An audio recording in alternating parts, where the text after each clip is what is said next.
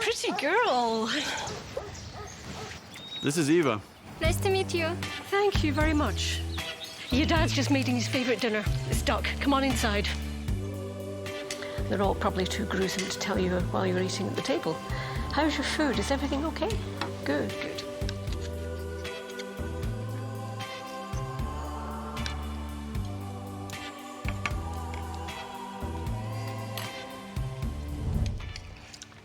You seem to know each other. Yeah.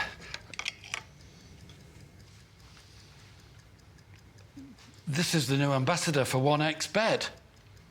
Oh, I see.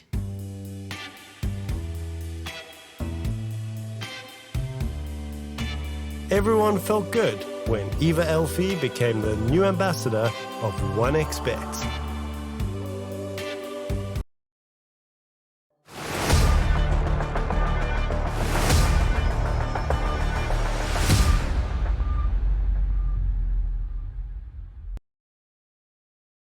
Welcome back on into the RES LATAM series. We're taking away, well, we got like day number 4. We're wrapping up our groups here, but we've got another 2 elimination games coming your way. We got a day ahead of us. Some teams, more teams are going to have to leave the scene.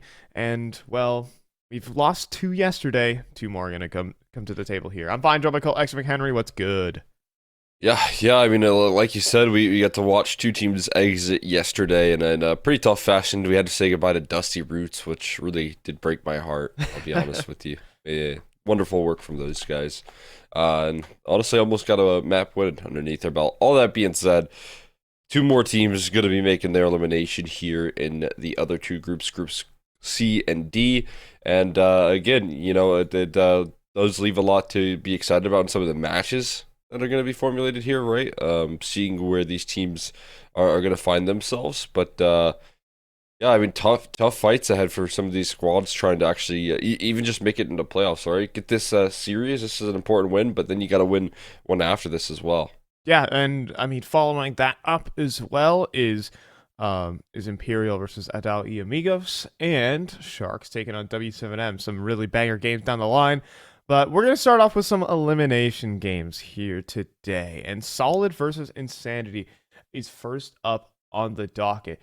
And I think this Solid team can work its way up the Brazilian ranks here. I think this is, an up-and-coming team versus Insanity, which is supposed to be a bit of a proven core from formerly of Team 1. So, I mean, what do you think about the hopes of this team here in Group C? Yeah, I mean, this is one of those rosters here that obviously we have a lot of experience like seeing get to work recently. I mean, you mentioned the work that these guys did not too long ago, playing in some of the like RMRs and stuff like that, and I feel like this roster has a whole lot of potential. There's that for sure. Definitely we were able to pressure Imperial in that opening matchup, which I think is where they need to be, right? Mm-hmm. But again, they're kind of in that same boat of like W7M where they haven't quite leveled up to a point where I think they're contending for some of these like qualification spots for some of these like deep playoff runs, and that's where I want to see this roster kind of make it to long term. Yeah, and I mean on the flip side, it's a team that still, I think, needs that growth because they just need to find that stride of consistency. But I think to a certain degree, they might have the players. I mean, we can take a little bit of a deeper look into Solid and see the extended lineup just to get the deets on in, because I think this team is powered by one man and one man only. It's the GBB show. GBB. At least we got him still in the server. We might not have Dusty Roots, but we got GBB. GBB. Definitely the case here. I really like the way that this guy gets to work here. He has been such a amazing piece for Solid for so long now, and obviously like a key facilitator in this roster success here, coming through. During some tougher projects, like playing with the Union for quite some time, and obviously not experiencing a lot of success underneath that banner here, but underneath this new Solid roster, I feel like he has really come into his form and has been a much more established and much more exciting prospect here coming through out of the South American scene. Yeah, I mean, a really solid entry fragger. And then there's BNC, who's able to follow up and kind of add to that. So there's like this really terrifying duo on Solid when it comes to finding opening picks. But it's really the rest of the rounds that need to fall into place for this team. And I mean, they are a very new team. I should mention that as well. So with some players, joining, I believe, 5 days ago, if I'm getting this correct. With BNC I believe so. Just joining up into the lineup. So you do have Insanity on the flip side as well. And this is more of a proven core here, Cole. Yeah, it's proven, and I was just thinking about it. I don't want to be a little too harsh here, but also just a little less exciting. There's a lot of known quantities out of this core here of IDK, Pesa, and Maluk, right? Yeah. And then you do have two younger players, but it's lacking a little bit of that flair, and it's definitely lacking something that would lead me to have expectations for this squad here. I kind of know what we are going to get out of this squad, at least for now, until I start to see some of these newer guys really come into form here, these younger players. It's going to be tough to imagine this roster doing much damage on a consistent fashion, and that's been the history that these guys have been facing. That's been the reality that these guys have been facing recently. Yeah, Insanity have been on a 7-loss streak right now, but it's still Pesadelo who's kind of pushing up the boulder in every single one of these as well. And it's not like Pesadelo is some like lurking type of player either. He is a player who tries to get activated and tries to get his team into rounds, and that he does, but it's just not enough to get his team across the line every single time. We saw it in their series earlier on versus the Dali Amigos. He was putting in work, like he was trying to get his team activated, but the other 4 players just could not mirror that same, vitality that he brought. Yeah, and I mean, again, that's the big concern here is that he does still have that flair. He does still have that classic Pesa consistency that he can bring to the table that he's had on Team 1, that he still has on this Insanity roster. But again, there's some missing pieces behind it that just aren't really there. The op presence is severely missing in the server. So we'll go ahead and take a look at the battleground here as well, and start things off on Ancient, picked out by Solid. Not a massive surprise there that you get this Ancient pick. Definitely one of those maps that they have more reps on. Pick countered there by Anubis coming through from the side of Insanity. Again, they got their reps and they do have a decent win, but that is versus MIBR Academy squad. And then, of course, Decider on Mirage there to finish things up on. Yeah, I mean, there's not a lot of good places to go in the map pool for Insanity. Again, this team is very new. I shouldn't like rag on them too much, but again, you do have this sort of established core that has existed for at least 2 years, dating back to Team 1 back in like 2021. So, I mean, you have these 3 players who think will bring a wealth of experience, and you bring in 2 youngsters in Tomate and in NKS. But right now, so far, early into this roster's lifespan, it hasn't necessarily garnered any results. So Solid is a team that they could probably, at least run something up against. But even in past series, this Insanity team, we just need to see improvement today, I think is the overall goal. I don't want to rag on this team too much. They've only been around, as a full 5 for about about a couple weeks, right? So you can't really say too much right now. Yeah, they're getting the full experience here of really what South America is made of. And it has been even beyond that. Like, if you talk about this core, because, you can talk about the 2 new players joining up with this old core, and that hasn't been a long time. But it hasn't been a long time that these older guard players, this trio of IDK, Pesa, and Maluk, have actually played in South America versus South American teams consistently. They've been used to NA players and the wild antics of those guys here. This is a whole new region, not a new region, but return to the old region. It almost is, yeah. That they came from, and that getting back to that experience, I think it's actually pretty difficult to transition back into. Yeah, weirdly enough, even though, it almost feels like Pesa is just an NA player because he played in North America for 7 years of his career. So you can't really say that he can't readjust here. But of course, for the rest of these guys, yeah, it is important to get back into the swing of things with the new young guns in Tomate and NKS. Hoping to try and propel this team. But for now, we're going to start on Solid's map pick of Ancient. I'm fine, John McCall, X-Ray McHenry, as we're taking away this elimination game here in Group C. Here we go. Piss around, kick things off. We'll see if this can be the start of something good for Insanity. Get some wins underneath their belt, underneath this banner. That's what they're very hungry for right now. And towards the B side they go. Full-blown execute. GBB, of course, always just going to be leaping around corners looking for those entries. And that plant will go in safe here. Insanity need to put together a retake.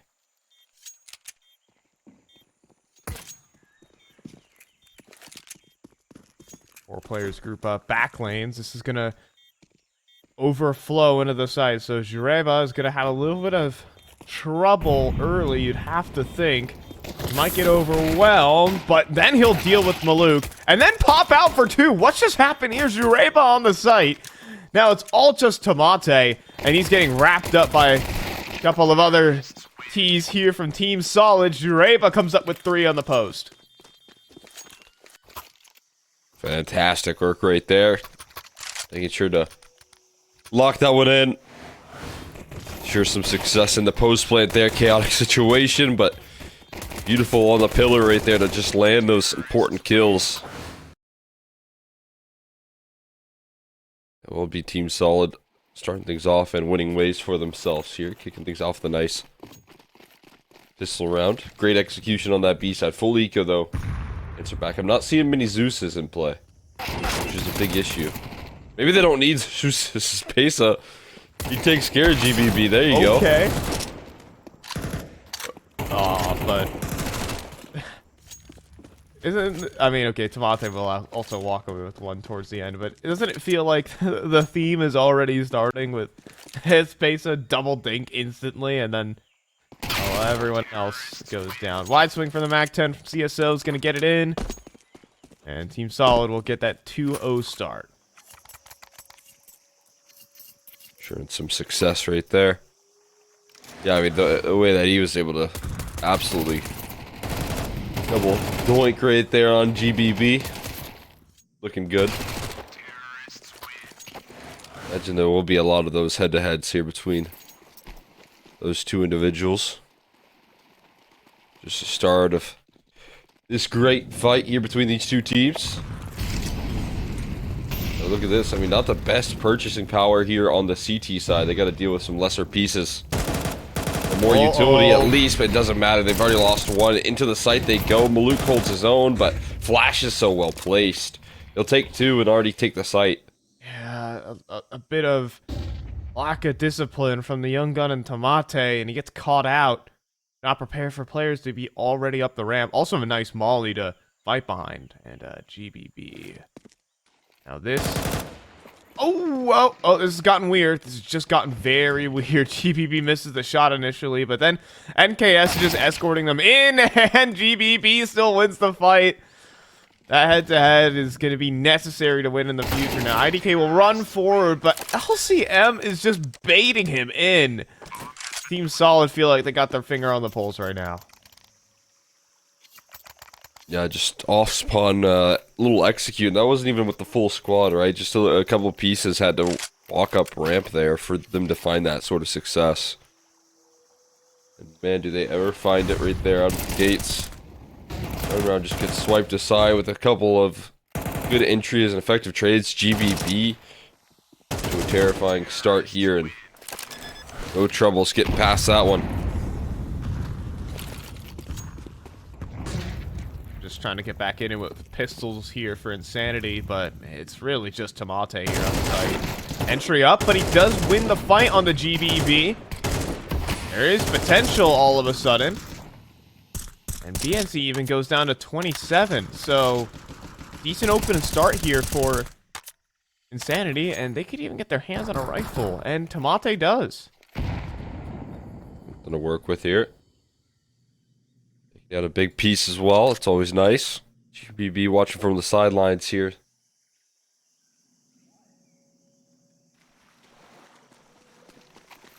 That AK was someone to be a little more healthy as well. Just take a headshot angle. That's good too. It won't end it towards this A side, it seems, though. So a little bit of a reroute here. So more pressure put on, you know, the other new addition here to the core, and that's NKS now needs to hold his own. Yeah, he's got the 5.7 at range. Ooh, that smoke is definitely not going where it is intended. But you know what? It kind of lands in a spot that might be okay to work around with, believe it or not. Now, there might be problems planting this bomb here. Oh, LG just gonna go for it? Wow, okay, and he gets it in. That is massive here for Solid. And as well as they have tempo control, so things looking pretty solid. All things said for the T side. But they do need to convert on the frags. You're able to back a triple box right now, getting walked up on by Maluk. But BNC's got the covered. LCM as well, long range. And that's going to be 4-0, crisis averted. Yeah, holding steady right there. No troubles getting past that A site with a quick trade. Like you said, that smoke may be even working out pretty well for them. They do close out comfortably in the post plant. Not much trouble getting past a lesser weaponry right here. Always the value of some good post plant positioning here. Talked about it yesterday on Ancient, but you gotta have some sort of space, and they do find it. Right now, IDK could be under some pressure here. LCM walking forward with this AWP onto the angle. Might escort in a teammate. Realizes that those close positions could be vulnerable.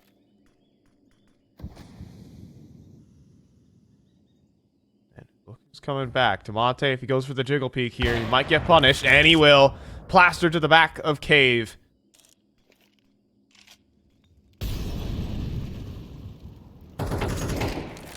You're watching that go down, your IDK, you're just shaking your boots. Potential of what's around that corner. Well, here's a gift of Molly tossed your way, and that's at least some information revealed. They're still trying to kick it into gear towards this B side. Actually, not rushing things too much. They have to worry about this mid-re-aggression first. Yeah, oh, and Jureva just wins the outright fight. Like, Pesadelo, he had a teammate next to him. Now, the thing is, the bomb does need to get picked up here, but as Pesos jumps up, he jumps up into two players. It's not what he wanted. Trying to make a big play, but fortune does not favor him. Bomb's going to get planted on this A site. This is a save. Tough way to go down right there. Mid-re aggression, it kind of looked promising. I kind of had good feelings about it, right? But it just gets shut down so easily. Great awareness from Young Gun there. It's saving players here are doing some damage, and the bomb isn't too far ticked, but they're on the opposite side of the map. It's the big issue. So no other options here but to save. The escape not so straightforward there. Zureba able to shut down, I mean, pretty much all the re-aggression in this round here. And I mean, again, talk about a player that's kind of, been a part of this core for a little while now, but just able to do a whole lot of work with this squad. Coming from the Pain Academy group and looking very sharp here out of the gates.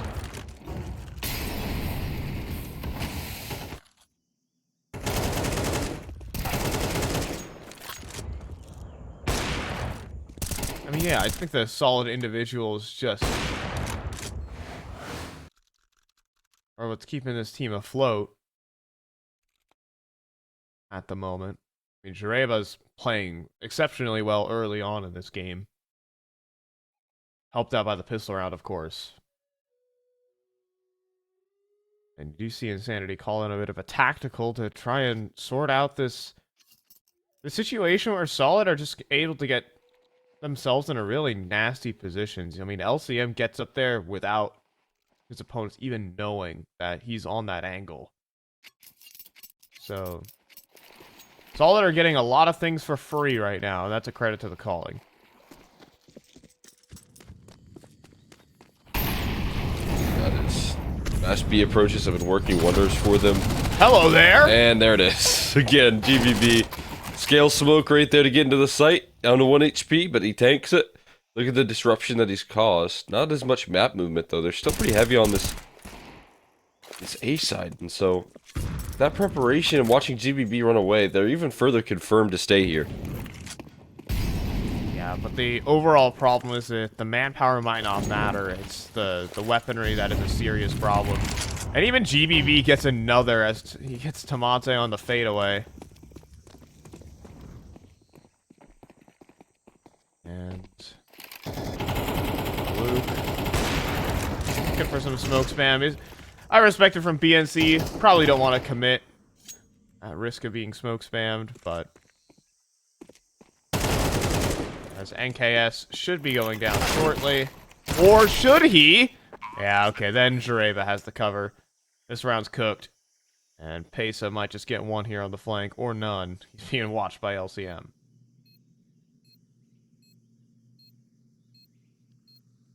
Got all angles covered now.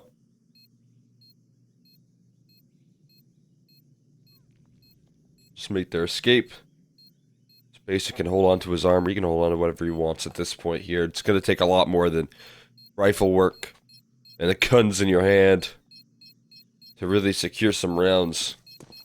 They have to maybe change up the flow of the way these defensive rounds are being played out. Change the way that we're taking this map control here. It seems at the moment Team Solid are calling circles around Insanity's defense on their own map pick, to be fair, but is there going to be much resistance? I mean, this round is actually going to decide it. Maluk back on an AWP. I mean, look at that from GBB as well. Just excellent awareness. So what I will say, in the server right now, for fun, there are 7 players with 3-letter in-game names. So I find that a bit funny. But funny things aside, NKS is going to find this opening kill in the GBB, trying to turn up the gas towards middle, and Insanity will stake their claim. But then there's a quick one back from Jureba, and NKS out of ammo. Somehow, there's still a 4v4, but it might turn quickly. BNC into the site, and Tamate will pass the test. Bomb, however, will make it on in, and LCM is absolutely prepared and locked in for IDK. Just need to get that bomb planted, but waiting for some backup to be on the way.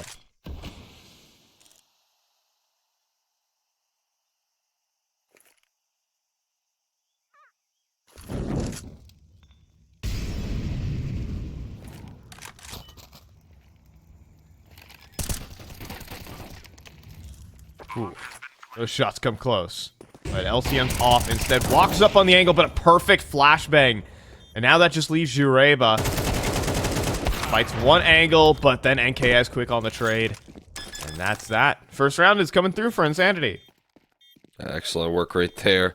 Great flash. They needed that one. Absolutely needed that to start things off. Making sure LCM can't be a thorn in their side in the clutch. There will be another one to add. First here for the squad. Sanity. That's a big little extra bit of diligence being done right there. This team solid. Find themselves still with plenty of money to go around and probably plenty of game plans to still shoot through right now. Shortage of that.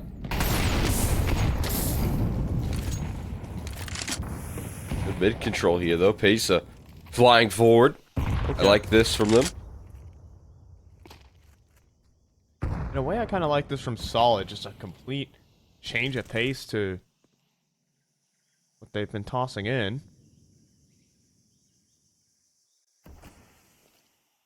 Holding on to all of their utility, and I mean, you can see what's happened here. Insanity hasn't even hit the minute mark, and they're down to a single smoke. Make it no smokes remaining at the minute mark here, Cole.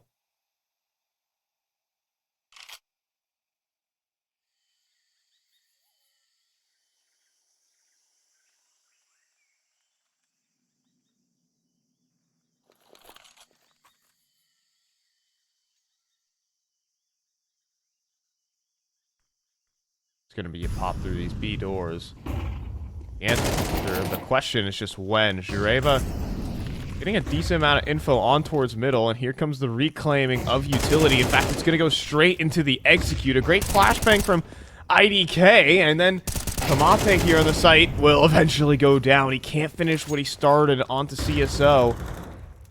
That bomb does need to get picked up. Pesadelo, though, hands his back over to Jureva. Bottom middle, GBB as well. Always fighting for that extra bit of control.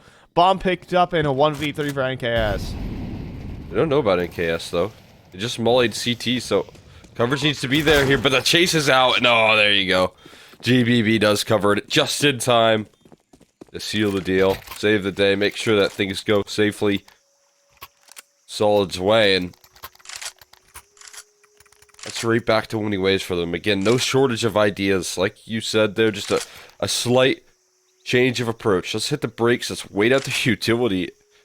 And then as soon as the utility's all cut and dry, we spring into action. We have our mid lurks find success as well. Everyone found success there throughout that map for Team Solid. They were all fielding it. And just a couple trades here. 3 players. So scaling in towards that B site, it's enough to crack through.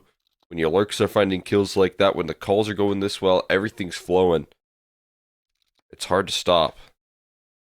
Yeah, I like the slingshot into the site there from Solid. A very explosive play where, you know, within 10 seconds of leaving that B door, they're already fast into the B site.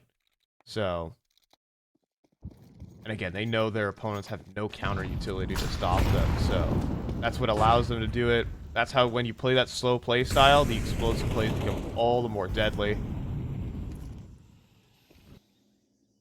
You see it here. Just a single M4 for Tomate. And in the meantime, Jureva's up to no good, and IDK, it's going to get weird here. He's going to walk right underneath a player. And then GBB will find him. And, sorry for that one. Into the B site we go yet again, and Jureva's packing his bags out of middle. He doesn't want to get hit by a 5-7, and this is Solid's round. Had a bit tunnel visioned right there.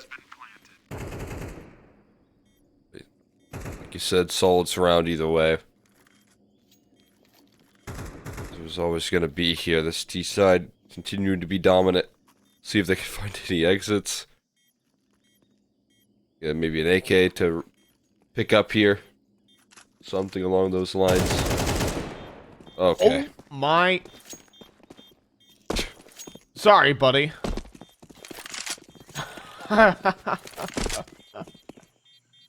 stone Yes, cold. it is there, a man. very common spam position, and then the shadow advantage there. CSO, that's just too Jeez. easy. Dude, this is a machine of a T side that we are watching right now.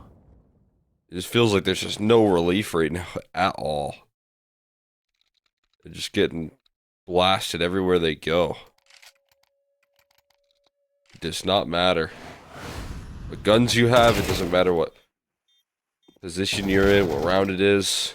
It's just quick and painful here on the side of Solid.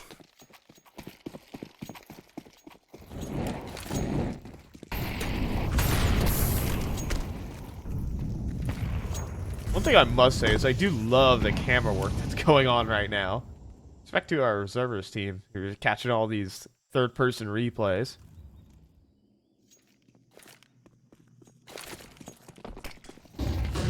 But with that, compliments aside,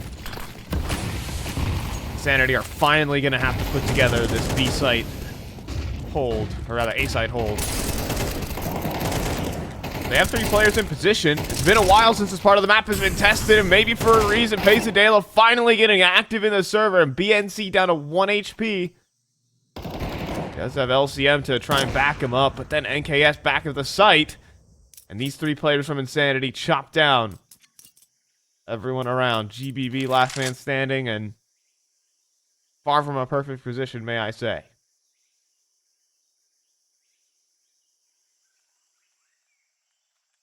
Hey, but if there's one man that can do it all, it's GBB.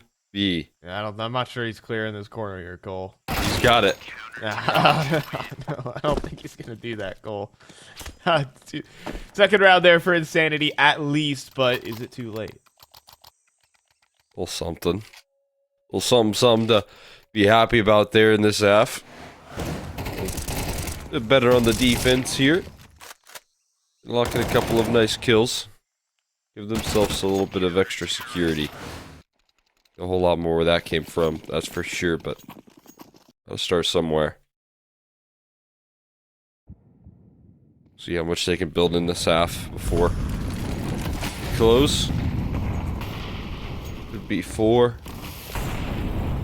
It could also stay at 2 here, so you want to keep the ball moving.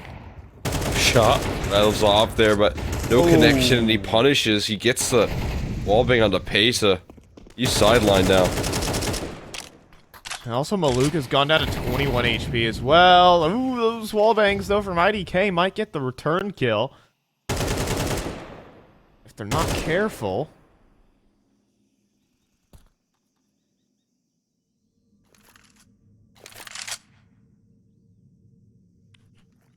Well, but now this A site's under much more threat than it was in the last round. You just don't have that same defense here.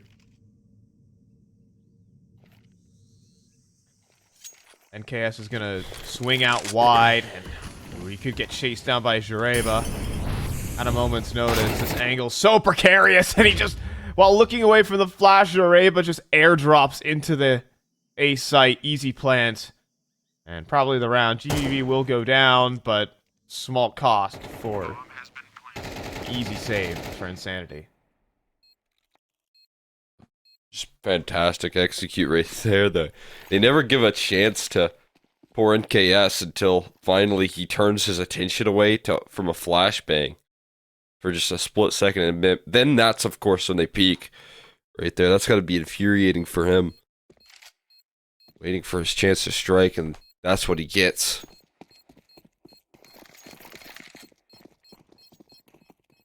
Brutal. Absolutely brutal. 9 on the board here secured for the squad. Solid. Rest in peace. I hate the bomb on this map. LCM's over there and T-spawn, and he went down. Alright. Oh, that shot's nasty. You went down to 1 HP as well for that shot, I believe. Or maybe 10. I saw one there. I'm not sure if there was a 0. But either way, it's unfortunate there for Pesa. And The rest of Insanity just not finding the multi-kills they need to win these rounds. And, I mean, Maluk is going to put it on his shoulders. That's for darn sure. Going in for the deep line, but can't hit the thread shot.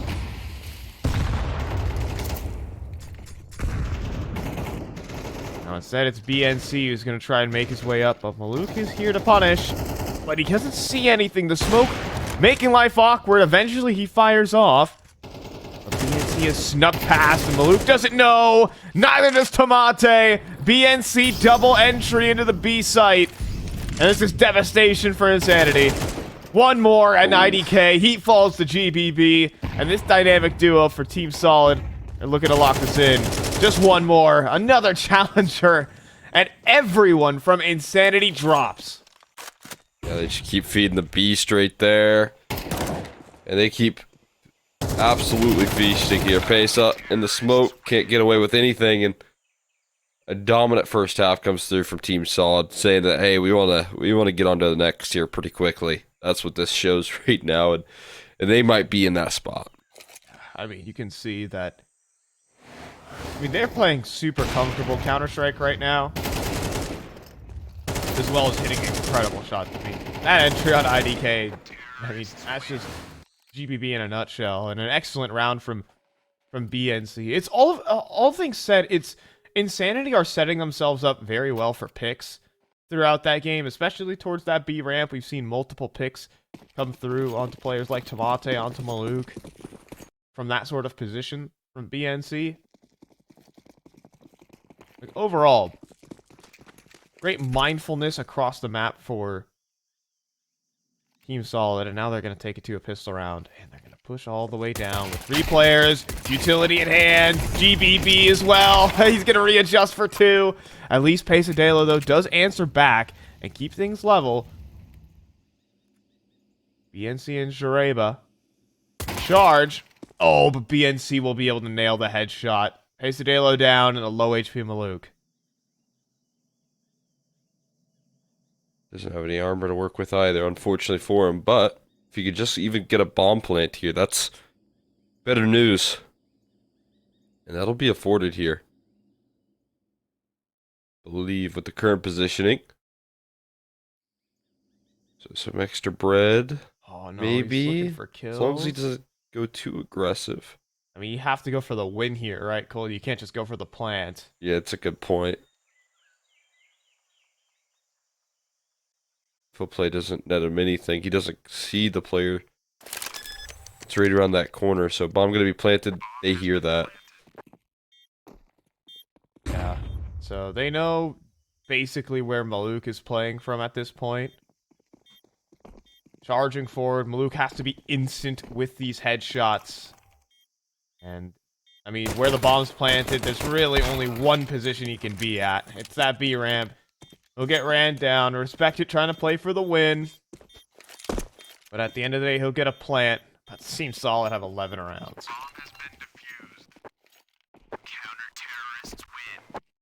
That they do. That's the way they get there. Pretty devastating stuff coming through on that lockdown defense. In the retake effort here, but again, I mean, you wanted to secure some extra cash flow. You at least did that much. 1x bet odds after that. This first map given a lot of favor to side of Solid. Understandably so. I mean, the last gasp force buy here. It's Galil's armor for everyone, and 2 pieces of utility remain. Maluk, though, could find his entry on a CSO by the wide swinging MP9. A lethal weapon. LCM on the angle. Able to spray down the first, and just toying back and forth with Tomate. Oh no, but you gotta get into the site first, and BNC will trade him out. One more here, and the MP9s are just so lethal right now. Double dinks wherever you look. BNC with 3. I feel like the moving MP9s is incredibly hard to track. Because we've seen those MP9s actually just level out almost every team. And you can see how much input and impact they have just doing damage in this round. It's hard to keep a handle with your crosshair on these MP9s that stay so mobile, and BNC capitalizing on it fully here. It's going to be 10 opportunities. This is your easiest one right now. They're going to try and sink it home with a A-side play. Yeah, it's just going to be a rush. CSO, though. Easy entry. That buys him so much space. He gets a second before he falls. And by that time, rotates are already here. Jareva gets a flashbang over the sky to drag down Maluk and probably the rest of this map. I mean, okay. What a peek from Pesa, but is that enough? Very well might not be, but still yet to plant the bomb. They're still looking for another fight here. And Pesa gets caught with his back turn. That could be curtains right there, losing. Pesa here is a final hurdle. And it is GBB sent to put this one to rest, and he sure will do that. Yeah, sadness continues here for Insanity. All things said. I mean, an expected map from Solid. Let's start with that. And a really solid one as well. 13-2 is more than just dominant. And I think that T-side spoke a lot of dividends to why this team picks this map. They had so many good setups, so many good pace changes as well. It felt like they were not just a step ahead of Insanity, but maybe a few steps ahead at certain points in the way that they were just able to find so many opening picks just with so many different setups. Yeah, it was good, and it was good in a consistent fashion. Round after round, they were able to really work the map control effectively. Those B-side plays where they'd give GBB a little bit of resources to entry in, one little lurk smoke up the ramp, and then bam, he's just actually applying so much pressure right there. So I like what I'm seeing here out of the gates, obviously from Team Solid, but Insanity, definitely question marks here on to, now what they're going to bring on their own map pick. Yeah, you have to ask a couple of questions there for sure for Insanity, because overall the form factor is not making me believe too much. I mean, Pesa's still doing Pesadelo things, right? He's still showing some of the aim, but right now the rest of his team is just being outplayed to the point where he can never get himself activated. He just needs to find himself in a decent enough position to try and keep his team in the series, and maybe they could find that on Anubis. We'll be back after a short one. As map number 2 is coming up. Insanity are trying to break this loss streak, and they're going to need to win 2 maps in a row to do it. See you then.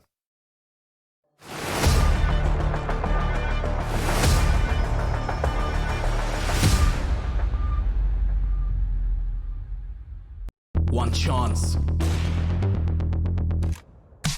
One dream. One match. One energy. One fight. One aim. One action. One hope. One expect.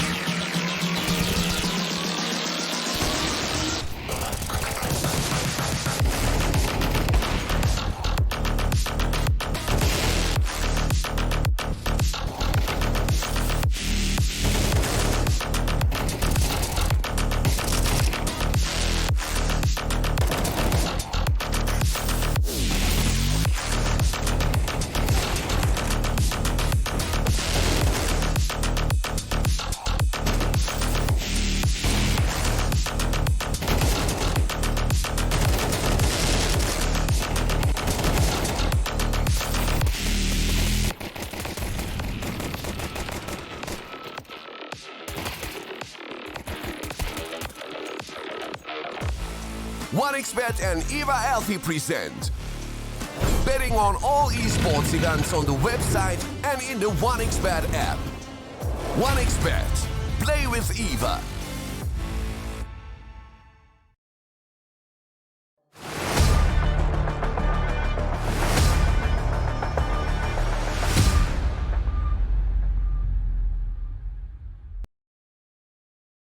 And welcome back to the RES LATAM series. As we're taking away this little elimination game, I think we got a team that is certainly in the driver's seat. Solid are dominant in map number 1 with a 13-2 call. And I think they just hit, the formerly Team 1, now Insanity, with their full playbook. Yeah. I mean, everything in the kitchen sink thrown at them, that's for sure. And again, Insanity now have to bounce back here. They have to do it on their own map pick, which it feels a little bit more manageable, a little bit more possible for the squad. They need to show us something here really impressive, because that was a tough scoreline here, 13-2, and it just didn't look like Insanity were ever in many of those rounds. So, now that we hop onto Anubis, it's still pretty strong here for Solid. They've got the reps, they got the experience. Are we going to see much of a change here from the side of Insanity that can turn the tides? Yeah, I mean, that's a big question here for this Insanity team, because again, they just are so new that like a map pick in the grand scheme of things might not mean much, considering you're working with, 2 more players, and you're only kind of just getting your grind started. Like, this team was in it for the major qualifier. Now we're trying to find some long-term success here. And so there hasn't just been a lot of time with these very new players like Tomate and NKS. They haven't necessarily lit up the server in a way to kind of make up for that deficiency. So I'm going to have to see something like extremely new here from this Insanity roster. And I believe you said the only map win they have on this map is just over MIBR Academy just recently. Yeah, that's the big one right there. It's maybe the fact that they got that win that they picked into it here. They said, hey, that felt decent. This might happen with newer teams. Like, hey, we got a good T side developed. Let's try and field some experience off of that. Let's try and field some success off that. But again, that's kind of a result of newer teams here. You get a big win, you get a quick and easy one. It makes you think, hey, we can do it again. Let's try and run it back. And so I imagine that was in the back of Insanity's heads as they picked into this map. Issue with picking into this map, though, is that you do have to start on the CT side. So we'll see if they have that same level of defense to back it up. Yeah, they had the fortune against MIBR Academy to lead off on the T side, because they actually had it picked against them. Funny as it is, and ran up a 10-2 scoreline. So, well, maybe Team Solid are a little bit surprised that they got to play this map. You never know. Flashbang through. Clear out this A main side, even going for the deep swing right now, but just thunder stomping right now, splashing about. And here comes the triple swing through the window, and it's BNC who will hear this thunder stomping and sideswipe one. GBV will get eventually dropped by NKS. Needs the second kill, but BNC will hand one back, and the B side is also open. Gonna start recovery process here on this defense, but they have to do it quickly with the kit as well. So great flashbang, but they don't land the shots to back it up. Finally, IDK Maluk do, but it is still a 1v2 here. No armor on IDK. He's just got an off angle right there that will encapsulate him, and Team Solid gonna start things off with a great pistol. Yeah, I mean, Insanity go thunder stomping about, and I think the splash of water is the loudest sound in all of Counter-Strike. I'm pretty sure it can be heard further than the drop. So, like, that splashing is heard so much. Is like, Team Solid coming in at the communication, hey, let's just triple swing these people. And they do. Quick 2 for 1 and into the site. It makes me wonder what Insanity's thought process behind that was. Because there was one. I'm not going to say that they're just running about. Like, the assumption is, oh, they're just gathering around outside of B. And then, you know, 3 people waiting top mid for the triple swing. I'm with you. Eager to try and take those duels here. Maybe wanted to be on a united front. Instead, they just get broken apart. Now we've got an empty execute. GBB's the only one going to be having some fun here. Ooh, not a lot of it. See ya. But that doesn't mean much in the grand scheme of things here, Cole, I don't think. Not really. They'll be fine with that. Just one MAC-10 given over there, nothing really else. As long as you don't give too many kills over with that MAC-10. They've already dropped it again, so... You want to give $600 to your opposition. That'd be so much money.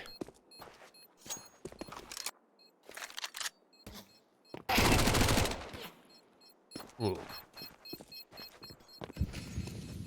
Getting some dinks running through. Like, it's always a strong sign, if anything. If there's a lot of dinks from these USPs, that just means that if they had rifles, those are all kills.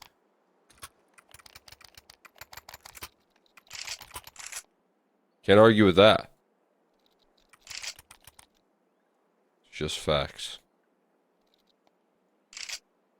I mean, it can give some hope that the team has a lot of firepower into the map. They have been able to prove that before. I mean, again, last time they built up a fantastic scoreline. Will they be able to replicate that here? Master B-side approach. Just saturated with utility. It's just so perfect. I mean, you saw NKS there eat 2 grenades, a molly, force forward. I think that was just beautiful, Cole. There wasn't a lot you could do about that one. If you wanted to get the flash play in, it was always going to go pretty rough. As you can see, it goes pretty rough.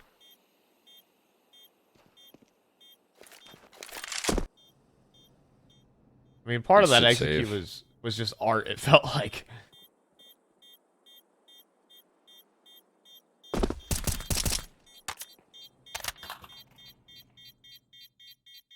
This bomb's gonna go up in smoke.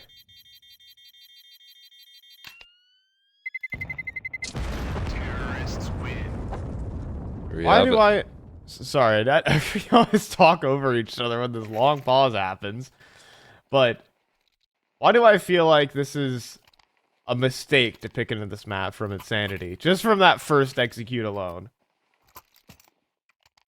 Yeah, I don't know. I don't even know if there was like a great place to really pick into here in this veto. Yeah. I genuinely think like, oh, we did good on it yesterday. Well, let's try it today. It was the thought process. Not to even say that's like a bad thing. It's not super uncommon. But my God. I mean, again, you're just kind of seeing you're seeing this roster state that they are in, and it's not the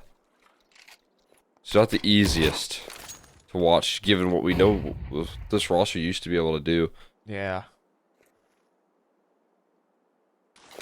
And this nade's gonna sink right on a Malouk, who goes down to 20.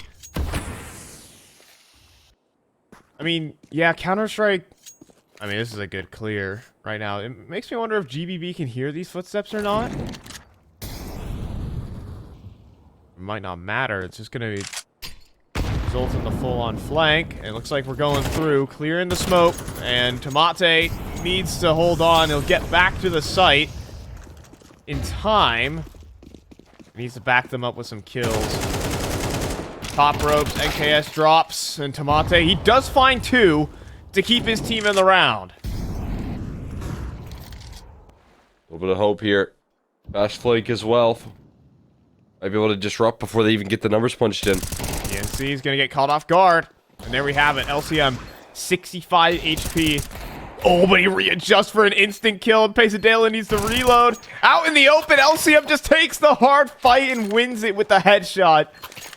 Oh, that's brutal for Insanity. Yeah, that looked so easy right there. Going through for LCM, had no trouble breaking through those last two players, and that goes heavily in the way of the T side right there, even in the 1v2. Even when question marks around whether or not you're going to close it, they still have the clutch factor as well. As a little addition, we haven't seen a lot of clutch opportunities given to Insanity, but when they come out here, Team Solid still win it. That's got to be infuriating.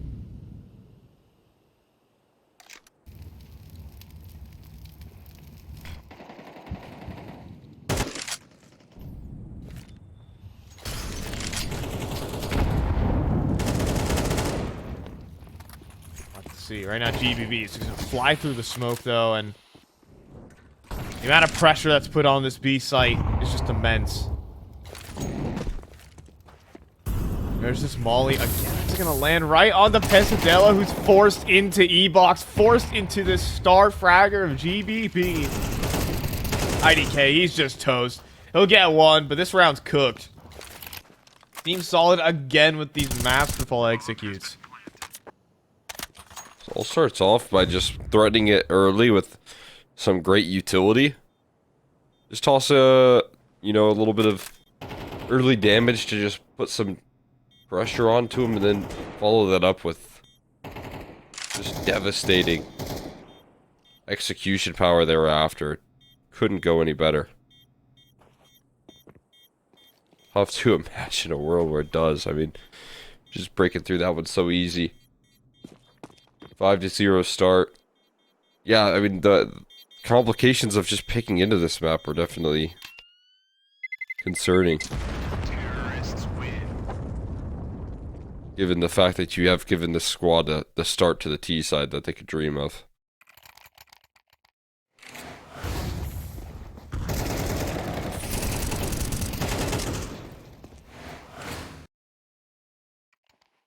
Just the entries are so good from GBB. And he's doing it with little setup as well, which is really cool. I mean, he is working off of the pack. That's the one thing, but it's not like he's getting flashed into every single angle. It's very nice to have a player who is self-sufficient, and that's why he's been on this roster for so long. His last 10 months since the last RMR.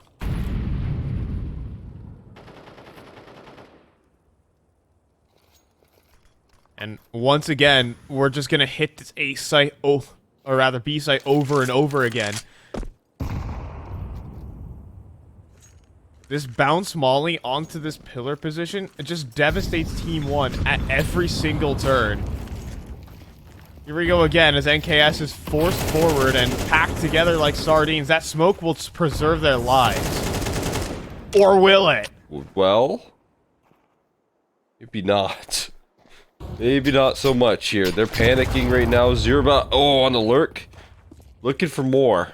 But he does get chased down. This is a great target from Insanity. But the double swing towards mid nets them nothing. Just damage. That's all. And they know the last two players are B.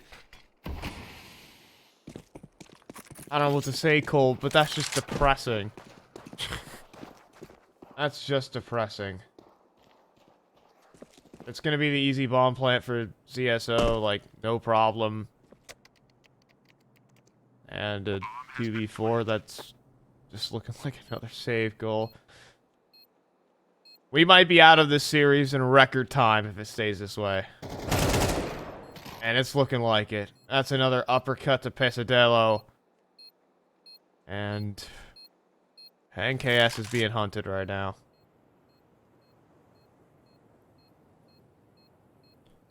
For this project as well.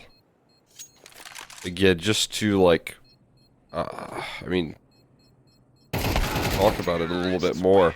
I mean, the hunt comes through, and eventually finishes it off, but again, for this project, it's going so rough in the early stages, right? Yeah. What on earth you do to say, hey guys, we got to turn this ship? Because obviously, this isn't going right. So what direction do you go from this point? If you get blasted out of this event, after you get blasted out of the last event, losing to academy squads, and you've got the experience of players that have challenged and have been able to test like tier 1 teams in the past, back in the Team 1 days. You gotta change the approach. Something's gotta be fixed. Like, Maluk has a decade of Counter-Strike underneath his belt. Right? There's something to build up here. You know, Insanity invested into some young talent right now, but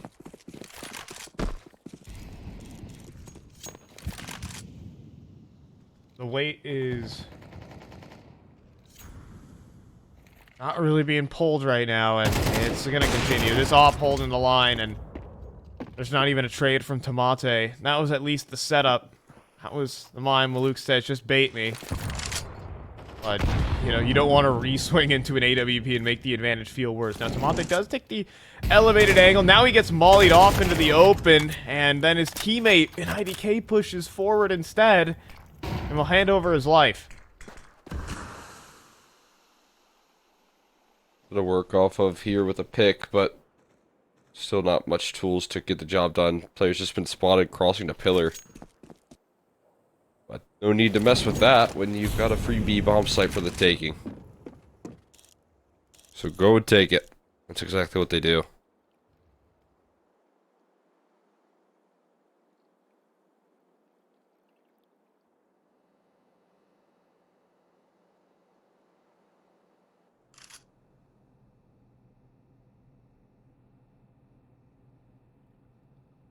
Yeah, for this Insanity lineup, I think they're going to be looking... There's going to be more scouting to be done. I think that's why Brazil is probably one of the toughest regions to get into right now. As you're trying to build a team. Because every other team is trying to do the same thing as you, where they're trying to find new, young, up-and-coming talents.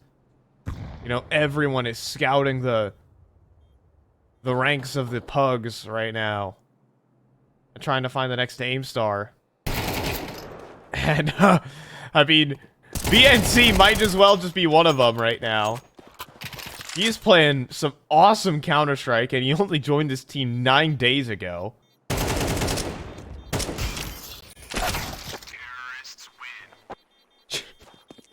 I mean, that kind of speaks this game in a nutshell right now, but Insanity might be a little late to the party when picking up the young guns. Yeah, especially when you talk about this team and their formulation, like RMR's roll around, everyone is going for those young players trying to get the best pickups to prepare yourself for an important event. Well, that is obviously doesn't leave you with the most players to really find. And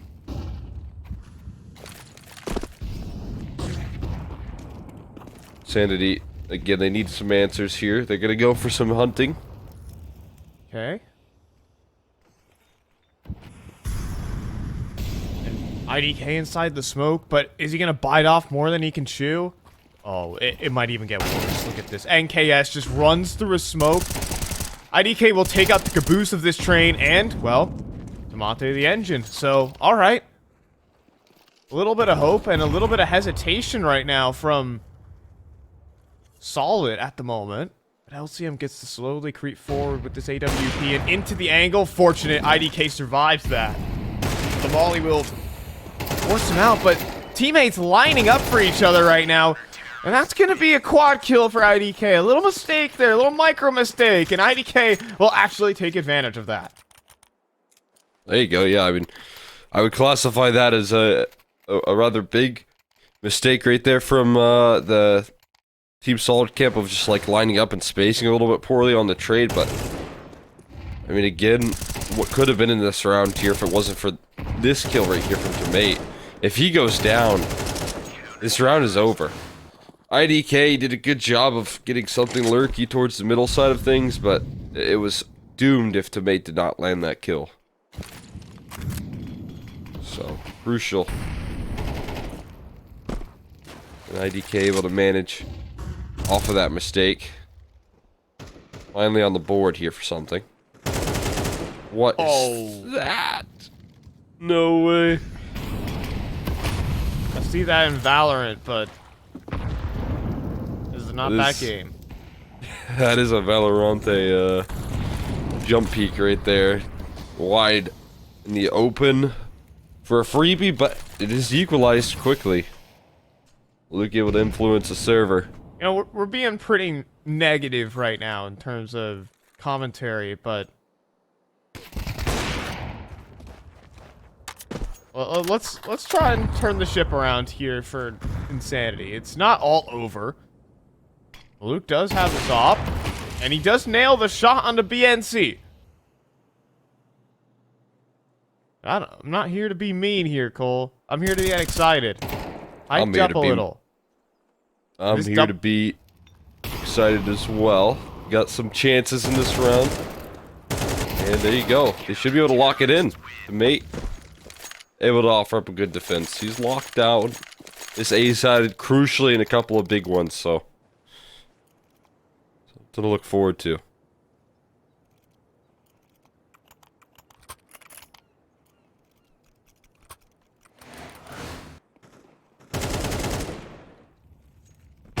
Despite even that opening pick. I'm not sure where that smoke was meant to go. But it doesn't really matter all that much, because IDK and Tomate able to put together that good A-side defense. But I think Team Solid, I've had enough. They're looking for the run back, but this is the adjust. Oh, the flash misses. Alright, well, it'll go again for a second try. A great pop flash. And absolutely eviscerated our Team Solid. That is more like what you want to see. Starting to flow. There's the A aggression. Okay. Rolls on through there as well. And they will at least do the hard work here on this first half of maybe even just toppling that economy completely. You know, winning out for Insanity would not be bad at all. And they finally gotten their handle on this game. Tomate is starting to wake up on this A site, and at least that is something to smile about for this squad. Absolutely. Great work coming through there on that A play, or B play rather, as well. Flash, perfect. There's some of the newer guard here. Just getting the job done. Again, like, if this game continues to go poorly, or if it would have, and they found themselves in a position where they were just eliminated like that, definitely think that team could be looking for some changes. But these newer guys, they want to keep playing forward, keep earning their spot, and runs like that can certainly commit that much. That's a wild peak from IDK. Gets 1 for 1 at least. Monte's gonna drop in the molly though, and they just keep saying go. They keep saying push through. Monte is handling them right now, however. And Team Solid have actually been blockaded out of this round. Look, if they can get a 7-5 half, I usually think Insanity will be happy about this one. Yeah, 100% as they should be considering the start. Tomate locking in another great A-side defense. I mean, brute forcing their way through right now. This Team Solid, but they can't seem to crack it open. Can't find the end. These last couple.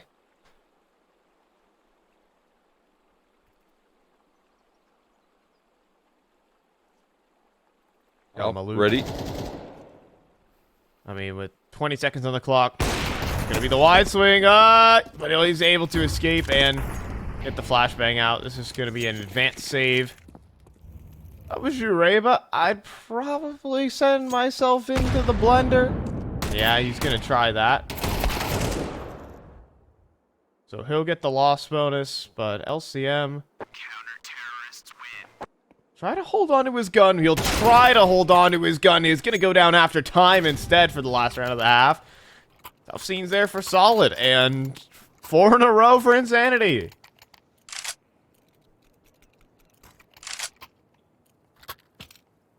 Really riding the ship here in this first half. Completely flipping the script right now. Showing that they do have some fight in them in this series. We weren't so sure given how things were looking in the early stages, but they've got life. Gonna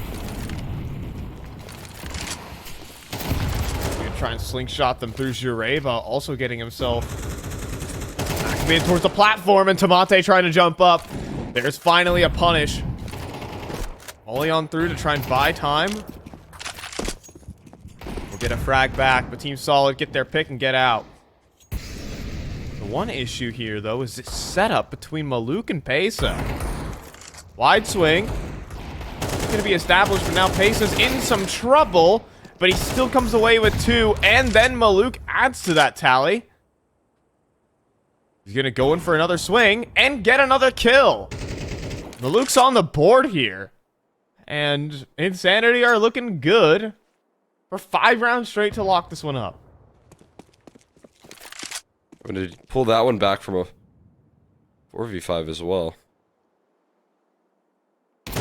Just finding a lot of stability.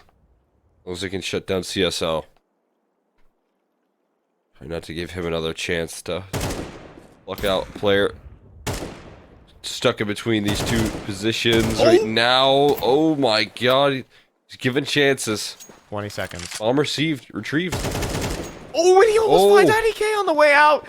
15 seconds. 15 seconds. And IDK is going to get himself around towards camera instead. Smoke volley combo. Cross is open. Maluk, he can't connect it. 5 seconds, 4. And there's enough time for the plant as well. Maluk thinks there wasn't. Oh my goodness. This could be just devastating. 4 bullets remaining in this AK, however.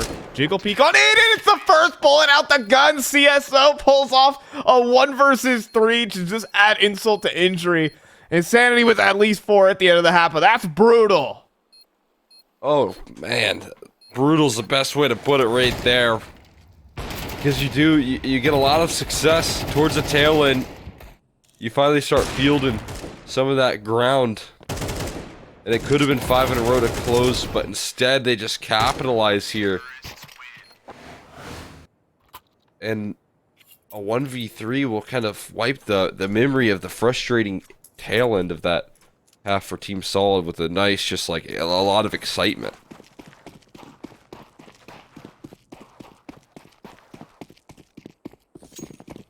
See how quickly they can shake that off. For now, it's a huge setup. It's absolute preparation right now for Team Solid. Bombs down. Flashbang lobbed forward. IDK just throwing himself into the blender, and well, that one was quick.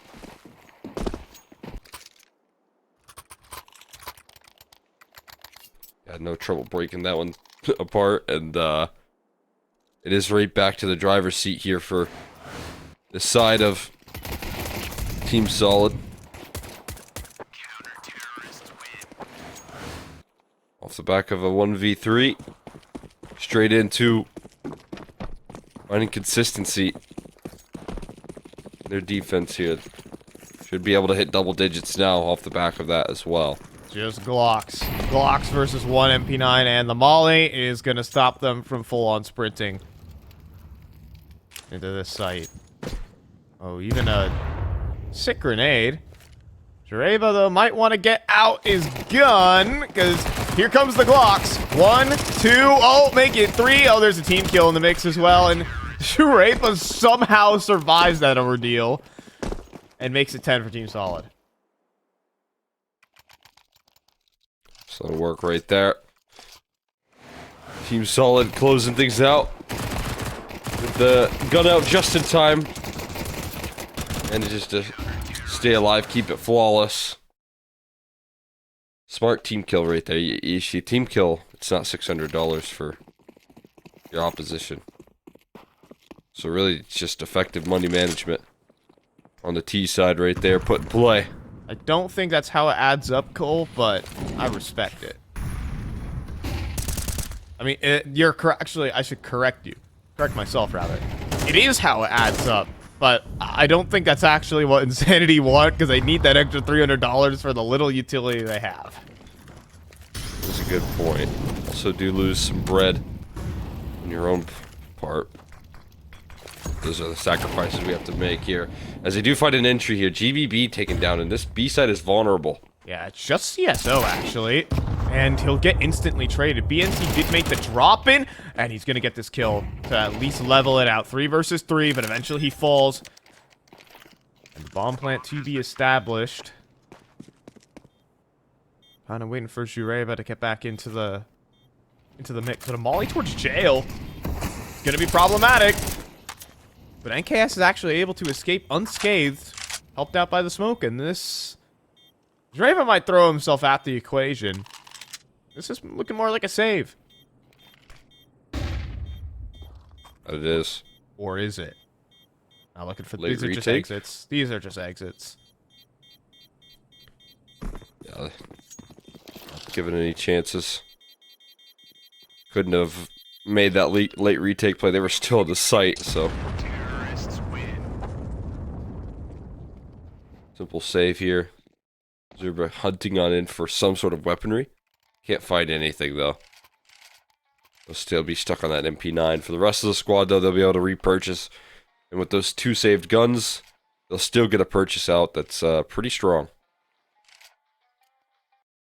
Yeah, I'm surprised there was no op investment, but having to drop over a couple of guns makes that a bit understandable. So Insanity with that first gun round give themselves an injection to get back into this game.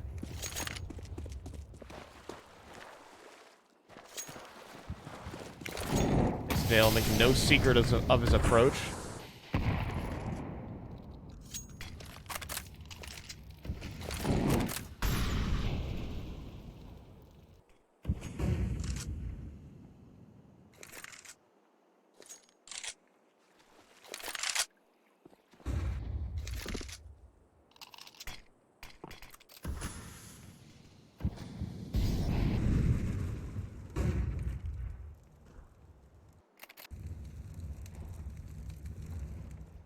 It's about to be a double swing from E-Box, and Pesadelo is prepared, but...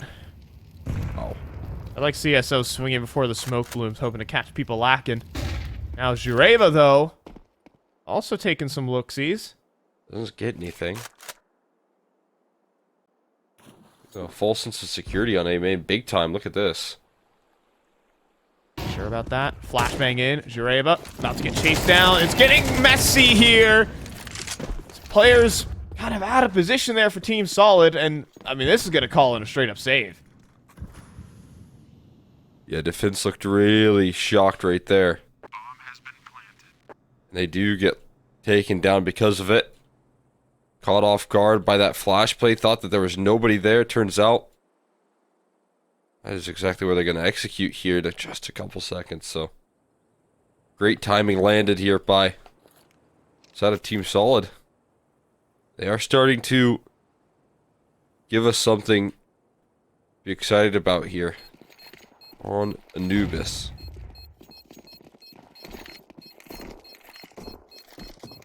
It's a little bit of a traffic jam trying to get out of the site, but works out, I guess.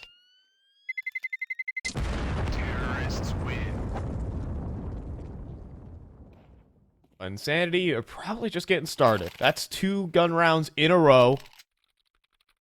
I think that one more so off the back of a mistake.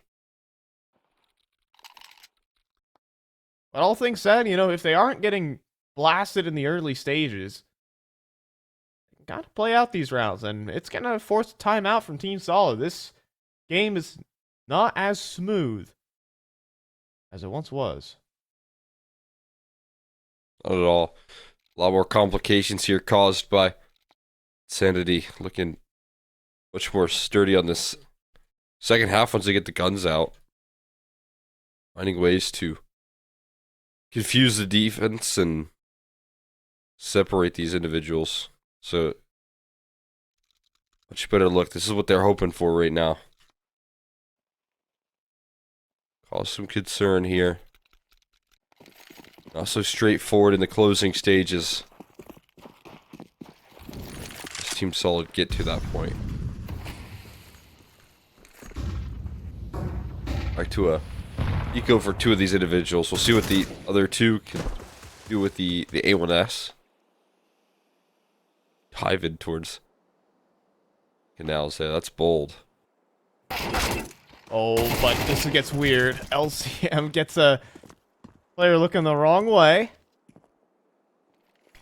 That's a lot of value for one of just the pistols here. CSO, though, gonna play the close corner, has to turn the flash, but Pesadelo does that too as well, and he gets a double kill out of it. Unbelievable from CSO. Oh, boy. Bomb dropped as well. Into the palm of their hands right now. They're huddled on top of it, and NKS has to make a solo move right now. He's gonna slink forward. Hoping for an overextension, but then the double swing in middle is there, and... Well, Cole, they lost to just... What is... 3 rifles. But honestly, the one USP put in a lot of work as well. Kamate can't double up on the lineup, and CSO with these huge impact rounds for Team Solid, 11-6.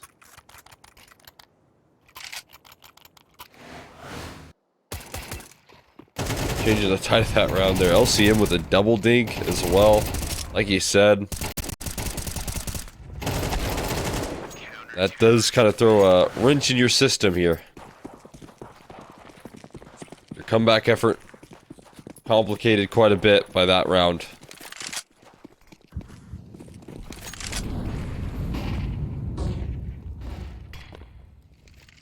Want some map control here. They want to fight for it. Just a little bit, but have to fade away instead.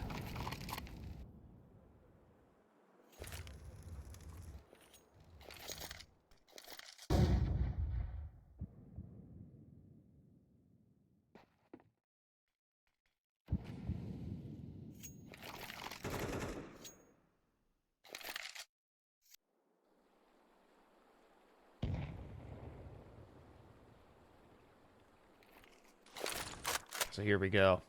I mean, Sanity putting basically this game on this A play. Jareva gotta get out of dodge. Nade will be good. Slows down Tomate. Gets forward, gets the kill. Now needs to try and get out. Nade to the smoke though, and that's pretty obvious from BNC, but Jareva will add one extra to the tally to make it a 3-on-3. Something to work with right now. 3v3. There's some forward post plants here. This is strong positioning coming through from the T side. As they take some valuable real estate. This might even be a save call from Team Solid. And again, this A side that continues to be tested here. It's seeming to be a point where you can kind of abuse now. By winning a couple of these rounds and catching this defense off guard. Not always the case, but... couple of times now. I mean, even right there, Zerba puts up a good defense, but it's still not enough. The rotations of manpower is nowhere near enough. So a couple of times now they've been able to overwhelm that B side with just numbers alone. Right there, another example of it.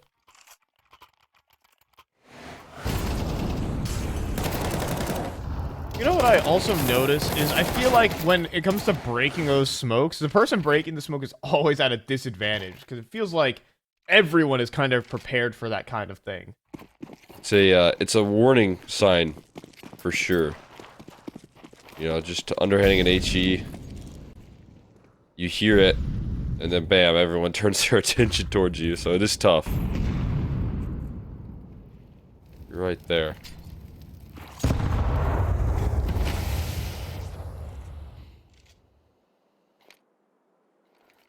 I think it's just because it's so new. Once people start evolving its uses, then it might become more efficient. But right now, it's like everyone's kind of doing it, so you're like, all right, well, I gotta be absolutely prepared.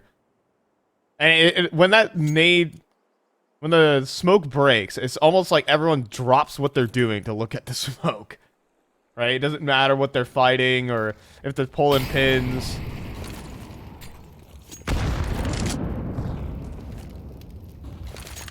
Good utility here from Jureva.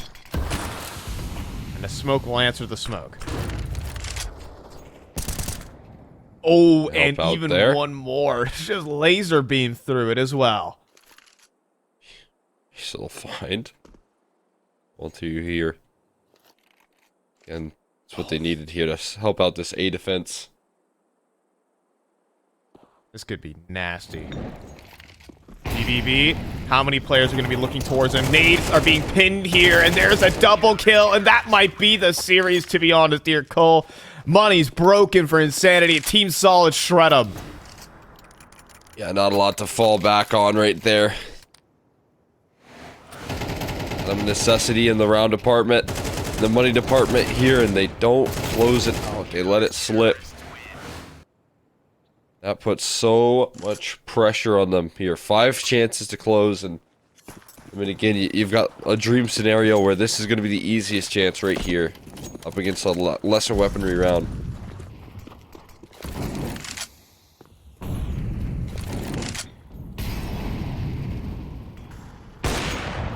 Ooh, and 1 HP because they're messing up the boost. Oh boy. Triple swing there as well, and there's a team kill. Oh boy, Cole. Oh boy. Not what you want to see. What very well could be the last round of play here for Insanity, and it looks like it might be, as another kill comes through from LCM, just decimating any sort of presence here that you had, any sort of hope. The twinkle in your eye for Insanity is soon going to go out here, unless they can get this work on the B site. I mean, it's possible. Only 2 defenders, but they're also going to be noisy about their approach coming out through. IDK, though, gets the double entry, and a 2v5 is possible. Chance to save the day right here. Good utility, good aggressive positioning coming through. Look at this. Mate, he hears the aggression, he hears the rotates, and he shouldn't be checked, will he, though? He gets one on his way out, at least. Traded eventually, but IDK, a winnable clutch. The NC is going to start this flank, or rather, it's LCM on that AWP, but time is ticking, clock going down. Eventually, they've got to get a move on here. Between the two, backs turn for both. He transfers the spray. IDK keeps his team in the series. Wow, IDK in a 2v5 with Tomate as well. Finding a big kill right there in the post plant. But IDK, I mean, of all the players that would pull this one back here and keep them alive, IDK's been doing it throughout this map. Well, yes, he might have started it off with an unfortunate team kill here. Able to bail out in the 2v5. He technically got his ace.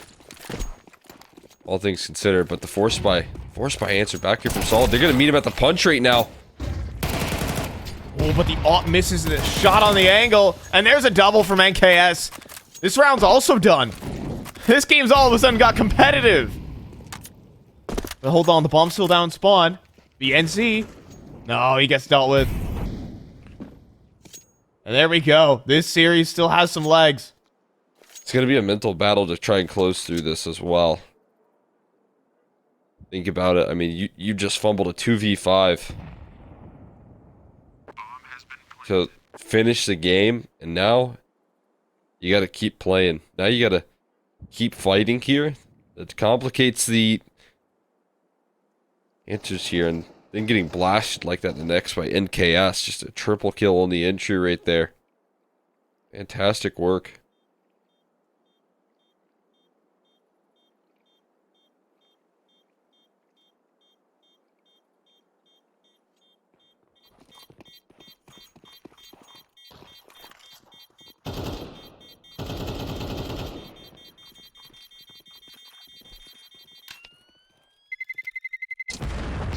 Shreva might have some exit kills to take. Or instead, he'll hand his guns over. This game just got really weird, really fast.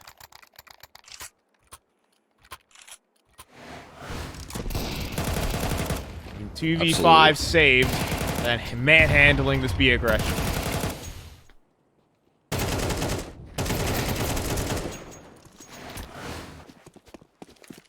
Full eco, so double digits likely to be landed here. And again, on the penultimate round, it's gonna be your last gun round here for Team Solid, so it does put him in a really interesting spot right now.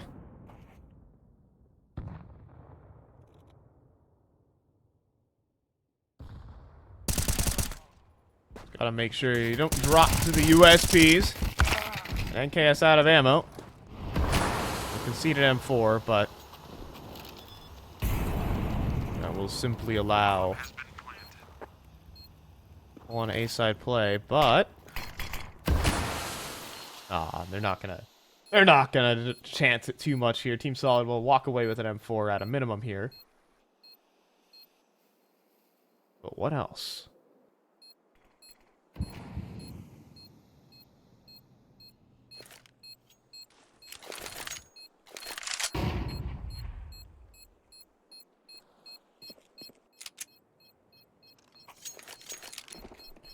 Pretty important that they're able to at least save onto that A1S here.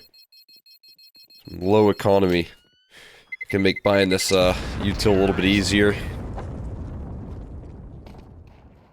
CS or GBB rather on a little bit of a mission to try and find something. Gets nothing. And again, this is a penultimate round I was talking about here.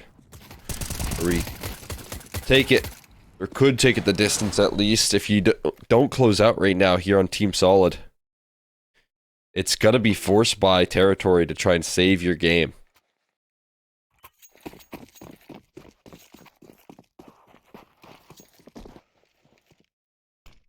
Well, this is putting it down to it.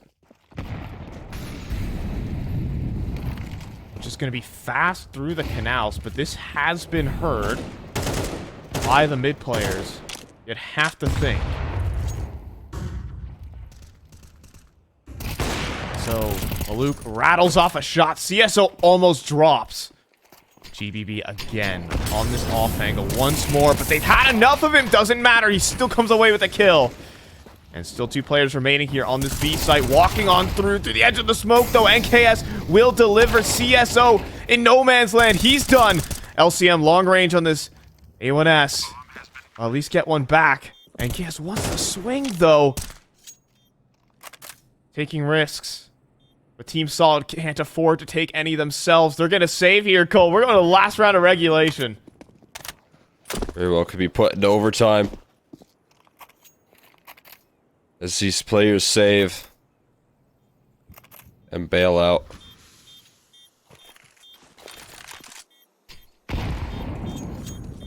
It's going to be a call that they have to make here. I mean, again, Insanity have fought their way every step back into this one. A 2v5 to kick it all off from IDK and Tomate. And NKS really stepping into form here recently. And the key difference makers.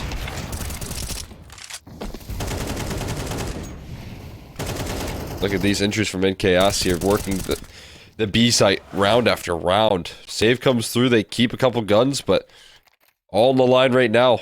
Team Solid don't want to let this slip into overtime. They got to show it up now.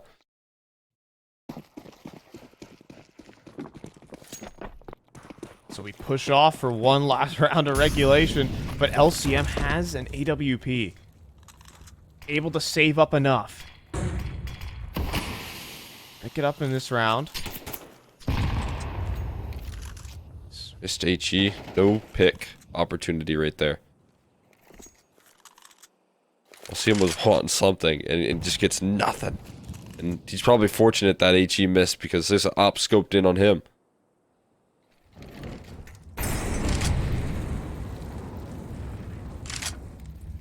But he's going to post up on this angle. Oh, it's so risky. If he misses the shot, he's actually he's dead. Surely. But as Pesa walks forward, Ollie will singe at him. Pesa just playing with the angle, though, and LCM just keeps on holding.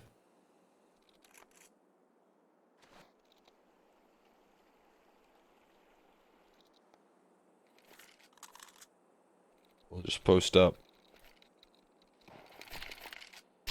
Mesa trying to keep some attention turned. This B-side has been a real struggle for them to defend. So if Pesa can keep their attention here, that'd be massive. But look who strikes there. BNC with a bit of a mid-flank disrupts early. And they've got 2 players. A Molly's just been tossed out and a smoke on the A side. This is looking perfect at the moment. Jureva gets up top and drops another. There's 2. There's the map, the series there for Team Solid. A perfect final round of regulation. It can't get much better than that, Cole. And well, they're going to stay alive here in the RES LATAM series.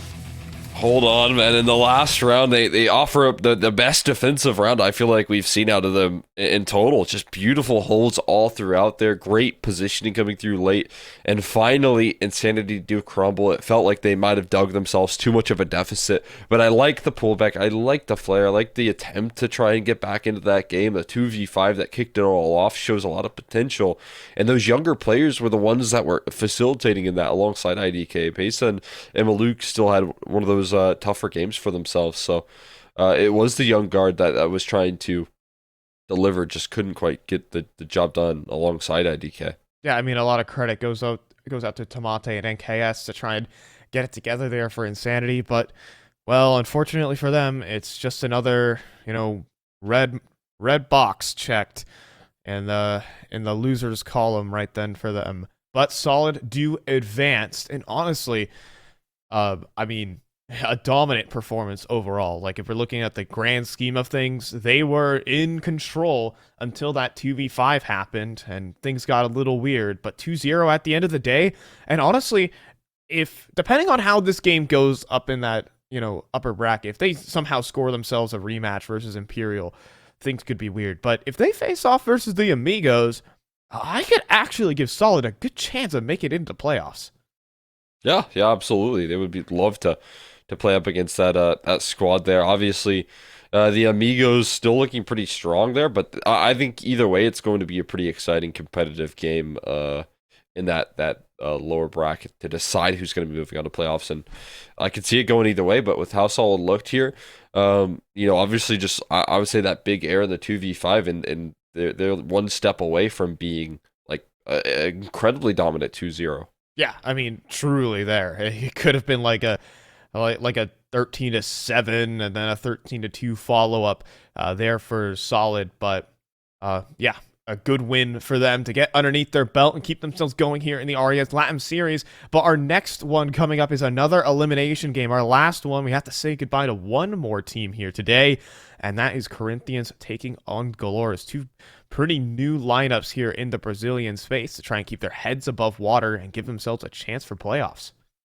Yeah, absolutely an exciting one. Obviously, it's good to see the Galores roster kind of still fighting and keeping their contention here, because they do have some impressive victories underneath their belt. But Corinthians looking to put a stop to them, looking to put a shutdown coming through. So it'll be a pretty exciting matchup for sure. Yeah, a lot of young talent in that one, but first things first, that requires a bit of a break, an extended break. We'll be back in about an hour and a half here for Corinthians versus Galore, so stick around for it.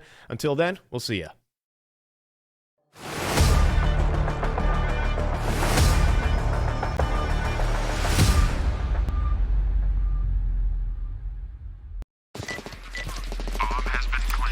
A very complicated job, but I love simple things so much. One move, one push.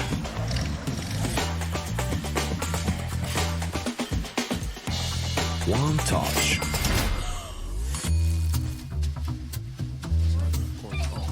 One love. One click.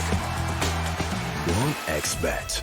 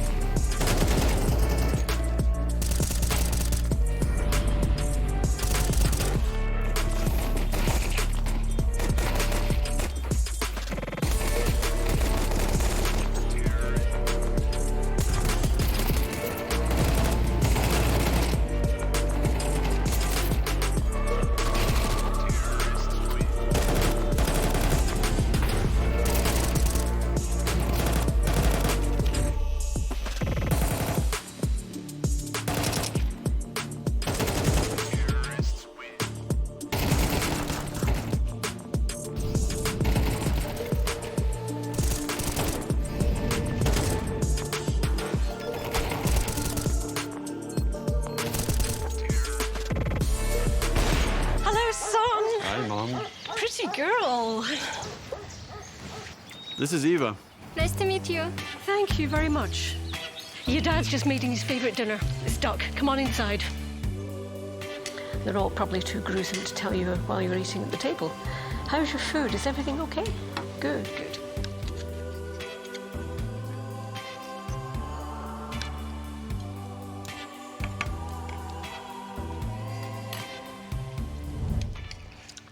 You seem to know each other.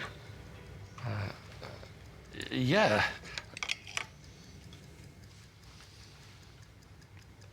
This is the new ambassador for 1xBet. Oh, I see.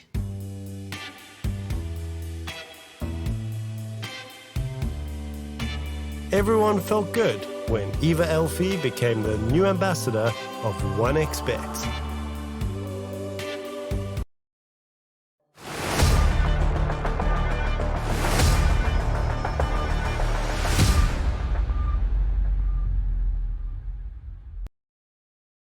And we're back in with the RES LATAM series. We're taking away our last elimination game, seeing who will be exiting the tournament today. And it's our last team who will be exiting today. Then we're going to be going on to decider matches to see who makes it into playoffs tomorrow to try and garner those matches. I'm fine, joined by Cole Extra McHenry.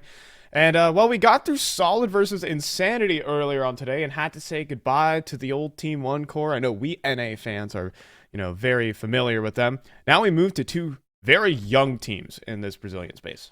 Absolutely. Teams that are looking to surprise, teams that are looking to kind of capitalize. And right now, obviously both of these rosters have felt a little bit of that inexperience, I feel like, in the result standings. Again, neither one of these two teams here really has been able to consistently breach like the top contending Brazilian rosters, or South American rosters even. But you want to start to build on that and get some wins underneath your belt. And so it is going to be interesting here to see who out of these two teams is going to be better in this matchup here. Yeah, it's because both teams have kind of been through the ringer in terms of Absolutely. The struggles. While Galores actually have had some solid wins in the past, Corinthians, at least as their new roster, has formed on up with the former core of Meta Gaming.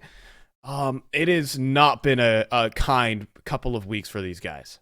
Yeah, exactly. It has been quite tough to make it through some of these qualifiers and just take some quick eliminations here and take some tough losses there and not really experience it, right? The success that they're hoping for. We're talking struggles in the Challenger League Open qualifiers, struggles in doing work in any sort of opportunity that you would want to really make a deep run, make a qualification.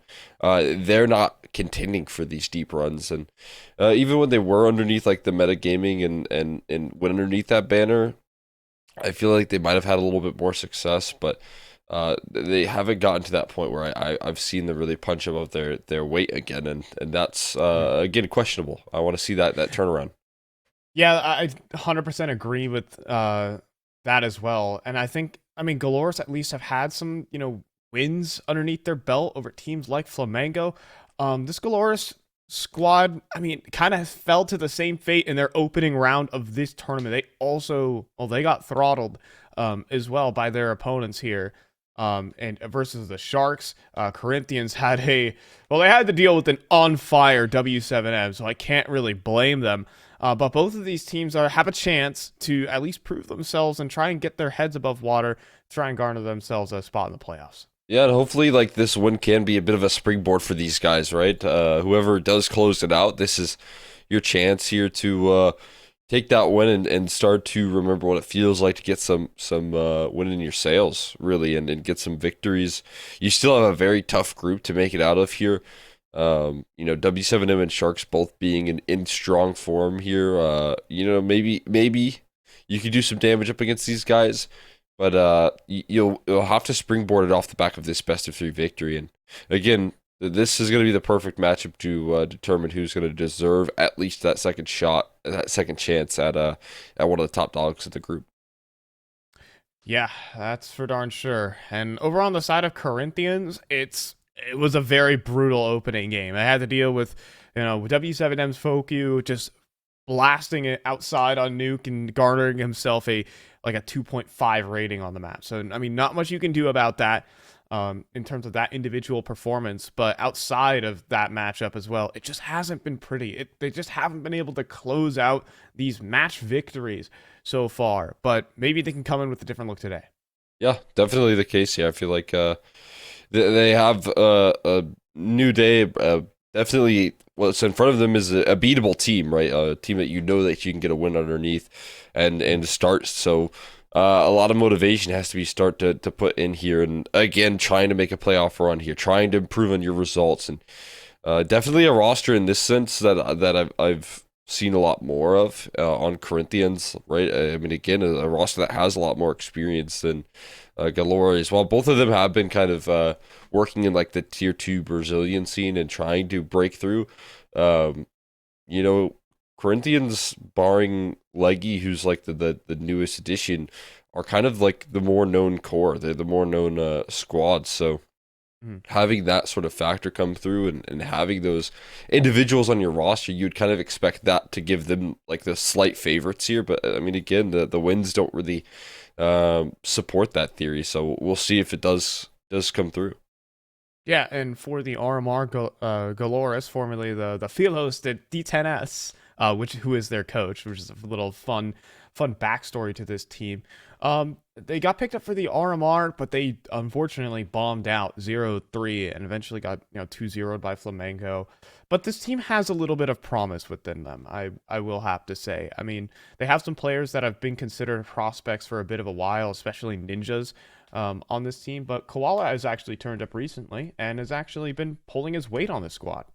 Yeah, and I do hope to see some good stuff out of him. I mean, again, another one of those players that is, I talked about it last time, but has done some work underneath that Union roster that I really got to cast a lot last year, playing out in some of the like CCT circuit stuff, and so good opportunity for these guys to land on their feet with some new squads and really get to work here. We'll go ahead and take a look at the veto though, just to see what we're going to be playing things out on here. Out of the gates, we do get Vertigo. Excited to see that come through from Galores as they want to try and start off this series strong. But again, I mean, it's a good map on both fronts here. Corinthians very comfortable on this map. It's one of their better maps, so both squads could be happy with that first pick. Mirage then picked out here by Corinthians, which honestly is a little bit of a surprise. I want to see what these guys are going to be made of in this map. They lost to W7M, and that's about all we have on record for them. So hoping to try and capitalize on maybe some discomfort for Galores. Yeah, I think I'd agree on that point as well. Galores, at least of recently, however, haven't even really played a lot of Vertigo. It might be just a recent pivot because the first time they've played it in the last month was versus Sharks in this past BO3. It was 13-9. It got decently close towards the end of it, but it's a bit of a shakeup from this Galores team as they've been trying to readjust. Yeah. I mean, and I want to see the sort of shakeups be made, right? I think both teams need to start like identifying some changes, whether that be in terms of individuals, whether that be on the maps that we play and that we lean into. So when teams are kind of feeling downward spiral, you want to see those sort of opportunities to switch things up. And so I do respect the effort here. Is it going to pan out though versus a team like Corinthians, where you have just kind of said, hey, we're going to give you something you'll really look forward to in a map pick of the likes of Vertigo. Although again, not really a map that they have played underneath this Corinthians banner just yet. So yeah, I know it's again kind of newer territory-ish, even though Kutsmarats does enjoy a bit of Vertigo himself. I think it's a more of a confidence showing here from Galores, saying, hey, we put in the practice, we put in the effort over these last couple of weeks for this map of Vertigo, and so you'd have to think there's a lot of belief and a lot of faith in this team that they can take this map. And then Mirage becomes a very you know, a contentious battleground. We know how Mirage typically pans out with Brazilian firepower and all of that, so it could be quite the fragging show. But first things first, we got Vertigo. Here we go, kicking things off on Verdi. My favorite map. I do love good old Vertigo. So we'll see what these guys bring to the table here. A lot of utility out of the gates right now coming through from the T side here, prioritizing an execution on towards that A side as they all barrel it up here.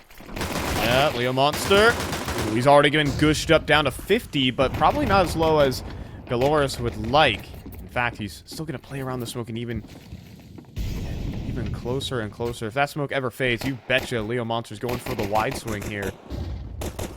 Just trying to hope and pray. Stay alive, but he looks away from Hap as he tries to break through the smoke. Leo Monster was not expecting that. And this pistol round looking good here for Galoris as Hoax also cleans up Aver. And so the 2v5 ensues, and I don't see you even going for this. This is looking like a pistol round save from Corinthians there. Poor old Leo Monster on short side. Yeah, tough time right there for him. Execution's just a little too much. Coming through out of the gate, so have to concede on the pistol, have to call it for the Corinthians, and Galoris will get off to a great start here. Fantastic little finish comes through from them, and you get the pistol round success. I mean, not really working out. But that's the value right there of brute forcing your way towards that A side, man. It can be a tricky site to hold if you don't have, like, a massive amount of manpower. Or if those dualies don't get the big multi-kills that you would hope from them. I mean, cleaning up the ramp flank, coordinated double swings there from Galoris. What I will say is, Ninjas did exceptionally well last time they played Vertigo. Of course, that came off the back of a little 5-round CT side comeback. It definitely helped pad the stats, but despite the 13-9 loss, posted 20 kills. So, certainly comfortable on this one. Definitely an experienced player as well. Like, he played on Furia Academy, went overseas for the We Play Academy League, of course. And has been competing here in Brazilian Tier 2 for the last couple of years, so definitely want someone like that to be fragging, but Hap will go ahead and start adding to it. Leggy falls. And Aber's gonna try and dive through a smoke, pull a little gimmick here. But the rest of his teammates are falling. Trick's not going according to plan here so far. So again, just best case scenario is to save if you can get away with it. Dash is going to stick around here. Players are getting hunted right now, and kills are starting to come through. Dash, another one out of Dash's deagle. Cuts is in between them right now, trying to figure out how he can get involved as well. He can't find the kill, but a chance given to him. Yeah. 28 HP as well, and that does not allow a lot of room for error, but obviously knows where Ninjas is, but Koala right underneath him will make sure this one doesn't get out of hand, but what an effort coming through from Desh at that point. Position where you don't think it's possible to do that sort of damage, where you don't think it's possible to save the round right there, but gives you something to lean into right there. Makes you believe for a second. My God.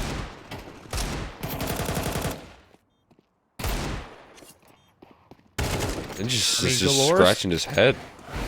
Yeah. Are so fortunate that Koala was able just to sneak past the Jiggle peeking Deagle. Yeah. If he wasn't able to get the wider angle on that, I mean, he could be good for even more or stay alive. But I think we're just going to hard execute. That was the full force buy from Corinthians, so it might not matter how close it gets.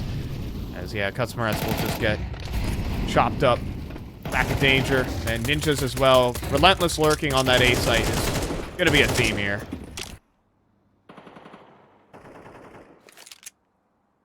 Not as much influence in this round here, so a chance to stabilize that economy just a little bit, but The way, gonna be closed out. Comfortably, Ninjas to finish. Seal that one in. Again, good to see him playing confident game. But here's where the real test is gonna be made right here. First gun round coming through. We already have seen what some of these players can do here on the side of Corinthians, what Desh can do. Now with the rifles, can everyone follow suit?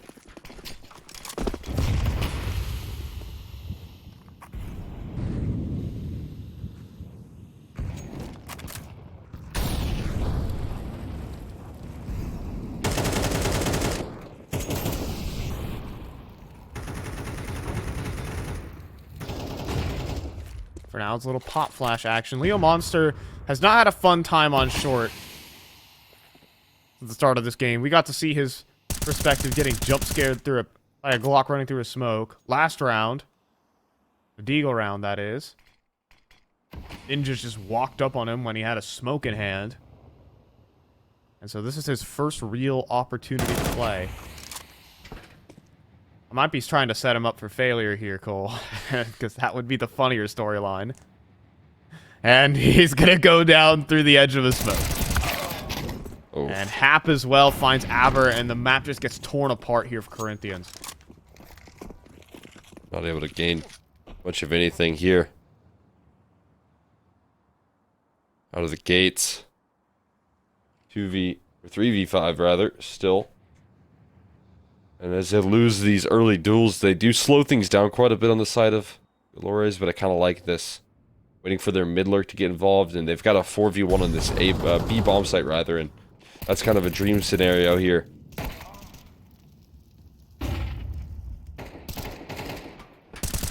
Little battle here. Cuts Moretz looking for the double kill to get his team back in the round, but just barraged by utility. He's just surrounded on all fronts. Even if he got another, it wouldn't mean much to Corinthians. They're going to save. Galorit's going to kick this one off 4-0. And a little bit of a grim outlook as every single part of the map right now is just being ripped to shreds. Yeah, I mean, so far, the most flare we've seen here. I mean, Cut's putting up a nice attempt right there when he's getting chased down. He really probably did set some hesitation, a little bit of scare into the opposition, but it feels like it's all been in losing efforts for the most part. So they will be able to get some hunting rolling here that doesn't really pan out their way. They'll continue to pressure. Yeah, they want their guns. But their hunger will be quelled. Just for the moment. I mean, yeah, you can kind of just see, bang, instantly headshotted through smoke, around the smoke. Like, the extremities of the map is working really well. We saw Ninjas in that second round walk up on the A site for free. And so something's going to need to be done about addressing these extremities issues. Absolutely. Finding some early real estate, maybe more coordinated efforts here, some trade potential could go a long way. But for now, it seems like the team looking a whole lot more comfortable here on Vertigo is the team that picked it. So there could be some certain strong suits here.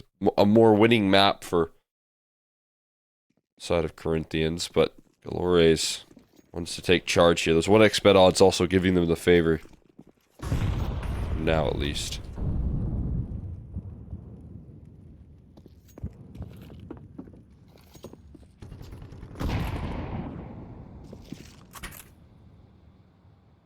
So it seems like the solution is just to double up this B site. At least early on. Leo Monster playing very aggressively around these smokes with Detroit picking up the AWP. And I'm not sure if Detroit saw anything, but Desh hopping around will not be caught out just yet. Will hold onto his life for now. Soon they're going to spring in action on this B side here. Again, these extremities going to be tested. What a lurk. Around the site. Almost transfers over to Leggy, believe it or not. But Hoax gets a lot of information, and they know that Leggy is isolated in his current spot. You're gonna see this utility go down towards the site, and both players get cleaned up. Cuts Moretz, though, in the open. And Leo Monster finds 2 kills over there towards the A site. Looking to seal away this round for Corinthians. Takes a little multi-kill. But they did deal with that extremities issue. And they will clean it up. There's the first round coming through for Corinthians. Excellent stuff coming through from them. That's what you're looking for on the side of Corinthians. Shutting down those rounds. Any success with the MP9. By any means necessary, though, you will take it. Especially with how scary some of those lurks were starting to look there. Hap getting some big impact. Shut down there eventually. That's what you need. Bit of safety here on this half for Corinthians. They need more, though. It's just got to be the start of something.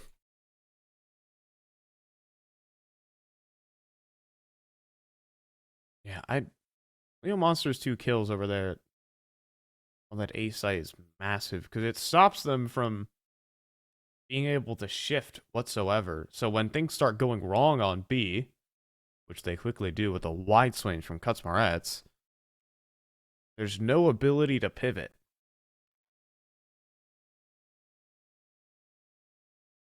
But, I mean, they're still going to have to deal with ninjas working on that entire site. But honestly, it's been Hap doing incredible work over towards the B end for Galoris so far.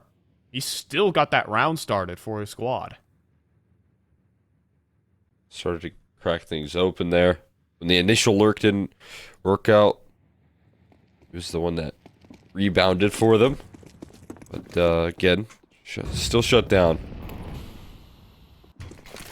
Not given what they were fully hoping for here. We'll get back into another gun round off the back of that pause. Look at this P-play here, Hap. Just jumping and keeping himself safe from the pressure. But look at this triple up on the mid side here. Already going to send him up. Boost over the top. Cuts Moretz. He's aware of the possibility. Jiggle peek. And quickly spot it out. Don't want to have too much to do with that. Meantime, again, Ninjas is going to be up to no good. Him versus Leo Monster will be this recurring thing, but he makes a huge sound cue. Oh, and hello there. Hap's in trouble. They're finally going to deal with this extremities issue. They bring the fight to him and just hone in on that. Couldn't find him out of the gates right there, but they eventually do hone in on him, like you said. Just got to put them a firm foundation to start this off. Getting themselves a little 4v5. They want to collapse it on ramp as well. Great Molotov timing, but they're already up here pressuring that A side. They're in the site now. Ninjas has found a big pick, and Cuts is going to panic to rotate in. Pre-fire for Cuts' position. He doesn't even get a chance to turn the corner. I love that from Ninjas. He hears the footsteps coming through, and he just pre-fires the wide swing. Ninjas knows a thing or two about his opponent. Flashbang. Short will dodge it. And hold on, they're now into the site. The flames as well, obscuring, but then he gets an eyes onto Aber. Now it's a 1v1, though. Detroit. Around the site, gets an angle, but cannot hit the flick. Leggy will come through with the clutch. Gonna go ahead and pick up that AWP, get that defuse. And that's gonna be the second round for Corinthians, just barely, though. They're hoping for right there.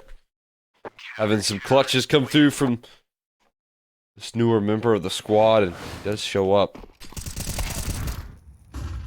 Fantastic stuff there. Ninjas almost again, I mean, saves him here in this losing effort. Like getting that aggressive. Leggy puts it to rest here with a nice little couple kills on the finishing stages. And what you want out of this guy, that's for sure.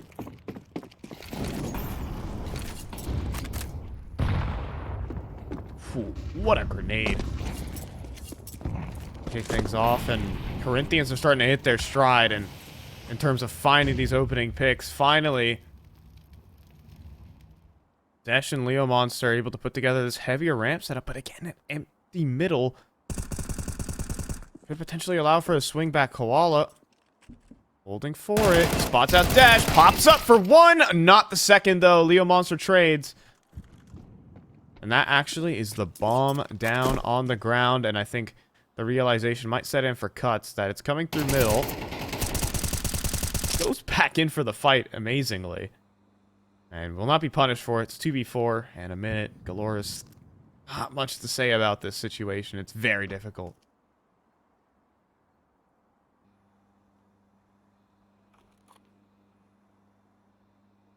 Gonna have to retrieve the bomb here first things first, and they don't have a lot of HP to chew through here. That's a massive shadow.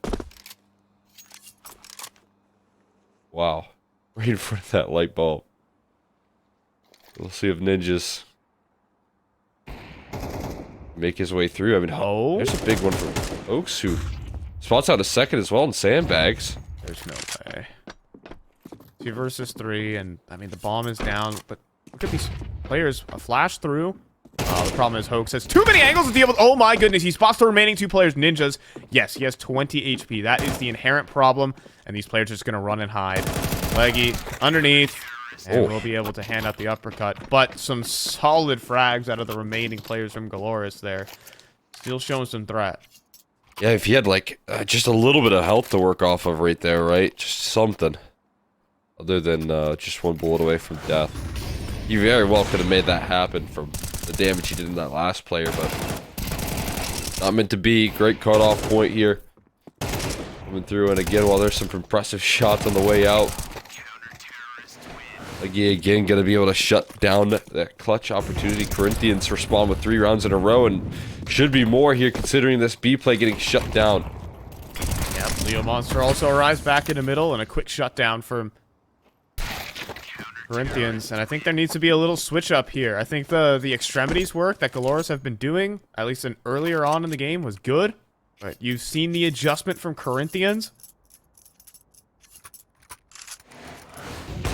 How are we going to change things back is the question. Do we have any call and response here between these 2 teams? Right now, like you said, you want to be able to come up with your adjustment next. So right now, counterparts here on the side of Corinthians have been able to come up with all the answers recently. You're still left hitting this wall. Unsure of how you want to break through here. That's a perfect timeout to kind of give yourself the room to figure things out at least.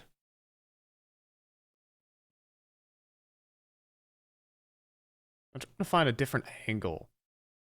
So Hap has been doing some great work over towards that B site, but then Corinthians hone in on him. How are we going to use this attention, this focus from your opponents against them? Maybe you look towards other parts of the map, or maybe you try to punish, maybe you try to lure them in with Hap's lurking and deal with the double aggression that exactly Corinthians are tossing in once again, and it looks like Galoris are just going to take their eyes to other parts of the map. They do not want anything to deal with this B-stairs setup. It's on the Leo Monster here, on towards ramp, and he's going to best Hoax right there. But Ninjas is going to get up to no good. That's Leo Monster. That's your short player right there. Ninjas knows this. Gotta have your gun out here. We're gonna reaggress. Swing. There's an instant trade, though, from Desh's off. But again, more information here for Galoris. They may be down players, but they know they have space. Desh, though, is going to try and take that away from them. Standing up on top of the site with the AWP. If he gets spotted, he is cooked. So he's going to drop out. Try to get away. But is Cuts inside the smoke right now? Is he going to try and deny this plant? Oh my goodness. Smoke fades. Cuts will be able to secure a kill on the fadeaway. 2v4. And he gets out of dodge as well here. Double up on the flank. They just need to buy time for these flanks to activate. They finally turned the corner here. They're distracted on the site players. And look at that. Beautiful on this flank. Aber gets 2 freebies. No one expects them to be that quick on that. And it will be the lead claimed here.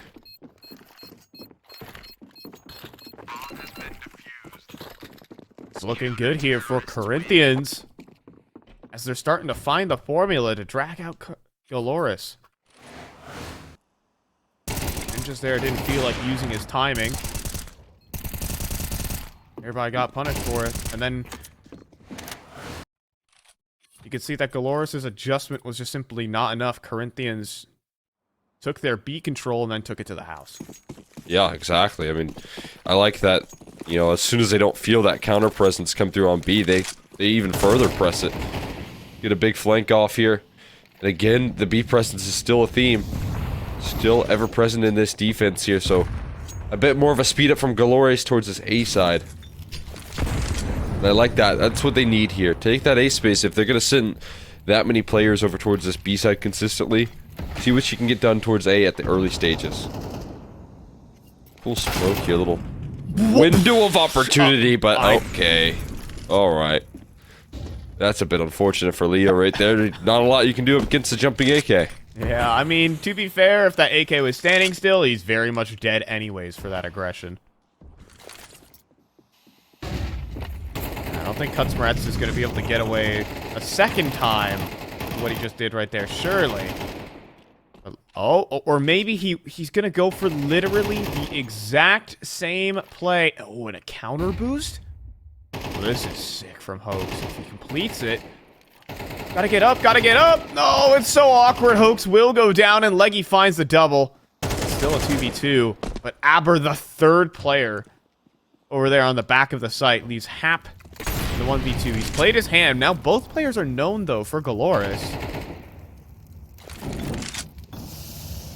Corinthians looking for a reposition, but the Molly does not touch down, and Desh just holding the line. That's 6 rounds straight for Corinthians. Can't slow this squad down once they get confident here on this map. Even in the tough retakes right there. And in the 4v5s when they find the advantages like this. Jumping headshot right there, like you said. Oaks was ready for some sort of aggression. Just the way that he got it was a little bit extra special there. Leggy with a very fast little bit of recoil control. And they're quick to capitalize on some of these small detail errors. Second timeout call here from Galores. They really want to stabilize this half.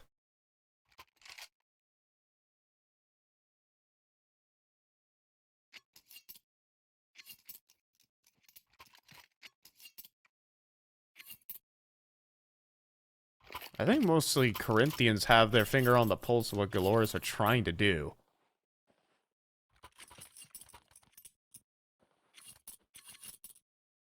A lot of it, and Galores have not really been able to adjust, which is, you know, can sometimes be the case when you bring a new map into the pool for them, because again, this is only their second time picking this map, at least under the Galores banner in the last month.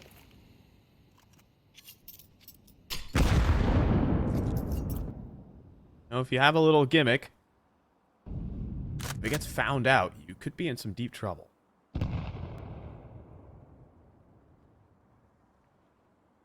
Absolutely. It seems like it has been quickly discovered here on the side of Corinthians. Have changed the tides quickly in their favor.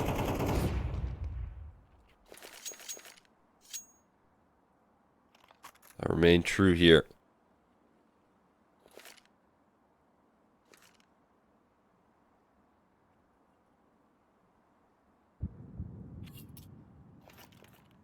Hoax trying to make the jump up there. Come on, you can get there.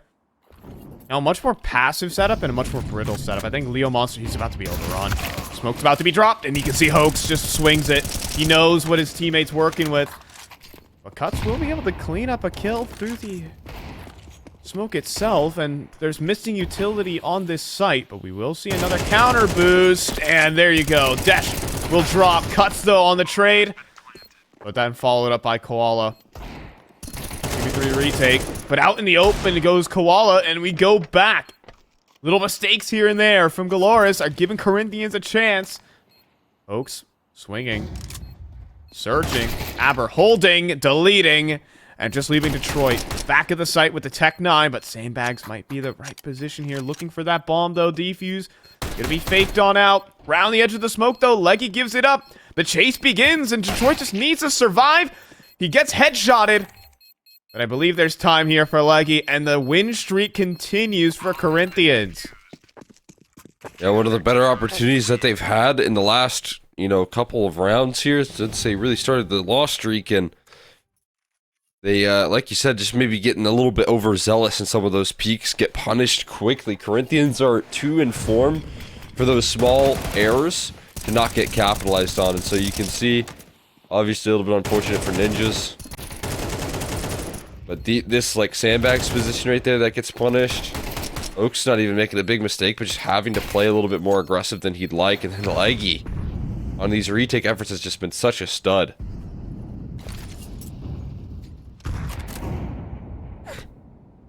They say Young cheat gun cuts. turning up here for Corinthians. And then, I mean, the Ninja's number has just been had on this A site for these last 7 rounds, honestly. Then a perfect flashbang, re-aggression. Leo Monster wants a little bit more. We'll get punished for that. You do have to pay for your meal.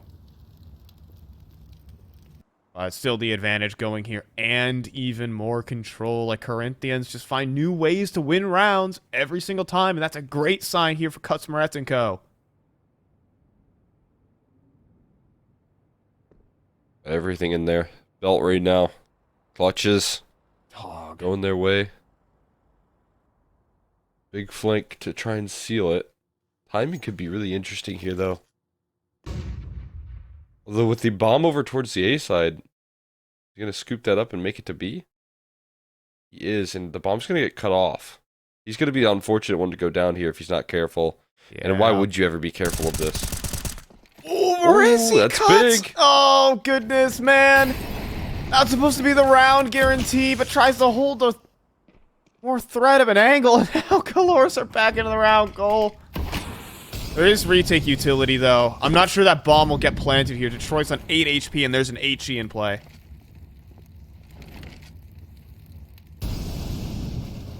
This is huge.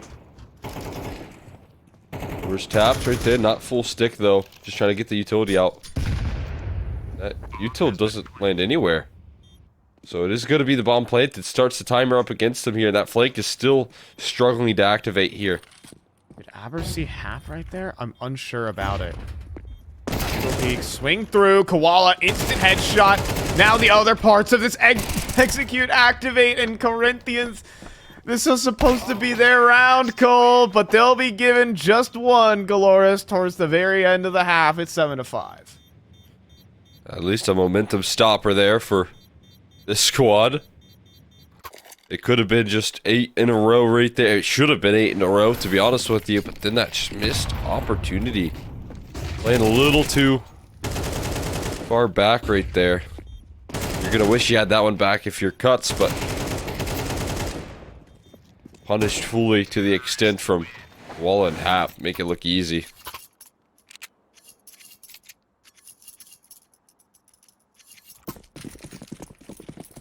So just a lifeline here for Galoris.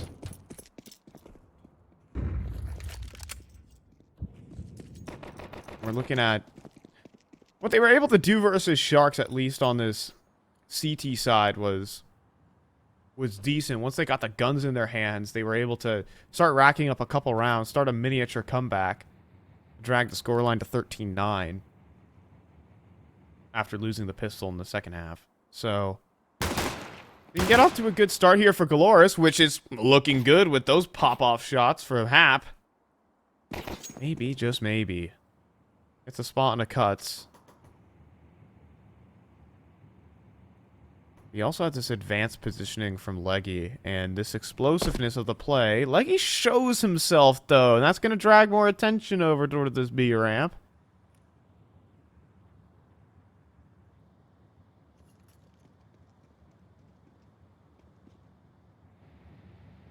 Hearing the rotates on through his leg, he calls a second player in for sure. Yeah, the rotates flowing off the back of that. They've got so much extra support now here. Good luck There's a trying to flag crack through. too. Ooh, it depends. Oh no, the flag just devastated cuts. He was watching it, but it doesn't matter. I mean, you want to go, but at the same time, you know there is 4 players around this, and this is just a cleanup. I'm a little questionable why Corinthians are waiting for as long as they do. I understand they're like searching for some sort of information that'll like say, yeah, we're gonna hit the B site. But at some point, Galoras are gonna start getting inquisitive on other parts of the map. Yeah, forward positioning right there, it kind of just seemed like it would have been the perfect read to just roll in towards that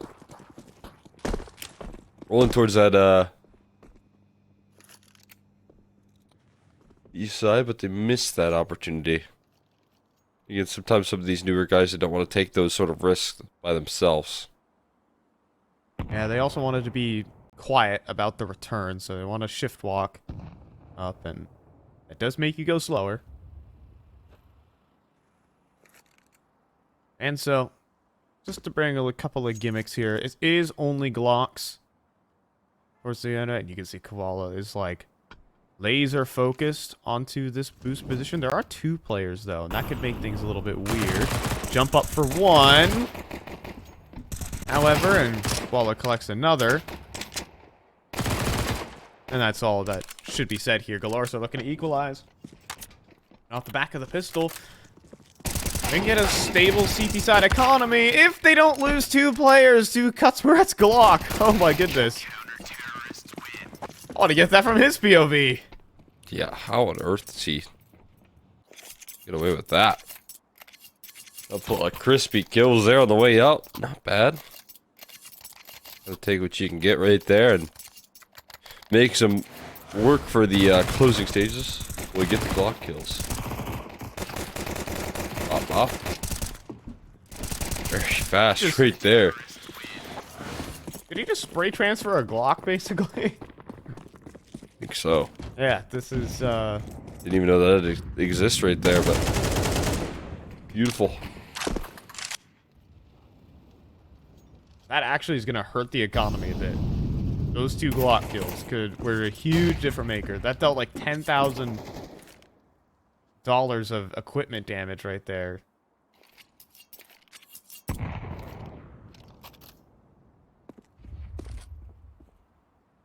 And look at this. Leggy also gets himself established already towards danger. But Cutsmurat's goes for the swing. He gets popped, but Leggy's going to be sent on in already up towards the white box, but now making footsteps. All the attention gets drawn, and now the wide swing from Hap is going to punish that. They're sticking around too long, but Aber makes some headway towards middle. Battle it back. A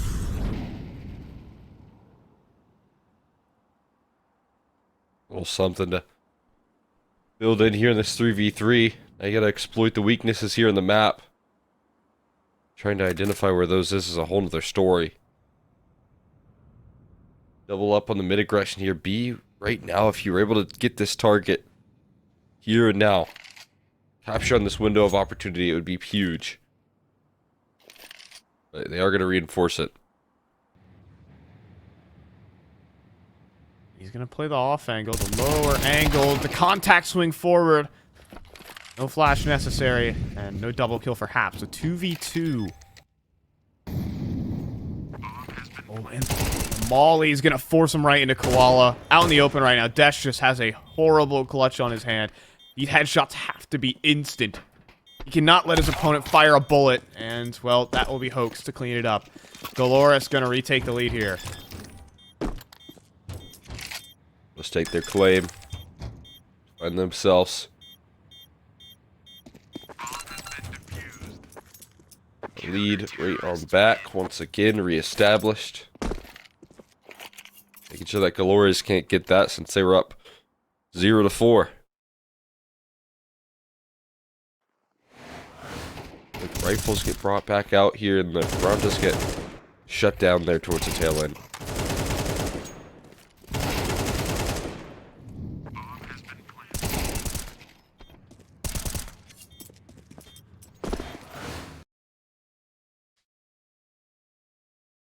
And perhaps getting a tad greedy on the big swings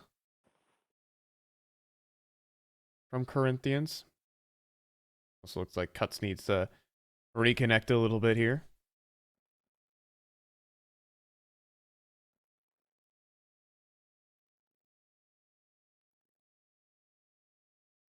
But certainly Galoris, I mean, you can see the first gun round just...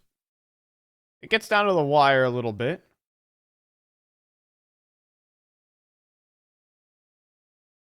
But at the end of the day, they kind of have that dagger, that silver bullet in Koala come through on the back line.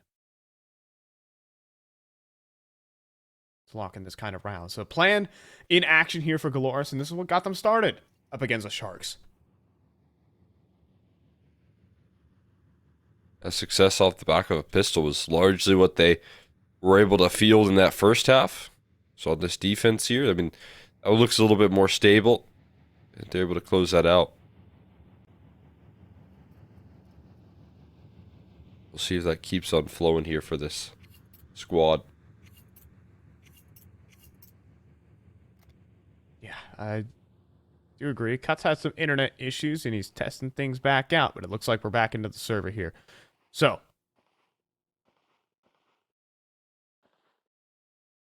all 10. That's always good. It's the amount of players that you need in the server to play. that is... Typically. No, you don't. You could play 4v5, Cole. I play 4v5 regularly in my pugs. So sorry. Who's leaving consistently, or are you just unlucky? I'm just unlucky, dog. Oh, it's painful. Tragic, really, but we're back in the game. Galoris, they got their guns back out. This is what they needed versus Sharks, and they have here versus Corinthians right now.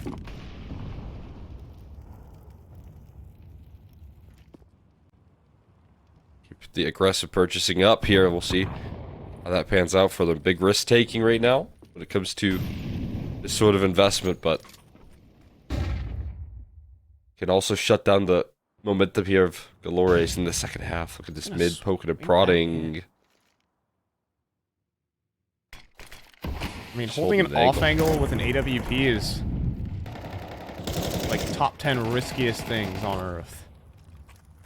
Because if there's a second player around that corner, you are not escaping. Now the jump up from Hoax. Does he see Leo Monster? He has to be able to. Now the jump up. Now he reveals himself. And even get some extra spam through the smoke. Leo Monster just 2 tunnel vision on that side hall area. I mean, why wouldn't you be?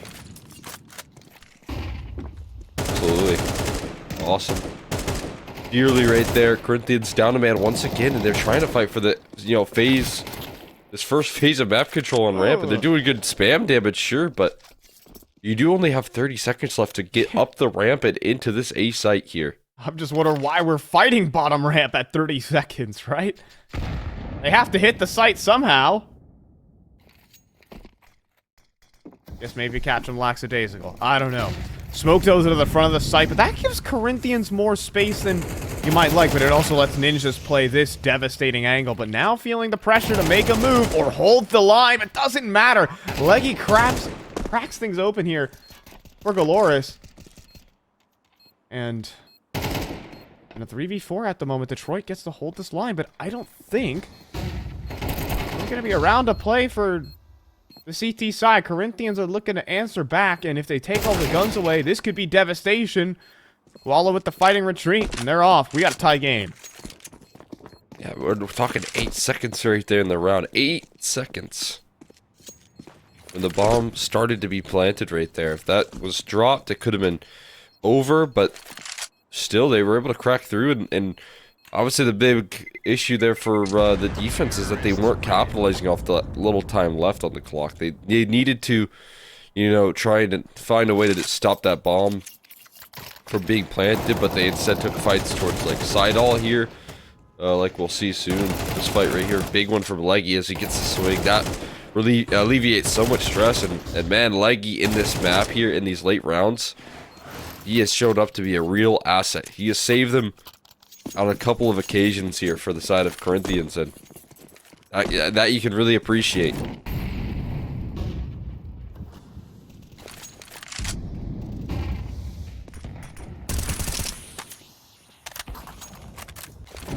starts off with ramp control, though, and Detroit, he's had enough. His teammates rifling. They haven't been able to lock down ramp well enough.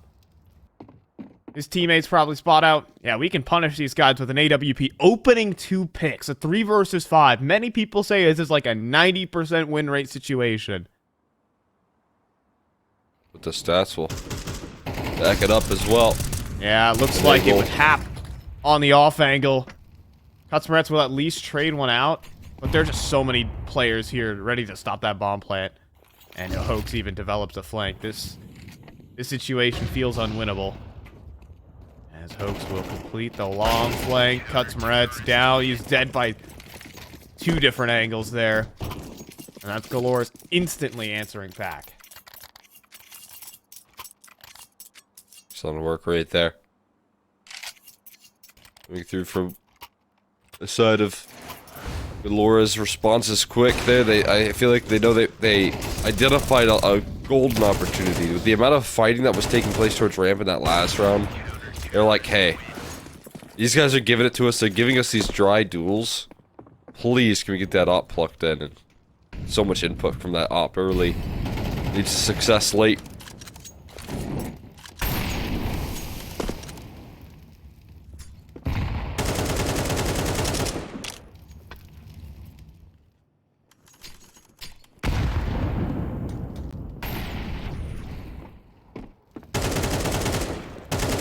Boy, it's getting weird around the smokes, though. Hoax in trouble, and getting up close, Corinthians sneak the Tech 9s up ramp for a quick double kill there. Start to complicate things just a little bit on this A side. Panic starts to set in. 2 rotations join up. But there's still so much time left to work with here. Oh, no. No, that could have been the equalizer, but instead Cuts rips another one. Koala didn't want to fire through the edge of the smoke. He wanted to preserve the secrecy of his position. And well, what's not a secret anymore is that it's heading over to the B side. He's putting all the weight on his teammate's shoulders right now. Koala's going to start a late rotate, but look at that. Cuts is already up short side. There goes the headshot, and I mean, that's an open A site. They know where Hap is. They know where he typically plays. Like, he's just going to drop on in and, well, spot him out. That's the information confirmed. And, I mean, now the hunt really begins. I don't even think he's going to make it out alive before the bomb gets planted. Aber's already there, greeting him. 9-all. Absolutely broken down. Right there. You're right back to a tied scoreline. Lead changes here in this map have been quite a bit. But that right there, also just the extra influence of that money being kind of shot here is going to definitely hurt this defense here. They go for the all-in force by 2 MP9s and a CZ. They've got multiple A1Ss with no utility. So they're really saying, hey, we got to work with our firepower. That's pretty much all. And this is a chance for Galores to steal the map as well as Desh. Great setup between Corinthians right now. Credit to the call in here from Cutsmarets to get them back in. At perfect positioning for this AWP to pick out another player. Smoke will over the site, but an excellent boost up. So close to spotting out Hoax, but if he double scopes, there's going to be a problem. Hoax. Oh, wow. The timing on that is incredible. Corinthians still hold the 3v5. So they'll be able to maintain it for now and playing late on this. Play again, you know, whenever you're in a 3v5 and you have this amount of time left to work around, just like your odds so much more. Towards an empty A site they will go here. It'd be nice if Galores could just save on to what they have at this point. That's probably what's going to happen here. We're just going to see an execution into an empty bomb site. Bomb has been planted. Corinthians will take their lead back quickly.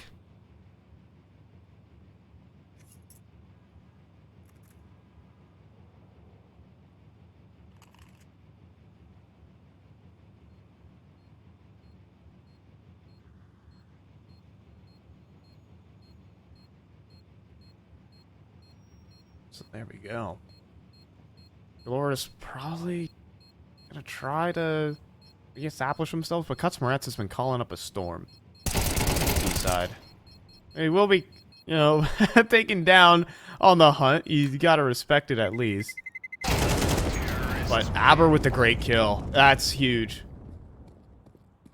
No gun saved, and the desperation forced by at least will be picked back up there. Maintain 2 M4s, but this is a full eco if I've ever seen one. Yeah, absolutely behind it. Yeah. Look at that. Look at that. A little bit of frustration. Not on camera. It has been a bit of a frustrating game considering the start. The way that Glorious started this game and then they answered back, like you said, Cuts' calling, its adaptations have been fantastic. They've been working so often, so much in this map, this series.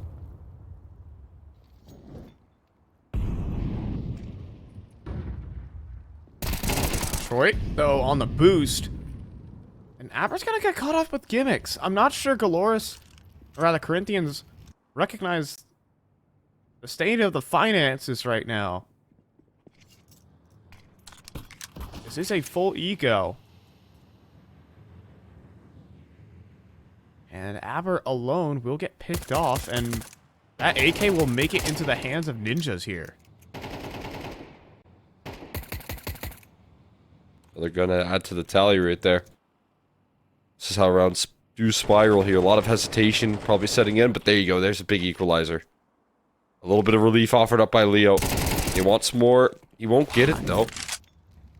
Goes for another peek, and it gets punished. A giga swing there. But in the meantime, I mean, Cuts as well. He's walking in alone. And he's just going to go down. I'm not sure about this one, Cole. One by one, they fall. Yeah, it's just huge right there. I mean, feels like such a diversion from what they've been doing as well. They're going to try and group up now with the 2 players that they have left, but forced to pick up the pieces here. And they're gonna try, but as this bomb gets planted, that op can only fire off 1 shot at a time. But, I mean, Dash is locking it down, and Leggy walks away! Dash is cutting them down 1 op shot at a time, actually. And he's gonna get the last one to save the team.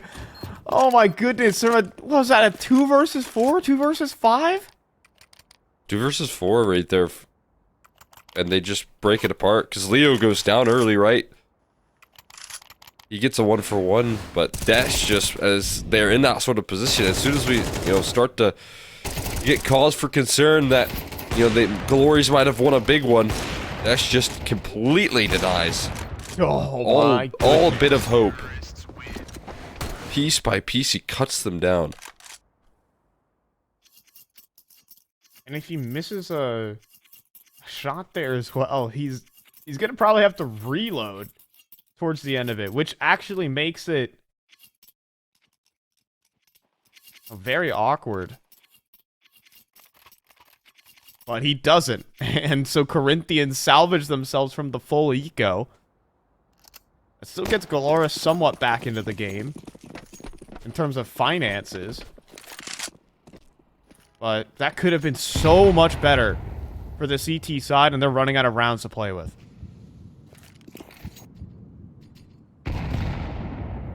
Not a lot of room to work with, and so when you get those big advantages, you want to make sure that you capitalize on them, but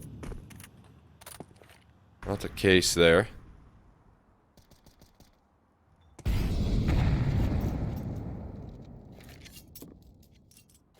Now, to find yourself winning this one, or else, really, I mean, could very well be curtains.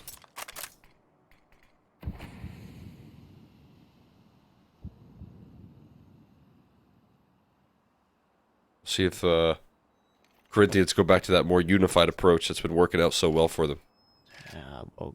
Yeah, I mean, there it is, right here. Aber comes the next swing.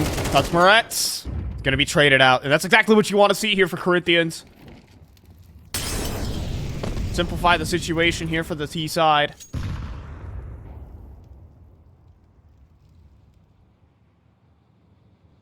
Now the rest of the map is an open oyster here.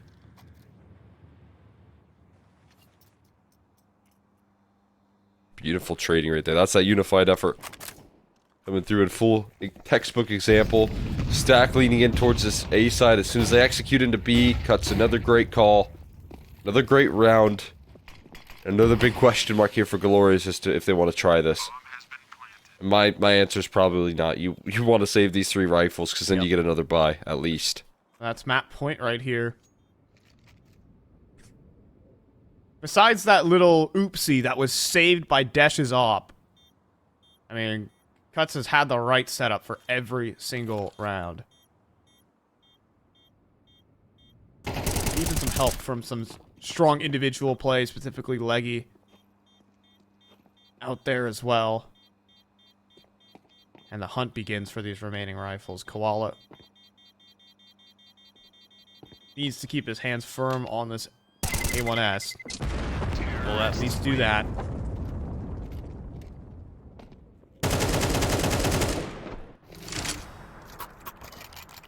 So 12-9, Galoris, their money's bottomed out.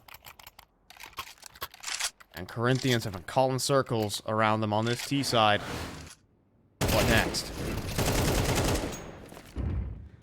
Got all the right moves here. But they do have themselves still a couple more rounds before they close out. Last time out used from Galores. Last chance to get involved. Trying to slow down the roll here.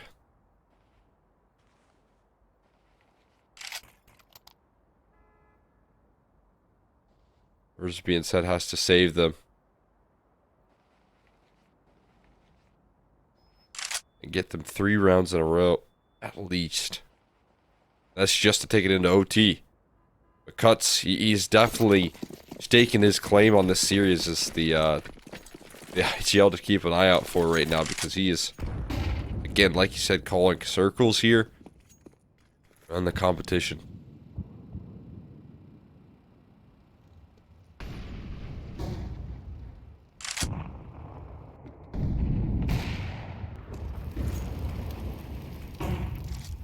Dash in position. Oh, if he only scoped up for just a little longer. Want to jump spot that again, ninjas? This time it was Detroit going for it. Dash gonna get on the angle.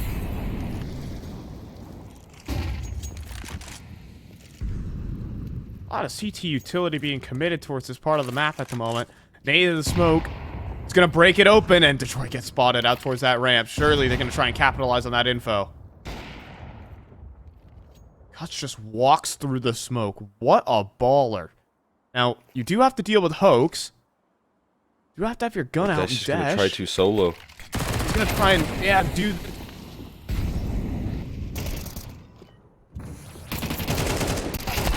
It's falling to pieces here. Oh, they're finding some finally brilliant defenses on this A side here and looking to lock it in. That's exactly what happens. Beautiful stuff coming through there. Had no trouble off the back of finding Dash early, shutting that round down from that point forward. Yeah, just barely. Able to get that across the line, though, but yeah, Hoax's off angle just wasn't being considered. Igaloris, too much focus over towards that ramp side. And a spanner in the works from that MP9 sets Corinthians back just a little bit to where this almost becomes a must-win situation, or else we see overtime in map 1.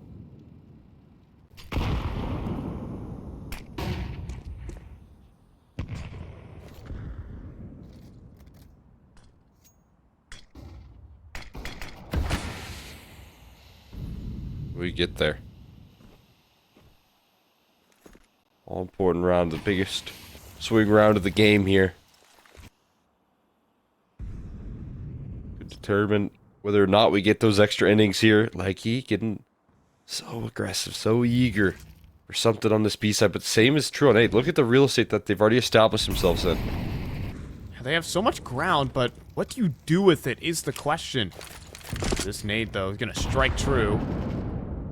Hap eats it, but it starts off with Detroit dealing with Leo Monster. Desh, though, waiting for this swing, but instead it's Cuts who goes down low. More info, and then the nade finishes off. Detroit going through the smoke in a 3v5, typically not recommended, but still working out for extras. The nade doesn't even break the smoke, doesn't do what Aber intended. So Leggy has to entry up this B site for his team. But he's just going to take his sweet time about it. That allows a second player to come in rotation, and that basically calls it wraps on this round for sure. You'd have to think. Most likely. Not a lot you could do. Trying to save this one. Started off with some good damage early. Don't get me wrong, but like he never make his moves. Just forced to put a scare on them, and they end up saving the AKs to give themselves more of a fighting chance in the next last round of regulation here. Otherwise, OT required between these two teams to determine who's going to be winning this map, and was to be expected. Again, I mean, two teams that are going to be fighting to say, hey, you know, we're the roster that deserves a second chance. We're the roster that deserves that opportunity. Ooh. Who's going to be that's actually going to lay claim?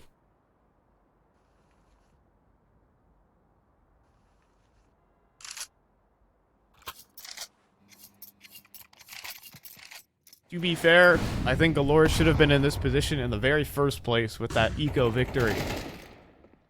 Instead, well, it's going to be happening now. Again, once more though, there's no AWP in hands for Galore, so there is still real possibilities that this kind of buy could work out. Nothing to feast at long range. Where's that bottom of ramp?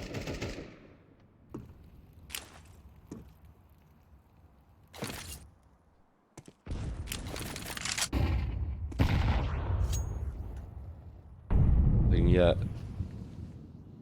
Gonna try and end it on a B-side play. It seems like he might have been feeling like he's getting away with a lot in that last round. So calling in for more attention to be put here. But the double up in the setup is going to be really hard because there's still even a third rotate close by. And there's so much utility still. Yeah, smoke molly and everything. So as this execute gets pulled, Koala is just in time, and Hap even adds one. The counter flash is raining through as well. This kill untradeable. Disadvantage here for Corinthians, but they burned all their tanks right now. They have to go. Koala struggling on the spray. Somehow no one goes down in that engagement. And I think this might be curtains here for Corinthians. All their utility has just faded. Have to just retry. Let's get it the second time around here. Now they're going to throw the execute. Whatever they have left. These flashes need to be perfect. That is a fact. And Detroit unblinded by it. Swing round the site, though. One more player, Hap back of it, and he's going to deal with it. We're going to overtime here on Vertigo. Saved right there. Big time. Great read. Fantastic read called out there by the defense right there. To have that much presence towards the B side, having a mid player and two players on the B side proper, makes that job so easy for them. And there you go. I mean, talking about like Cuts' great calling in that first half, and the second half for that matter, both halves. But to be answered back with a just excellent adjustment to save them right at the final hurdle, right when it all looked lost.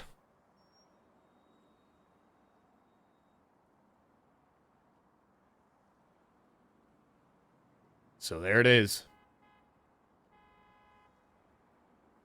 I mean, Hap has done incredible work throughout this entire half on that B end as well. I mean, both on T and CT. If he keeps it up into the side swap, if he, mixes it up just a little bit as we move between regulation and overtime, then that becomes, a huge benefit to this team, because Corinthians They were able to deal with him. Like, Cuts was able to hone his calling into Taylor versus the likes of Hap. But now, overtime brings a different mindset here for this Glorious squad.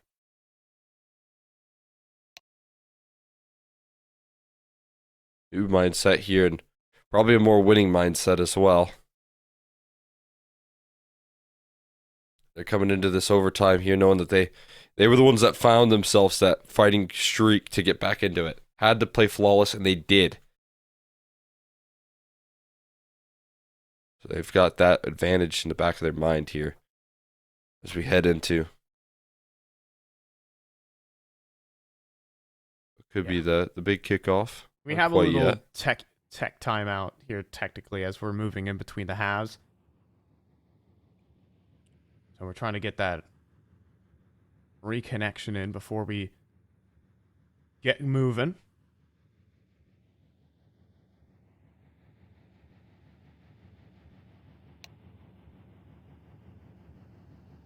To live in the past.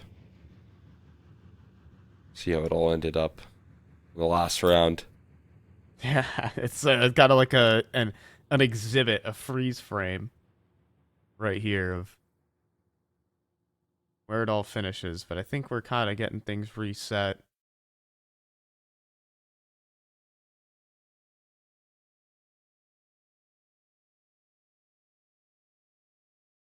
You know what? I'll do...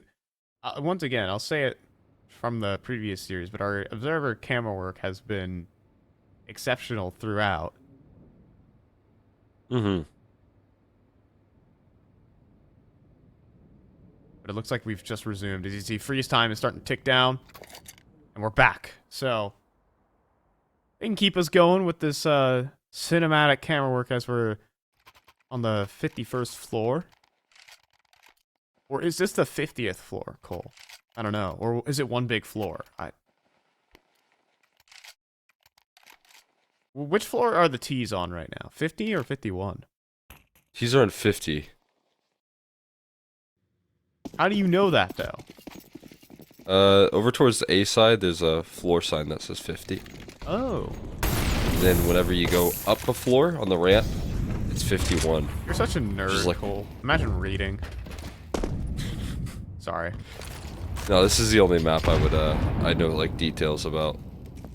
Just a vertigo specialist. Fair enough. Hoax is going to walk through the smoke and get himself established in the corner. This is the first time we've seen this entire game. And yeah, look at this. Yep, he knows. You're going to only be able to use this once, though. So enjoy it while it lasts. But that double kill sure feels good with Detroit backing him up. Koala in middle, too. This round's just done. Evisceration in 30 seconds. 5 kills, 0 deaths for Galoris. There you go. I mean, quick answer as to whether or not they can keep things rolling in their favor. The answer is quick and dominant. Yes, absolutely. As they just shut everything down right there. Beautiful defense. And you know what's common here is that we get into overtime and then bam, all of a sudden, the team that was on multiple chances to close finds himself in a closing position, but what just happened there? Oh. Dominant round. It looks like someone decided to swing before a smoke bloomed.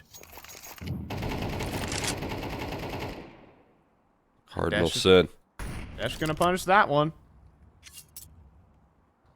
You know, I led into this map saying Ninjas was a bit of a vertigo specialist, but this has not been his day. I remember on that T side for Galoris, he was just... Again, when Cuts was calling up a storm, with 7 rounds in a row came through for Corinthians, they had his number. Oh,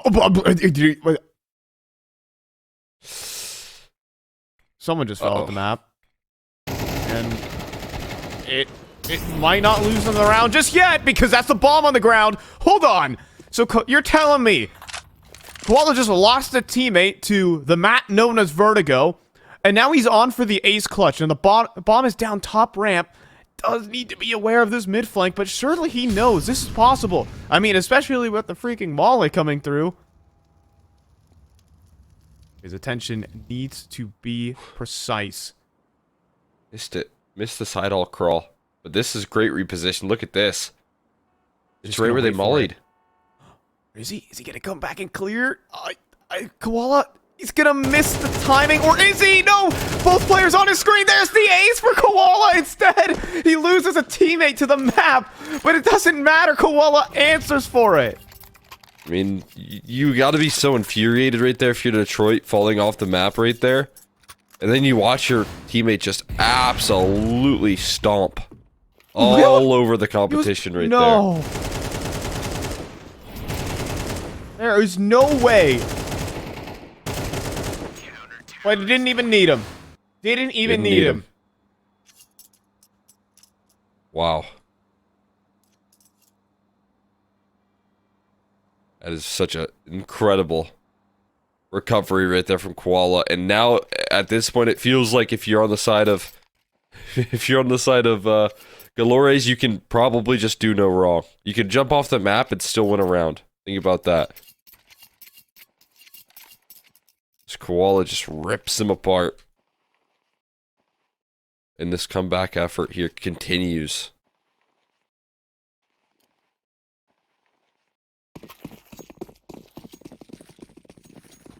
Well, that's a hell of a play to deliver in overtime. In an elimination match, no less.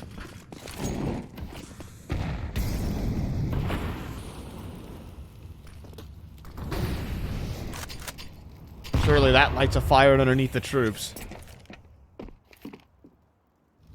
This sandbag's position is terrifying. Breaking the smoke. Hey, they really want to give Dash another chance, don't they?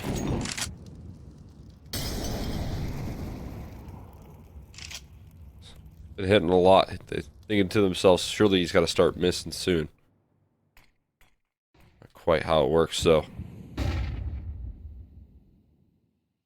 No chances, no opening kills landed just yet.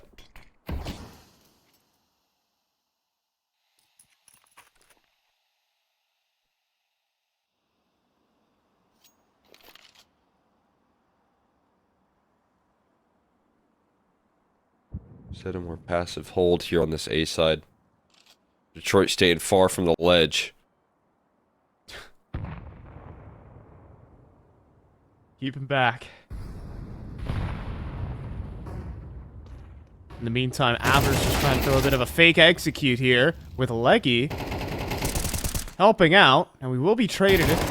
But now, in the meantime, they're up on the site. They're planting the bomb right now. Detroit, though, he won't be able to deny it, but he will take the kill.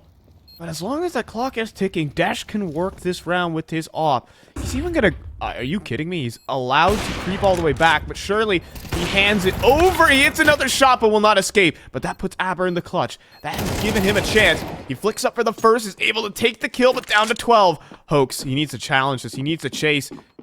Right behind the sandbags here. Not gonna clear it all the way, or will he? He does. Will be able to run back to the bomb and has time for that defuse. Galore has put up a flawless defense. Sweep the half right there, big time. What a fantastic way to finish. 15, fighting all the way back from overtime. Or into overtime, rather, from what felt like the potential brink here. Felt kind of doomed for them at one point, but I just don't know how to quit. They keep on fighting. And they've swept the early part of this one. And they close just one out of the 3 chances here. And I mean, they had so many good opportunities on that T side as well. It depends on what the switch up will look like. I mean, there's a reason they picked this map. They know they're going to start on T side. We saw the playbook earlier on. Cuts was able to hone in upon it. But if they can take the next step in their scrapbook, this could just end early. Happened so good towards that B end, and at the start of the T side, Ninjas was also doing some work until, well, he got figured out. We'll see. There was a huge spree of rounds here, but it's been a long time since they finally were able to get those spree of rounds. We're going. Giving a lot of... What? What? What? Oh my god! What? Koala, the full running, jumping headshot. Corinthians have not had a fun day with that. No, they have not. Actually, insane right there. And look at That that. is a sickening kill. They go through mid and into B as well. It is empty. And even Hap is prepared for the B main play, and you can see Aber is in such trouble right now. They know he's here. They see his shoulder, and they clear him out. Galoris are going to walk away with a flawless overtime performance, courtesy of whatever that was. My God. What a statement right there. To finish it off as well. I can't believe the resilience that this roster shows here. Again, from down 9 to 12, having to fight back with no momentum. Nothing really going in their way except for just a little bit of hope here. A timeout that started it all there. Their last one used at 9 to 12. And from that point forward, 7 rounds to close out in a row from this guy and these guys, and they had to do it on both halves there. Yeah, I mean, you got to give a lot of respect to what they just did. A couple of things certainly went their way, shall we say. And also a massive ace there from Koala as well in overtime to really set it in motion to say this comeback is here and now. So despite all the misfortunes and perhaps fortune in certain ways in terms of running and jumping headshots, Galoris were able to really stabilize and find a good formula to actually take the defense to the next level. Absolutely. You got to be happy with that end result right there. Fantastic work coming through there from them. They pick into that map. It almost cost them a lot in this series, going down a map on your own map pick, but instead they nullify that. They come back big time there and shut down some of the successful pieces of the likes of Corinthians. Yeah, so with that, we're going to toss it off to a bit of a break with Mirage up next. It's the pick of Corinthians, but Galoris certainly have some confidence with a 28-10 performance from Koala. Can he keep it up? We'll be back in just a bit.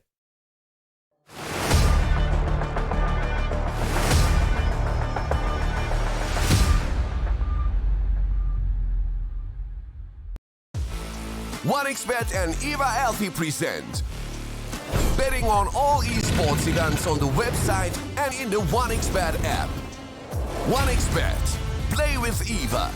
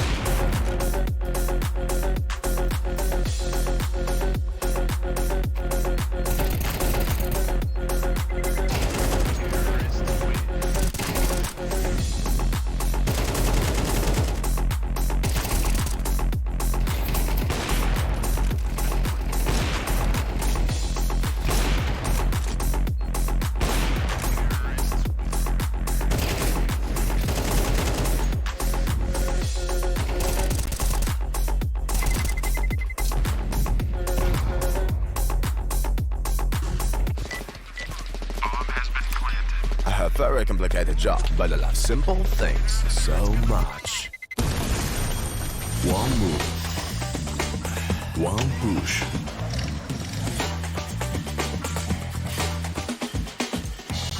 One touch.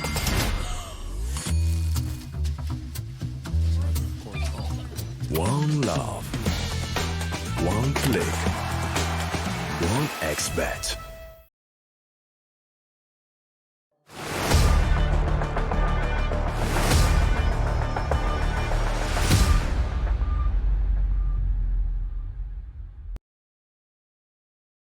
So 7 rounds in a row, including an overtime affair there for Galoris to push it over the line on their map pick.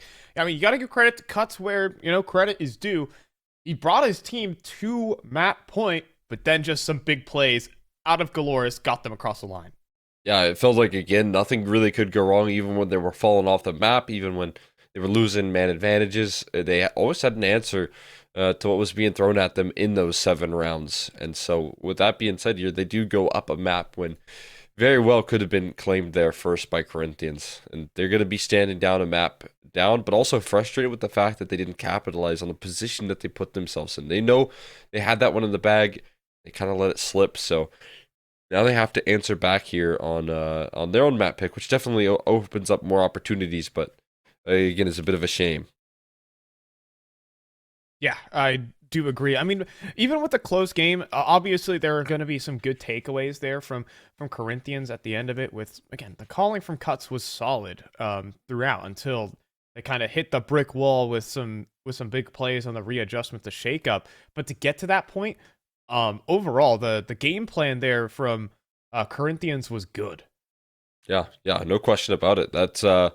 It was a real asset, and again, even when they started to lose rounds, I felt like it was more so the mental battle that came into effect more so than the calling that was coming through there. But at the end of the day, again, I mean, that's a credit to Galores, the position that they put on a team, because as I said, coming into this matchup, there's a lot more known quantities here on the side of Corinthians, right? We know a lot of these individuals here have a lot of experience playing over the last year and a half in the Brazilian scene, getting reps in, and it still didn't quite formulate to that success, and that's a credit to Galores and what they're already bringing to the table here. Yeah, I mean, this core for Galores has been competing for a while at this level at least, but more so it's the recent developments. It's the new season that's coming in to want to see this team take it up a notch in terms of being a very competitive squad. And we've seen that again by shaking up the map pool and picking into a Vertigo for this veto. But as we're moving into Mirage, things can get a little bit murky between both of these teams. Yeah, it's going to be it's definitely a scrappy affair here. Again, I feel like this is the first time Corinthians have actually played this map, so you can tell that these guys are kind of leaning away from the historic kind of picks that come through here, and instead are leaning towards other opportunities. So picking into this map here, kind of avoiding some of the other maps that they could have laid claim to, definitely a shock. And so it feels like both of those teams are in that position where we're switching things up, we're changing our identification, our identity, and where we play, our map pool. And those are big deals, because I think both of these teams kind of need to find that. And we'll see who that ends up panning out for, because again, not a lot of history for Mirage, not a lot of success for Mirage for the squad. Yeah, it provides some interesting points and context here for Corinthians, who something is going wrong. You do just have to change things up at the end of the day. Switching it up to Mirage, though, is a bit of a question for a team whose core doesn't necessarily play this map that often. So, of course, you can kind of wing it just a little bit, and you can kind of understand some player tendencies. Maybe they went back into the demos prior to this game and took a peek at what's going on in the camp over there for Galores. So maybe they know something we don't, obviously, but at the end of the day, it's still just comfort for your players. You might know what your opponent's trying to, still have to execute it well. and that could be a concern here. No question. We'll see if they bring that sort of execution or if it is right back to the success story of Galores in this this head-to-head into this matchup here. Get a quick answer as the time starts to tick down. Pistol round going to start things off here. I think Galores have won both pistols if I'm not mistaken. They got both of them on Vertigo. And so that's obviously a huge boost to the confidence.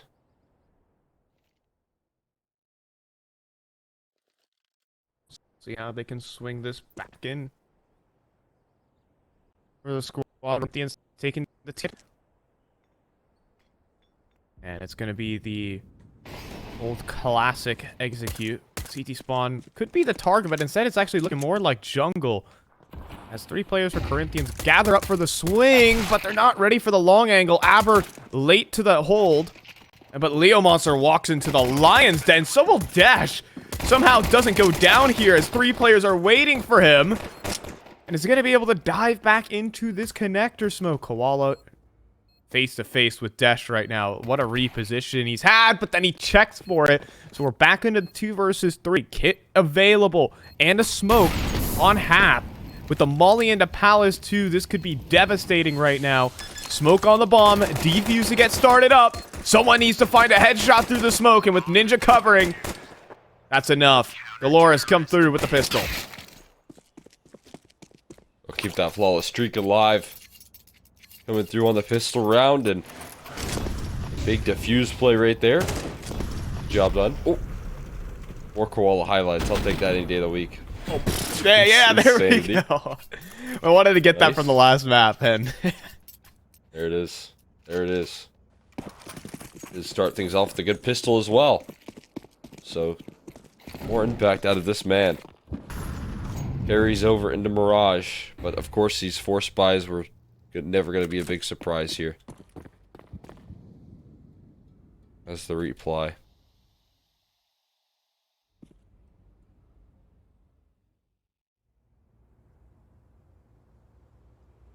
we have Galores coming through with the double flank in towards the apartments. Some people may say this is not the type of round to do it. Maybe it is. A perfect flank. Detroit J at the minute mark already finds a double flank and full apartments control. Oh, and he even found the bomb and spawn as well with Koala. That's incredible. Yeah, and just going to take down another one here. This play working out perfectly for them. No casualties taken just yet. That is going to be the case. Flawless on the 4 spy. The second round conversion. It's not an easy task either, man. Again, like you said here, there's a lot of, like, I feel like debate and discussion on how you want to play these rounds here. They're always very tricky. Hard to find the right answer. But that proactivity nets them so much success. I like the non-standard setups we're seeing very early on from Galores. Kind of punishing the unfamiliarity and the protocols from Corinthians. And you even see some lineups here that show some experience here from Galores. But could be some problems. Top of van. These flashes could leave him vulnerable. Blind spray, but Koala from the catwalk here is going to handle 2. Bomb does drop into the site. Aber realizes he needs to prioritize that plant. Well, it does need to prioritize the kills, so only losing 1 on the inbound, but a bomb plant for Corinthians should help. That's massive right there. You'll take a bomb plant. You don't have a lot going your way. So fantastic attempt to try and do some damage here. We'll give them an AWP for the first gun round, which is very nice. The 3-0 start pretty early on right now is going to set the tone. We'll see more investment come back. Desh again has that op. He's had a lot of highlight reel rounds. They've been very exciting. Mid control is just going to be kind of conceded here.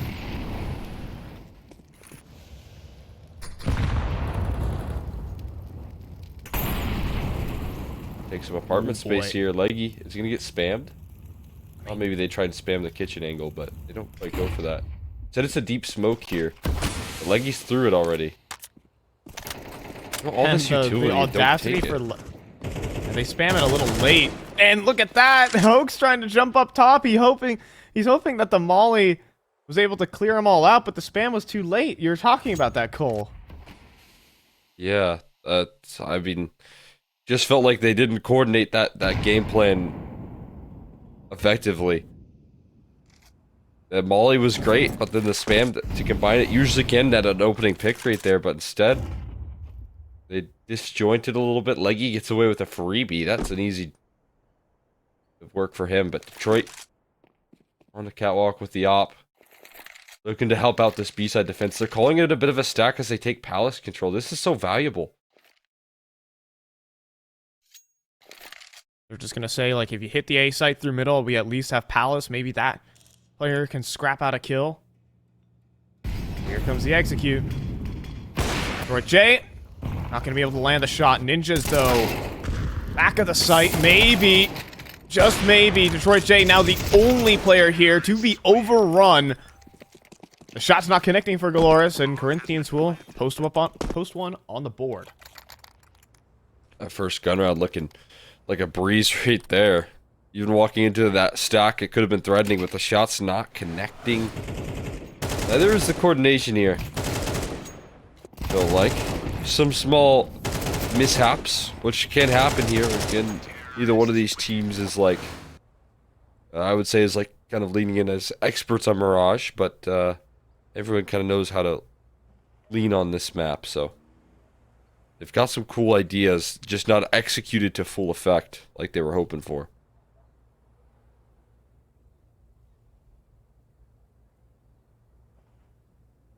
So a timeout gets called on in just to understand what just went down in that previous round and how they're gonna readjust. Because honestly, Galoris had the right setup. Like, they had everything they needed. They had the 3B stack even in the 4v5, but still couldn't hold on. And you don't want to let that worrying side plague the rest of this game. It's all about the execution here on Mirage, because everyone knows how to play it.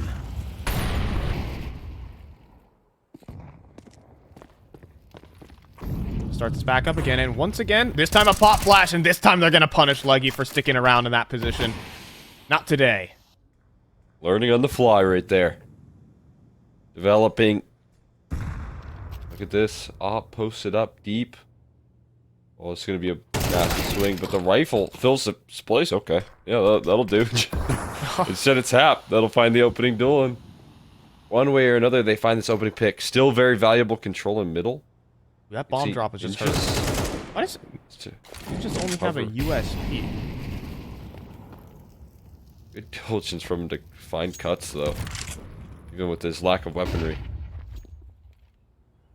And He's in surely a very Cuts, tough spot. Yeah, you'd have to think that Cuts knows this position is to be played. But Leo Monster might not. That's the problem. He's going to run forward, get the AK, and oh, even taking the contact here. Perfection from Koala. And we're about to see another dominant round come through from Galoris.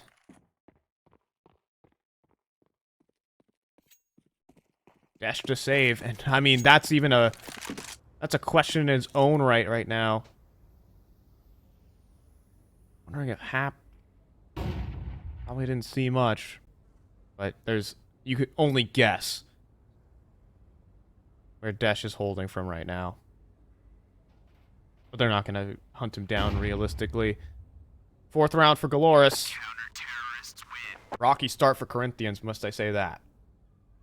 I mean, that right there looked like the most coordinated round. One of the better defenses that we've seen from them as well.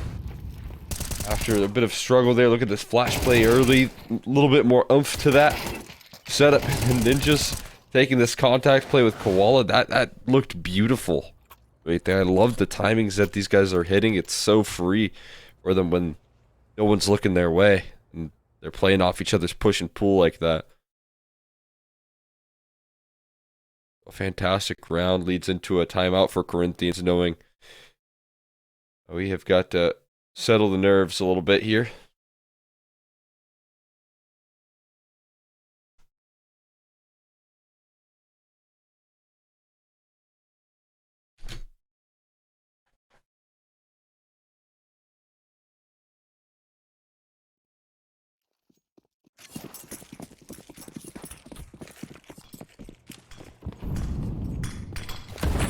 So let's see what the after the timeout, whether Corinthians can at least come up with a bit of a response. Valores have had these extremities on lock with Palace and Apartments. The T side is not really going to look out too much for it, but Ninjas could be in some trouble. Koala also trying to take some liberties. Almost gets the pick on the cuts. Rack stays open right there. Cole, the bomb is alone in Apartments right now. I'm not sure what to think about that. I think it's going to be like that for too terribly long. They're up catwalk, they're in connector. The map control that this squad has is invaluable. So as long as they don't lose to like dropping the bomb or anything like that, they'll be in a fine spot here. We're seeing a shift in the setup though, as that bomb joins up towards middle instead, and this looks to be much more of an A-centric approach now, as opposed to what looked like the B-side play initially. Koala, does he see the jiggles?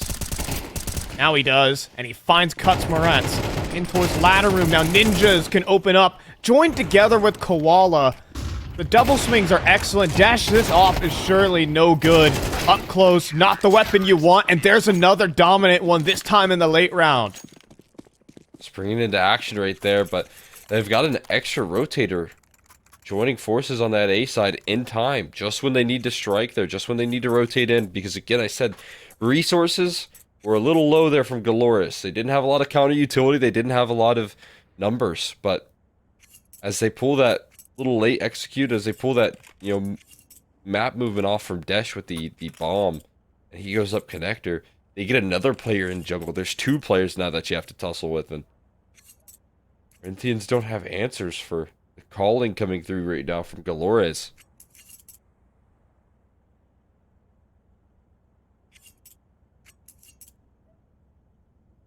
It is just so good at the moment. I mean, they're very confident because they take that extra extremity control. Had a player back in deep Apartments to kind of be the early warning system, so you can afford to stack things up even though you don't have mid control. Like, Galores are not really contesting this part of the map. They're more so inviting Corinthians in. Just make sure the extremities are good. Right now, Corinthians are not necessarily putting together the best splits. It's more so, we're going to take this all from the mid approach. And that's what can happen sometimes.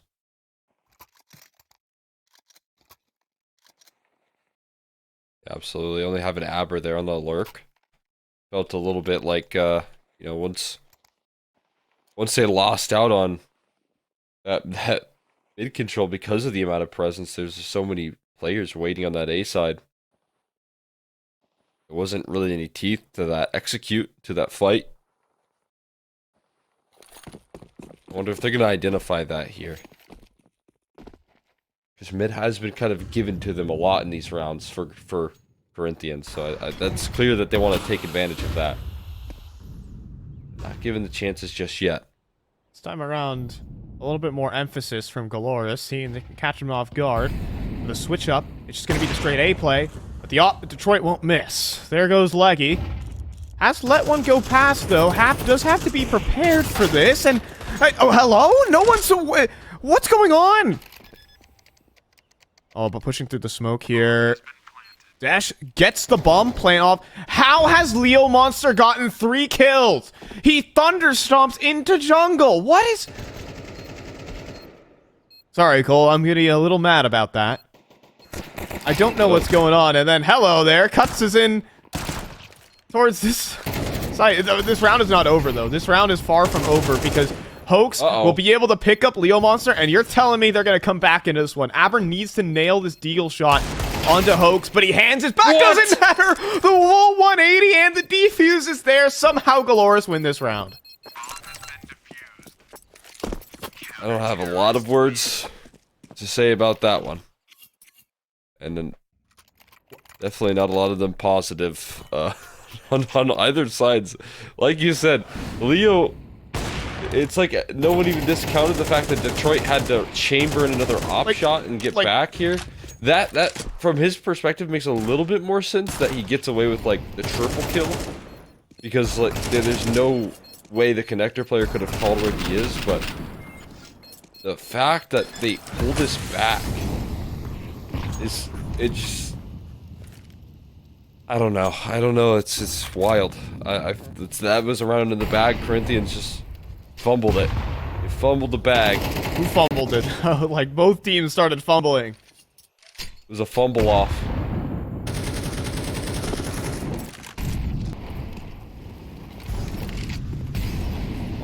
Wild stuff right there. Thought they had the round. Thought they had it. And it doesn't go their way because of that fact. You jumped the gun just a little bit too much on the hunting, and it costs you dearly. Smoke fades. And Ninjas is going to get caught out, not respecting the close angle from Leo Monster. Will get traded out eventually. Also, the positioning from Cuts is so good. Feels like a bit of a gamble stack is necessary.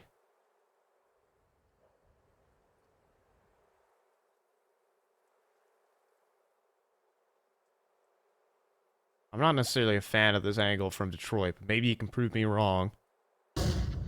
Flash high, and nails the shot, and gets the fall off as well. Huge connection, but also has to be aware of Cuts, making his way up from Catwalk. And that's going to get punished quickly. Hoax now back at the site. He's going to try and establish himself here, but Cuts on entry duty. It's going to work out, and Aber somehow makes the cross. Oh boy, there's so many chances. But Corinthians will stop them in their tracks.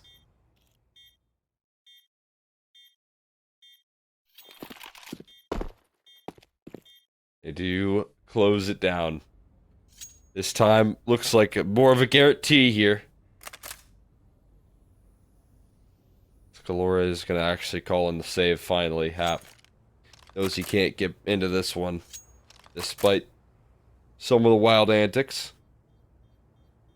Right there, in the man advantage manufactured by Leo Monster, they do find a great bomb site to take right there. Just a perfect vision. Onto that B side, overwhelming the Opper very quickly and laying claim.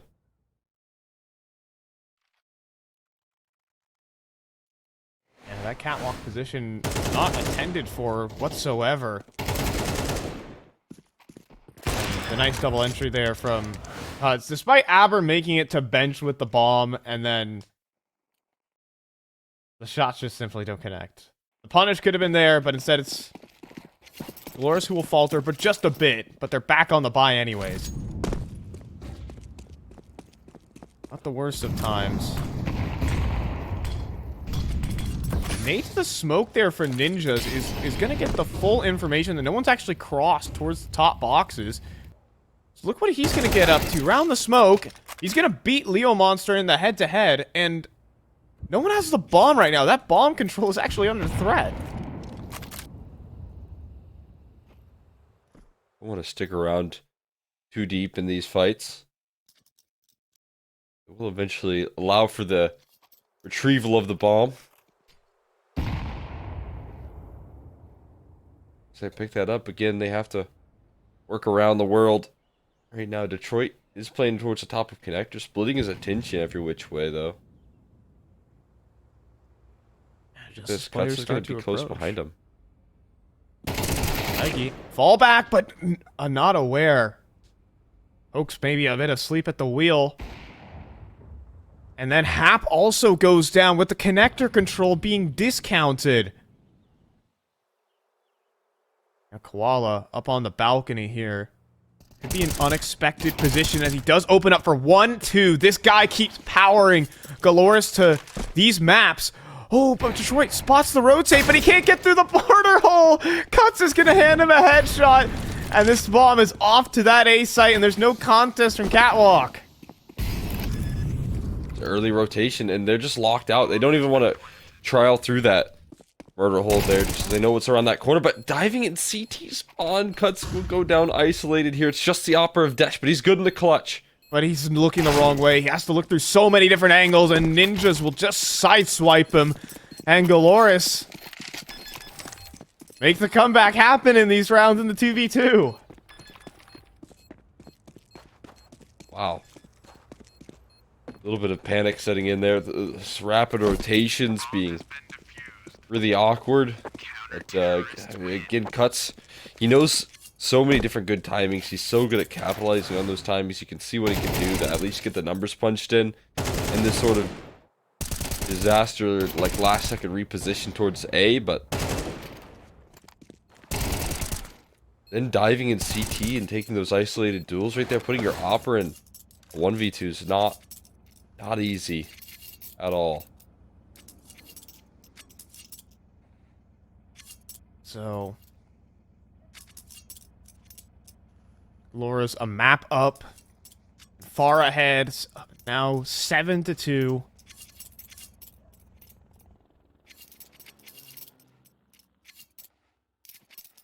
Three rounds to go in this half, but honestly, these next 3 rounds do decide, you know, where this game lies. Is it a blowout, or is it gonna be closer and down to the wire where a pistol round could decide it? That's up to Corinthians. So let's see it. A different approach here from Galoris. Much more mid-centric at the moment. Nade to the cross smoke. And that could get Detroit, you know, feeling very comfortable here, taking a peek in the underpass. A little bit more emphasis put here in the mid side of things. Do quite like it. In some of these rounds, it feels like they've been willing to give it up for free. Switching things up, keeping opposition on their toes here. Yeah, but now you have to prepare yourself for the extremities after you showed a lot of presence in towards middle, and here it comes. A little fake execute from Aber, but no true information spotted just yet. Oh, but Detroit almost gets wallbanged straight up out of the round. Ollie will go up towards stairs, but this position, unexpected, and Desh missed the shot. It allows him to cross on over. Is Cuts going to try and pursue Khan? At the moment, if he does, he could be in serious trouble. In the meantime, trying to phase a smoke. My God. What is happening in this round is madness. Because it's going to go towards the B side here. Cuts has just put himself in a wild position, but the B side defense is still so strong. Yeah, still up in towards the apartment. Oaks is just going to delay. He finds the first kill, but Koala's position. There is no way they will expect him here. Leggy gonna jump over him right there. He has 3 players on a plate right now. 1, 2, 3 for Koala. And that's it. Round's over. It's on this lurk. Spotted. It is over. I mean, it was over before Cuts even started that. And oh my God, Koala with these big plays, man. Comes up in this series to show out. Look at this, man. How do you hold your nerve in a position like that? That is just so clean. Right there. And also just a great reposition from Galoris in the mid round. They understand. They don't jump the gun. They realize that this is not the full-on commitment. Just because of ninjas still inside of connector.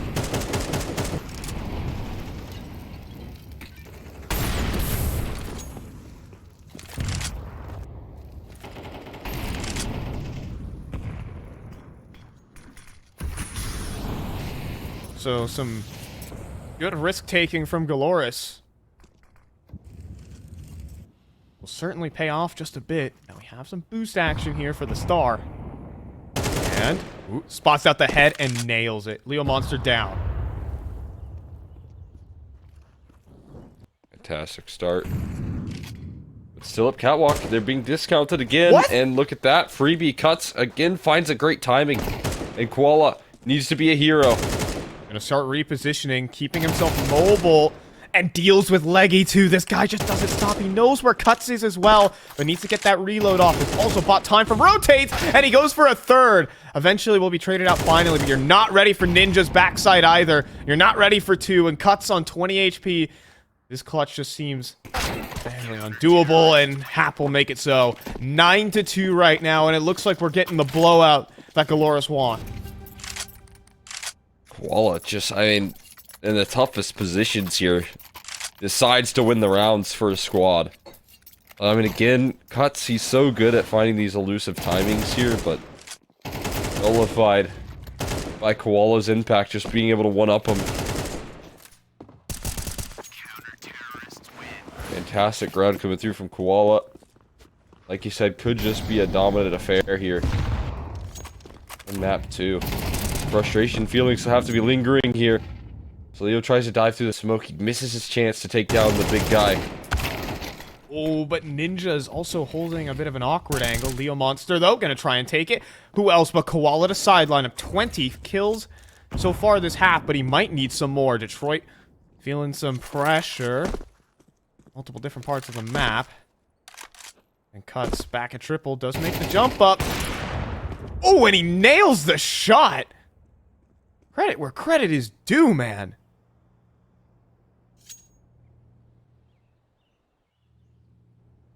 Absolutely devastating right there. Equalizes into the 3v3. The bomb is kind of hinting at A. Did Dash just see Koala? Oh, back's about to turn. Oh, but Koala, I think he saw Dash. Something had to have happened down there. Now he returns back on in, and he even gets a dink on the way out. This guy is a monster. But still able to cross out onto the site for Corinthians. Or are they? The Op of Detroit will stop that. 1v2 for Aber. Since faded here, they don't know who these last players are, but they do split up here. They do split up. Aber, could he get into CT spawn? That's going to be his big win condition, I feel like. But I like Not Detroit. the flank He's could cutting catch him him. off. You're right. Exactly right. Not an option. Now gonna start making the move.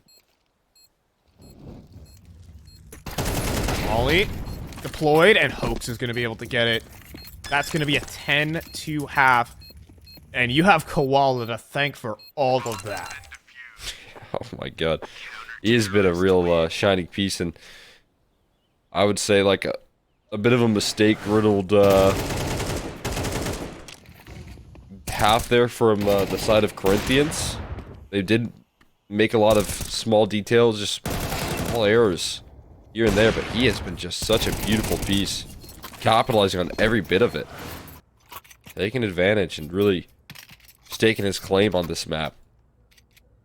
After such a great overtime performance, after what he did to get them there, it's good to see him just start off this game as good as he is. I mean, he almost has as many kills as the previous map when he went to overtime. Jeez. So many huge multi-kills for this guy. And it's going to be the Palace flyout. Koala to lead the charge, and Detroit also pop off the jungle player. Now there is Dash up close. Discounted a bit. Knife out running at a spawn. Awkward scenes where the bomb gets planted. All that matters here, and the space being taken here towards jungle as well. Right now you're looking at the CT side. There is a kit, but no smoke to throw on top of that bomb. That's the problem. And the positioning is all for jungle and connector, which makes it near impossible. Now Detroit will fall eventually, but you can see it's planted just far out in the open. These kills need to be landed. Connected. You also need to stop the defuse, and Ninjas will do that. Galoris get the pistol. And it's looking like a 2-0 as Corinthians are meeting their maker. Needed that one, I feel like, and now that they just let it slip through their fingertips right there in their close retake effort, it's just more of the same. More quick shots, more dominance shown from this Dolores squad. And they're looking to put this one to rest, it seems. Some beautiful work.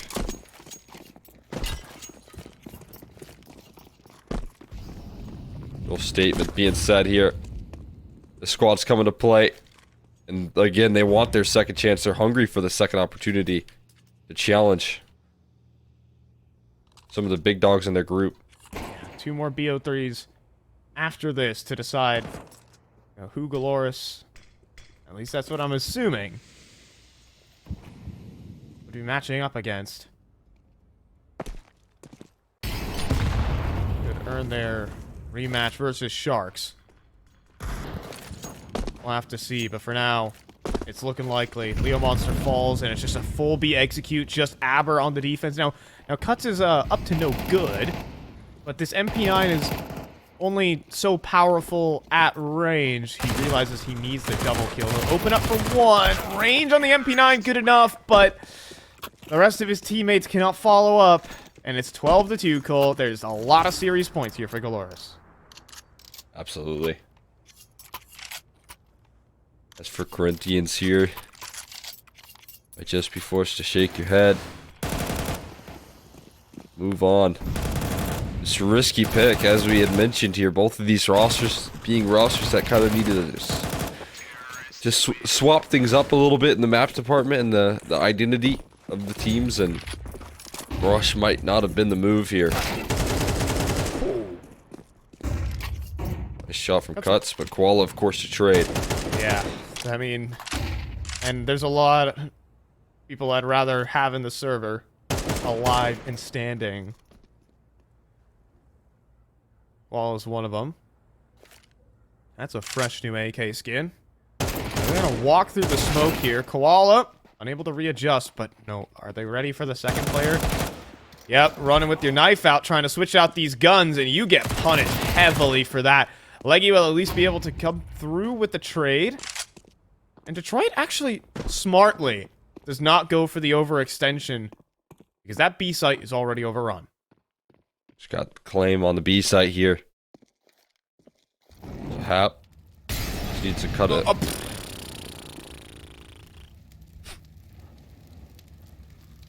Okay. Alright, we're gonna wait this. I don't know what to say about that one. Oh, the timing's terrible here for Dash. Ooh, but Detroit goes for the wider peak there. Yeah, they're giving him a lot of chances here, but double smoke into Market should allow for a free cross, and Detroit will make it. Now we're gonna jump through. We're leaping on in. The digits get in at what cost? 1 versus 1. Detroit now down to 27 HP as well. And he gets to start a huge reposition. This get right angle could be devastating. And you know what? It very much will be. Makes a footstep. Easy headshot. Well played there from Detroit, despite the molly antics. It's a 2-0 from Galoris. I mean, Corinthians picked in a Mirage, and they sure found out. Yeah, absolutely right there. Trying to reroute in the map. Veto could have had Ancient as well. They were the ones that ban Ancient. That's one of their most played maps. They don't win it a lot, but they play it a lot. It's just a really tough decision making tree there for Corinthians. And I tell you what, it's right back to the drawing board here of fielding very little success for the squad in another event where they face an early elimination. But as for Galores, that's a lot more exciting. That's a lot more like it for this team. And if they keep on playing like this, if they show up and they take on whoever it might be, Sharks or whoever, it very well could be a competitive matchup where they could be contending for playoffs at this point. Yeah, that's a very nice thing about this Galoris team is they have a consistent player to rally around, and that is Koala. I think he ends that map like 22 kills, if I'm getting that correct. So just an absolute insane first half as well. I mean, there's a highlight reel awaiting that with the amount of multi-kills like I was able to lock on in. And that's one very nice thing about this Galoris team is that sometimes, the execution might struggle, but you have this really solid player that you can build your team around. Yeah, you can lean back on it. And again, they had to show a lot in this matchup, in this head-to-head here. A lot of resiliency in this fight to take down Corinthians on that first map. They needed Vertigo. They needed that comeback, considering how Mirage looked The way that they were able to dominate on that second map, I think they carried that energy over into the next map. And again, Corinthians just couldn't find a way to recover from that frustrating loss. Yeah, it's some really good rotates as well. Like not just a individual momentum, but also just being able to have your players in the right position to be able to frag out in the way they did. So that's a lot to be said. Some micro things that happened involving, just the people thunder stomping in the back lines, but at the end of the day, it settled very nicely here for Galaris. Yeah, absolutely.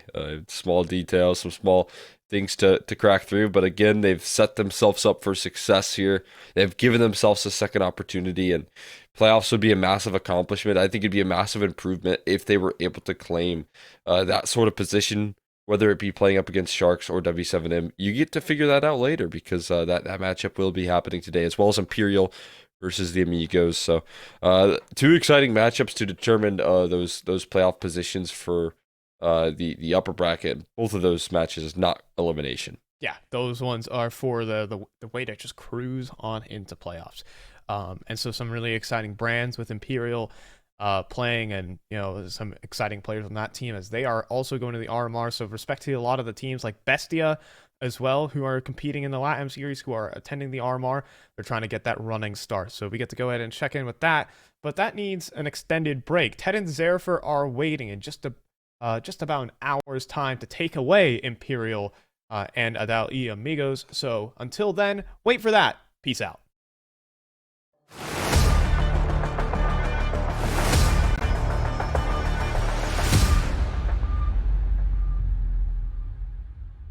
Hello, son. Hi, Mom. Pretty girl. This is Eva. Nice to meet you. Thank you very much. Your dad's just making his favorite dinner. It's duck. Come on inside. They're all probably too gruesome to tell you while you're eating at the table.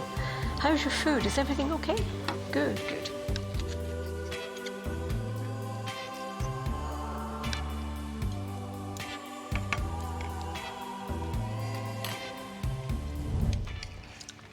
You seem to know each other. Yeah.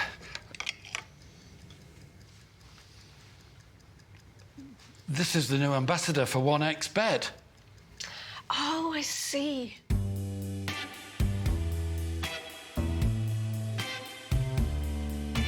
Everyone felt good when Eva Elfie became the new ambassador of 1xBet.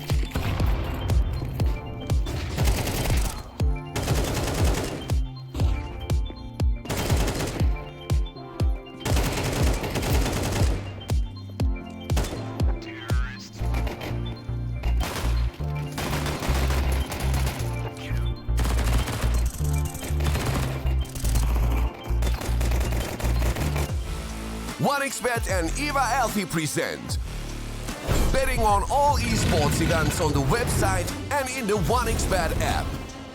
OneXBet. Play with Eva.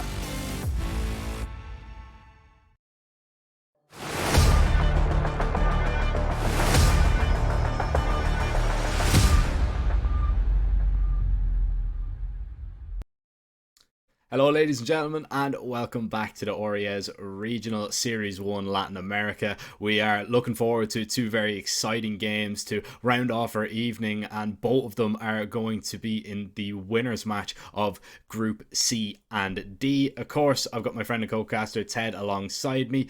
Ted, mate, we had some great games yesterday. We really did have it all, especially, on the two games that we covered. They were really exciting from start to finish, and, it's going to be a lot for these two next games to live up to.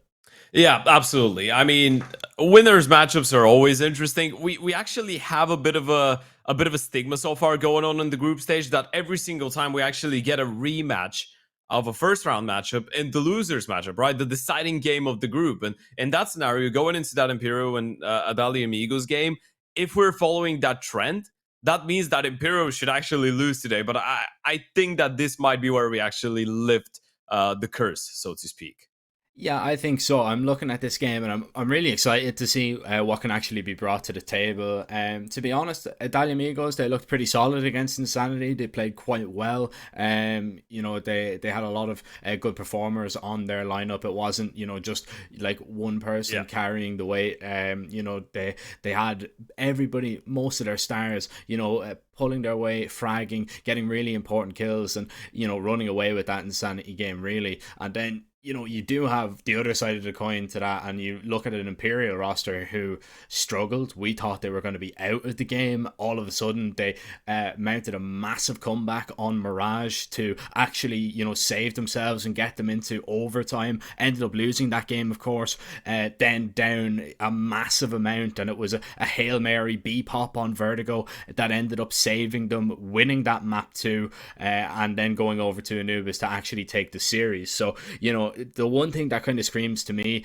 that Imperial, even when they're not playing at their best, it's going to take a whole lot to beat this side. Yeah, for sure. I mean, Imperial right now, they've played, obviously, both those teams, they're playing Challenger League as well, which is best of one game. So that's the reason that the amount of best of ones they've played so far this year is actually that crazy. But when you look at it, all things considered, you look at the best of threes, Adalia Amigos, they haven't really beaten a really solid side from the South American region in the best of three. And by a really solid side, I mean, an Imperial, a Fluxo, an INZ, a Bestia, an MIBR, all those teams that we actually spoke of yesterday, right? The guys that are the top of the tier 2, shelf, top of the tier 1.5, maybe even shelf in South America. And you look over at Imperial, that's all the teams that they've been beating, right? They've played 7 best of 3 so far this year. They've won all 7 of them. The only one that they actually struggled in against the let's say lower tier opposition was against Solid in the game that we covered, and as you pointed out, it was a bad day for them. They still were able to come back and actually win the series, but they've been beating all of those guys: Bestia, 9Z, MIBR, Fluxo, and that just speaks volumes of the dominance that they've been showcasing so far in 2024 in South America. I mean, they've qualified for pretty much everything that they can qualify for as Yeah. well. So, you can't really look at them and, write them off about absolutely anything. They're definitely probably one of the favorites, I would say, to take this event as an entirety, excuse me, as I stumble over my words. But yeah, no, looking at this one though, like I do worry a little bit from our Imperial. I think they were lucky to kind of still be in that game. Solid definitely could have closed it out, but it came down to just 2 massive rounds, and then once they won them, it was kind of like, okay, right, well then it should be pretty easy to come back. And I'm talking like 8-round comebacks that they just managed to pull out of thin air, it seemed.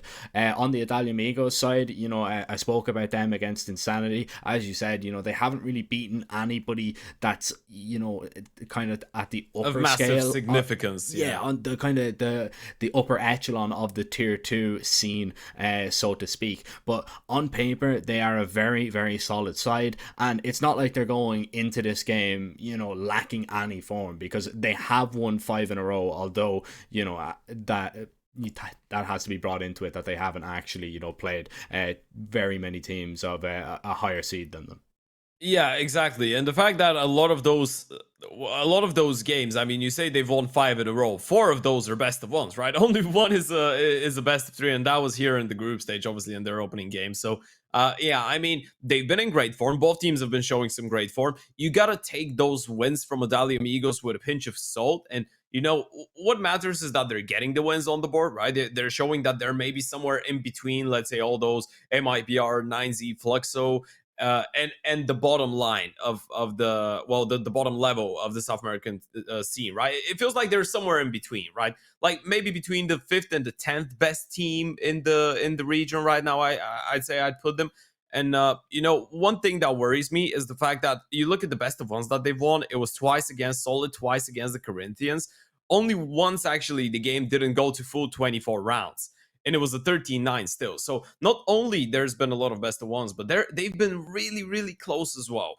One thing that they have going on for them though is the fact that they actually played 4 different maps in those best of ones. So they are showing they are showcasing a pretty deep map pool. And going into the veto, I think this is one of the things that we're going to be looking forward to. The fact that actually Adalia Amigos have, I guess a massive choice in which map they want to go for. Yeah, they can pick something that's, comfortable as well, because like when you're coming up against a team like Imperial, I mean, it's going to be difficult to get them on a map where they're not comfortable at all, because they have been so dominant. They've had 100% win rates on the majority of the maps, and a lot of them, I believe they only have Vertigo and Anubis that are below an 80%, which is ridiculous, all things considered, out of a 6 that they play. And Mirage is going to be the pick of Imperial. Not really too surprised there. It's just a map that they've got so many games on, played it so much, a very high win percentage, 12-1 I believe, on that map. As for Adalia Amigos, they are going to pick into Anubis, so maybe a little bit of a punishment pick. That is one of the maps that I was talking about that is under that kind of 80% threshold, even though Imperial do play it an awful lot. And then we've got a Nuke Decider, which is, a solid map all round for both teams. So looking at this veto, I don't think Imperial are going to be too upset about it. I think they're going to be quite comfortable on whatever map they really play today. But Adalia Amigos, I mean, it's looking like they're going to have to take that Anubis. I really feel that their map pick needs to go their way if they're going to have a chance here.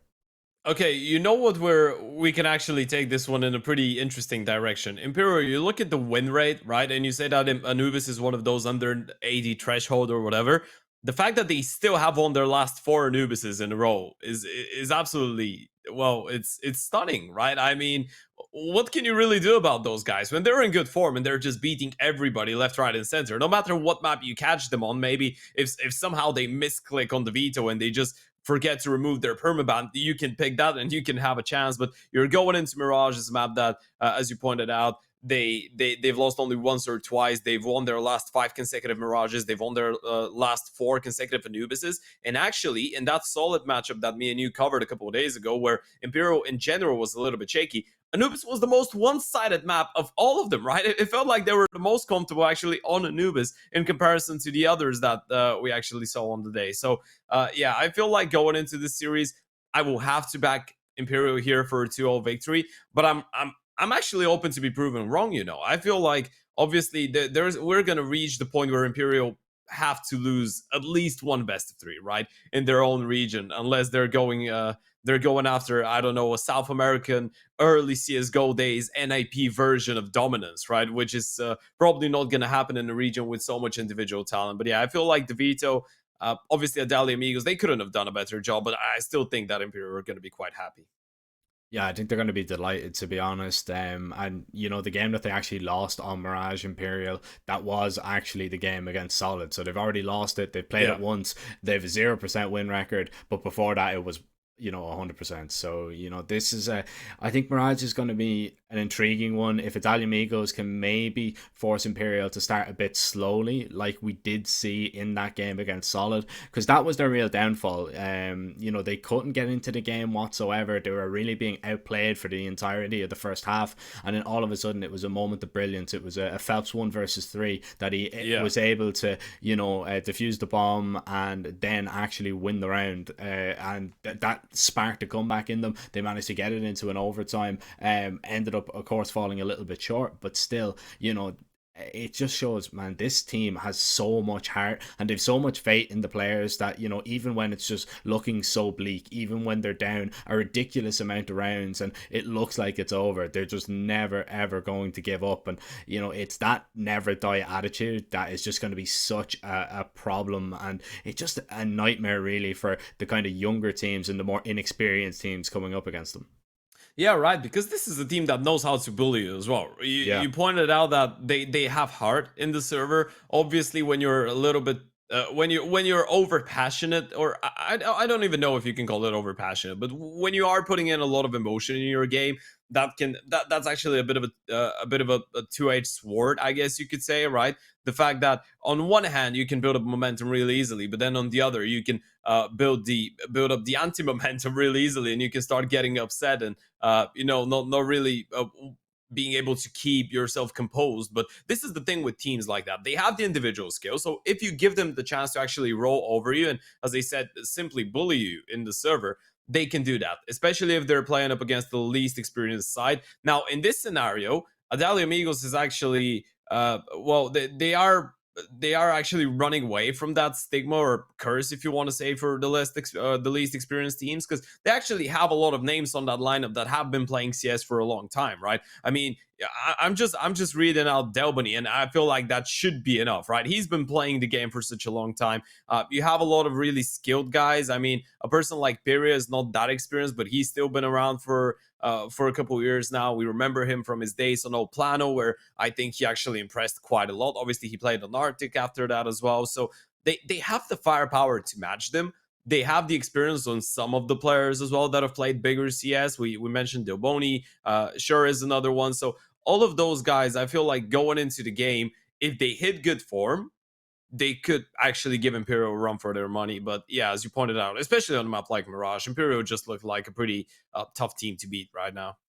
Yeah, I think they need to bring that kind of form that they had in game one versus Insanity forward. You know, if we can see Perrier and Delbany, who are kind of virtually unkillable at times in that best of three, if they can bring that forward early on and put Imperial under pressure and just kind of make sure that Imperial don't get too comfortable, know that they do definitely have a game to play. I know Imperial aren't going to overlook this whatsoever. It nearly cost them the first game, to be honest. You know, they were really not focused for the first, halves of the two opening maps even.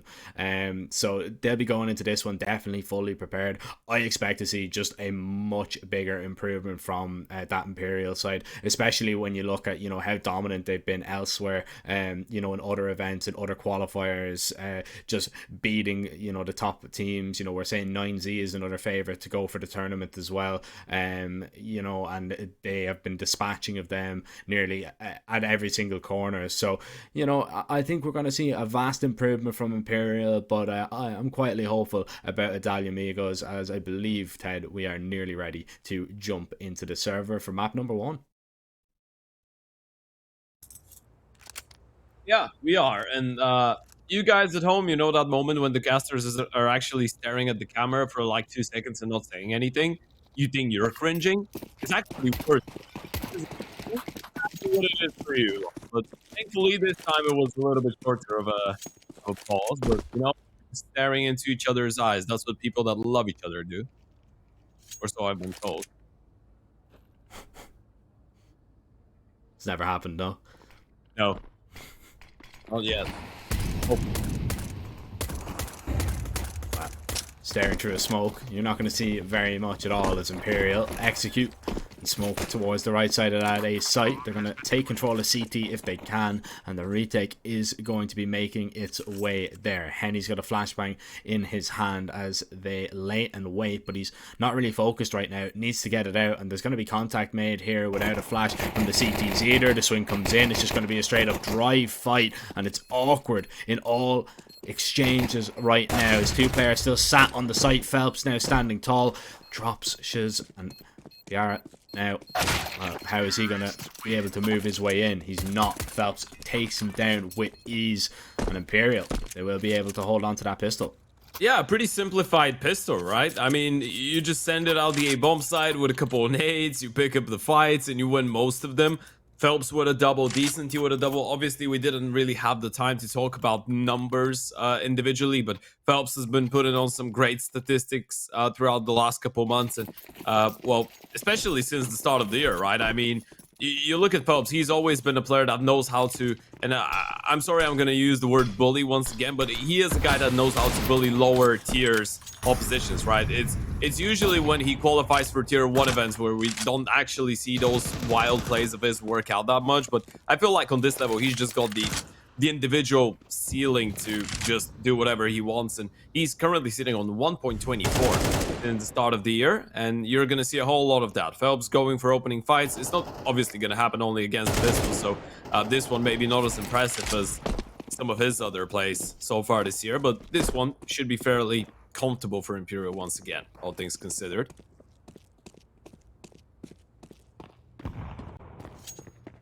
Should be.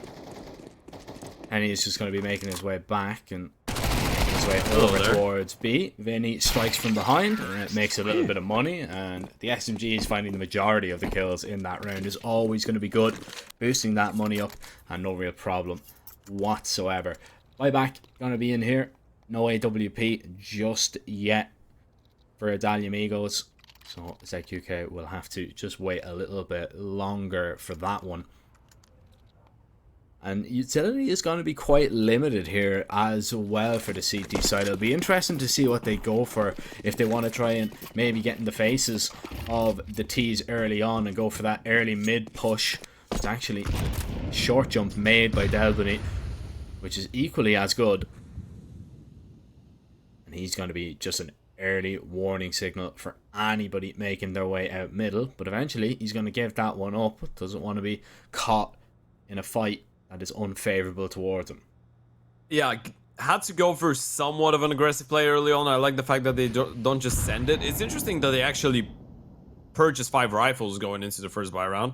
You mentioned the lack of util. They don't have a defuse kit either. So if they lose that B bomb site, for example, because at this point it's looking like Imperial are thinking about a B split, that would be quite problematic, and we might even see a save from the A players unless Delbany can find a couple of kills. Flash is going to be great, sets up Decenty for a really good opener, and now it's all down to Superior, and he's all alone in towards the B apartments as well. Superior now. Feeling a little bit of pressure. He's going to try and run down No Way, who is just trying to bait him into a fight that's favourable to him, and that's exactly what he does. Phelps has seen a gun barrel there as well. Decenty is going to find that player out. Oh, bomb is mid. Yeah, bomb is mid, so you have to go back and get that, but I mean, Bassin is in a whole world of trouble. Phelps eventually is just going to cut him down from behind, and he had no idea it was happening. And it's left onto ZQK, the IGL, and this should be a save. A 1 versus 3 is definitely not going to go in your favour. And this is going to be the only rifle that you have really to play around with in the next round. It's a really solid start from Imperial. Although they lose, you know, a few players, it's not extremely clean. They just did look very comfortable in that round throughout. Yeah, right. I mean, the way that they send in the player in towards ladder with the flash, that was a great way to get the opening kill. And that's the risk of you actually purchasing 5 rifles and not going for anything aggressive early on, right? You're just holding angles, and you don't really feel secure enough to even go for a peek because you don't essentially have any information, right? I guess you had Pyria, who was trying to be a little bit more aggressive towards the B apartments, but then No Way just played that one to perfection, just dancing around, winning that fight with the MAC-10. The moment that he gets that kill, the round is pretty much over. Phelps with a great position, lurking in towards window slash jungle. I was thinking about middle. Can we call it Mindo? I don't think mid window, right? I mean mid window.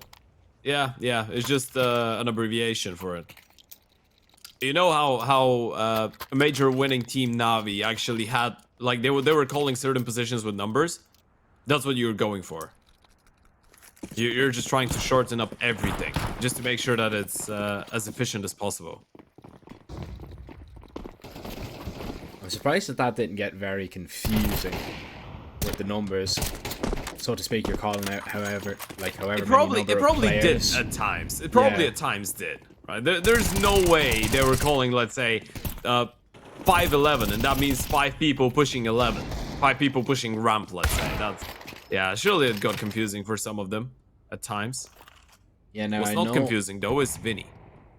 No, not at all. He's locked in, razor focused for this round for sure. He's already picked up 2 kills. Delbany now falls, and it is just one singular player left for Adalia Migos. So this should be another Imperial round. Like, I know that Mike Tyson used to actually have numbers for punches.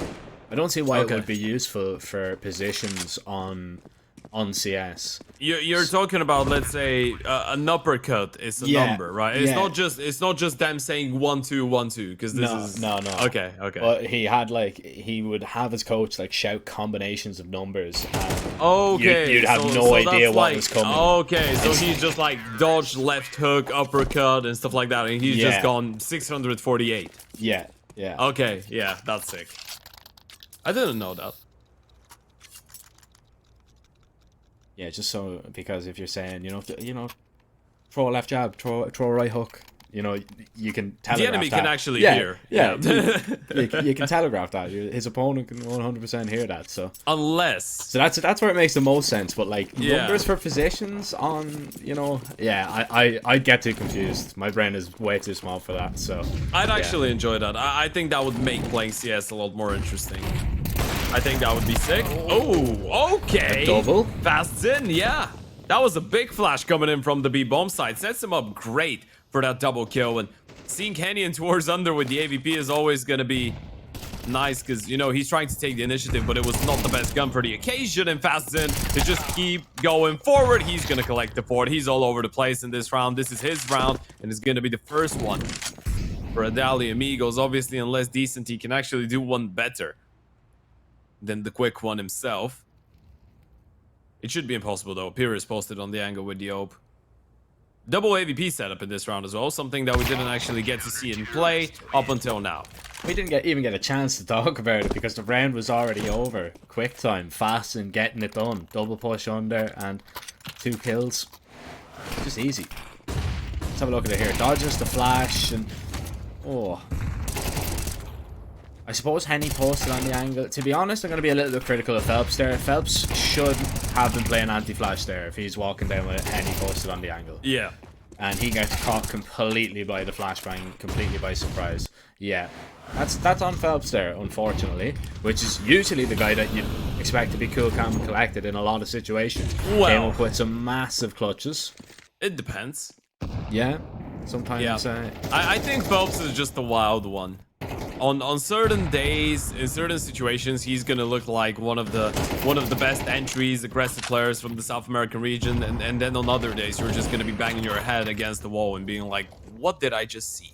Well, his head banged off the wall there, and it was shot through one as well. ZQK, quick and easy headshot. They were going for a boosting towards window. There's all the information that Delvini was searching for. Vinny has a refrag, but it's been given up that you have at least one more player out towards middle, and the Adalia Amigos are going to be pretty happy just to not play for this position at all. They might peek into it late if you're fasting, but there's no reason to give a fight that's unfavorable right now. Just play the numbers game. You're happy enough to leave Pyria over towards that B bomb site because he has the AWP, and right now Adalia Amigos, they are expecting some kind of a split up connector towards the A site. There comes a flash. Fasten actually was turned around from that, dodged it unintentionally, but it didn't matter. The kill came from the site. Pyria with a quick and easy kill, and now Decenty finds himself with it all to do. But that is a great way to start it. It has to get his runners on and go pick up that bomb. Lots of steps being made, and Fasten is going to be hearing this, and he's going to be extremely fast on the flank. Won't matter too much because Decenty can get this bomb down, and if he can isolate these fights correctly, there's definitely an opportunity, especially with that AWP, but he's already been spotted out. Great first shot, now holding, spots a second, needs to worry about the upper, trying to get on the angle. Here comes the swing, and he misses that shot, but will not miss a second time. Decenty looks to get it done on his own. He needs the 4K, and ZQK is low. He could actually just pistol him, but the same goes for Decenty. Here comes the swing onto the sight, and the pistol to the brain. ZQK gets it done. Defuse should be stuck. This should be around for Adalia Amigos, Yeah, he's got and they it. can thank their IGL for it. Yeah, what a clutch. They absolutely needed this one to be denied. I mean, Decenty in a 1 versus 4 like that still got way too much, right? He's gonna be happy. That's one of those NTs in which you're actually sad because you made it that doable, but you still realize that you have a lot of reasons to actually be thankful for what he did, right? He plants the bomb, he gets 3 kills, does a lot of damage. Obviously, they didn't know that ZQK was low, right? Otherwise, especially with that smoke, he could have just went inside of the smoke with a pistol and he wins the round automatically. Because the time is running low. He didn't really know that ZQK didn't have a kit either. So yeah, a lot of variables there, but still a really decent try by Imperial's player. Passes in. Going aggressive once again. Is Phelps ready? Absolutely yes, but the timing was a little bit off. He was just looking away. Now you have to go quickly in towards the B site. You have to try and maybe catch Amigo sleeping, lacking, but Delbany stops 2 before they even make it there. Out of the apartments, they will not go, surely not, and no, nobody even makes it past the balcony's head. That's a fantastic hold from Amigos, and it puts Imperial really on the back foot in terms of the money. This is a perfect opportunity for Amigos to get going on Delbany. That angle towards short is absolutely brilliant. He found the first and just had the perfect lineup through the smoke to collect the second. A little bit fortunate, but just a great calculated spam. Now I expect something a little bit quicker here from Imperial. Yeah, probably. You're down to a lot of pistols. They actually still have 3 Deagles in the mix, so maybe you gotta give them some sort of a chance. I would assume that the moment that they want to actually go for the take, Henny's just gonna jump out in the Deagle of Decenty will try and find a couple of heads there. You look at the Yuto, there actually is just 1 smoke. So that's not going to be too much of a set piece. It's going to be more of a, well, let's set ourselves for some fights with the pistols and hope for the best. It's all a bit of random timing, and actually they're going to smoke first. Now they're going to try and scale up onto the site. Defensive smoke used for now. Nobody going down, but the opening kill found, and it's a second. It's a lovely double. A bomb plant would be great here, and they might just get away with it. Vinny somehow still alive on 3 HP. Just doing everything he can. He's eventually taken out of the round. And Vinny just sitting on the bomb with the knife. Fasten is going to find him out. All things considered, though, that's a really nice job. But considering the lack of utility that Imperial had, just to scale up onto the site there and get a bomb plant, you know, yes, they lose the round, but it puts them just in a fantastic position financially for the next. That smoke on the bomb site was actually a CT smoke as well, right? This is a gift from the gods for Imperial. They just saw that and they were like, oh, we actually can get a free bomb plant out of this. They smoked the bomb site for us. We can do that. We can get a bonus money. And, well, realistically, when you just bring in 3 Deagles, 1 Spit 250, and 1 Tech 9, and you have nothing but 1 smoke, and you go away against 2 rifles and 1 AVP with full Yuto, getting a bomb plant sounds like a lot, right? So, yeah, Imperial's gonna be happy. They still go for a tactical timeout right now, realizing that this game is already becoming maybe a little bit too close for comfort for them. Obviously, they're on the T side still, and, you know, after the 4-0 start, there's still no reason to actually turn on the alarm, but you gotta hope for at least a closer buy round, because let's not forget, the most recent buy round that was actually, well, down to the wire because of Decenty was actually a 1v4. So you don't want that to happen once again. You don't want to get completely destroyed all over the place.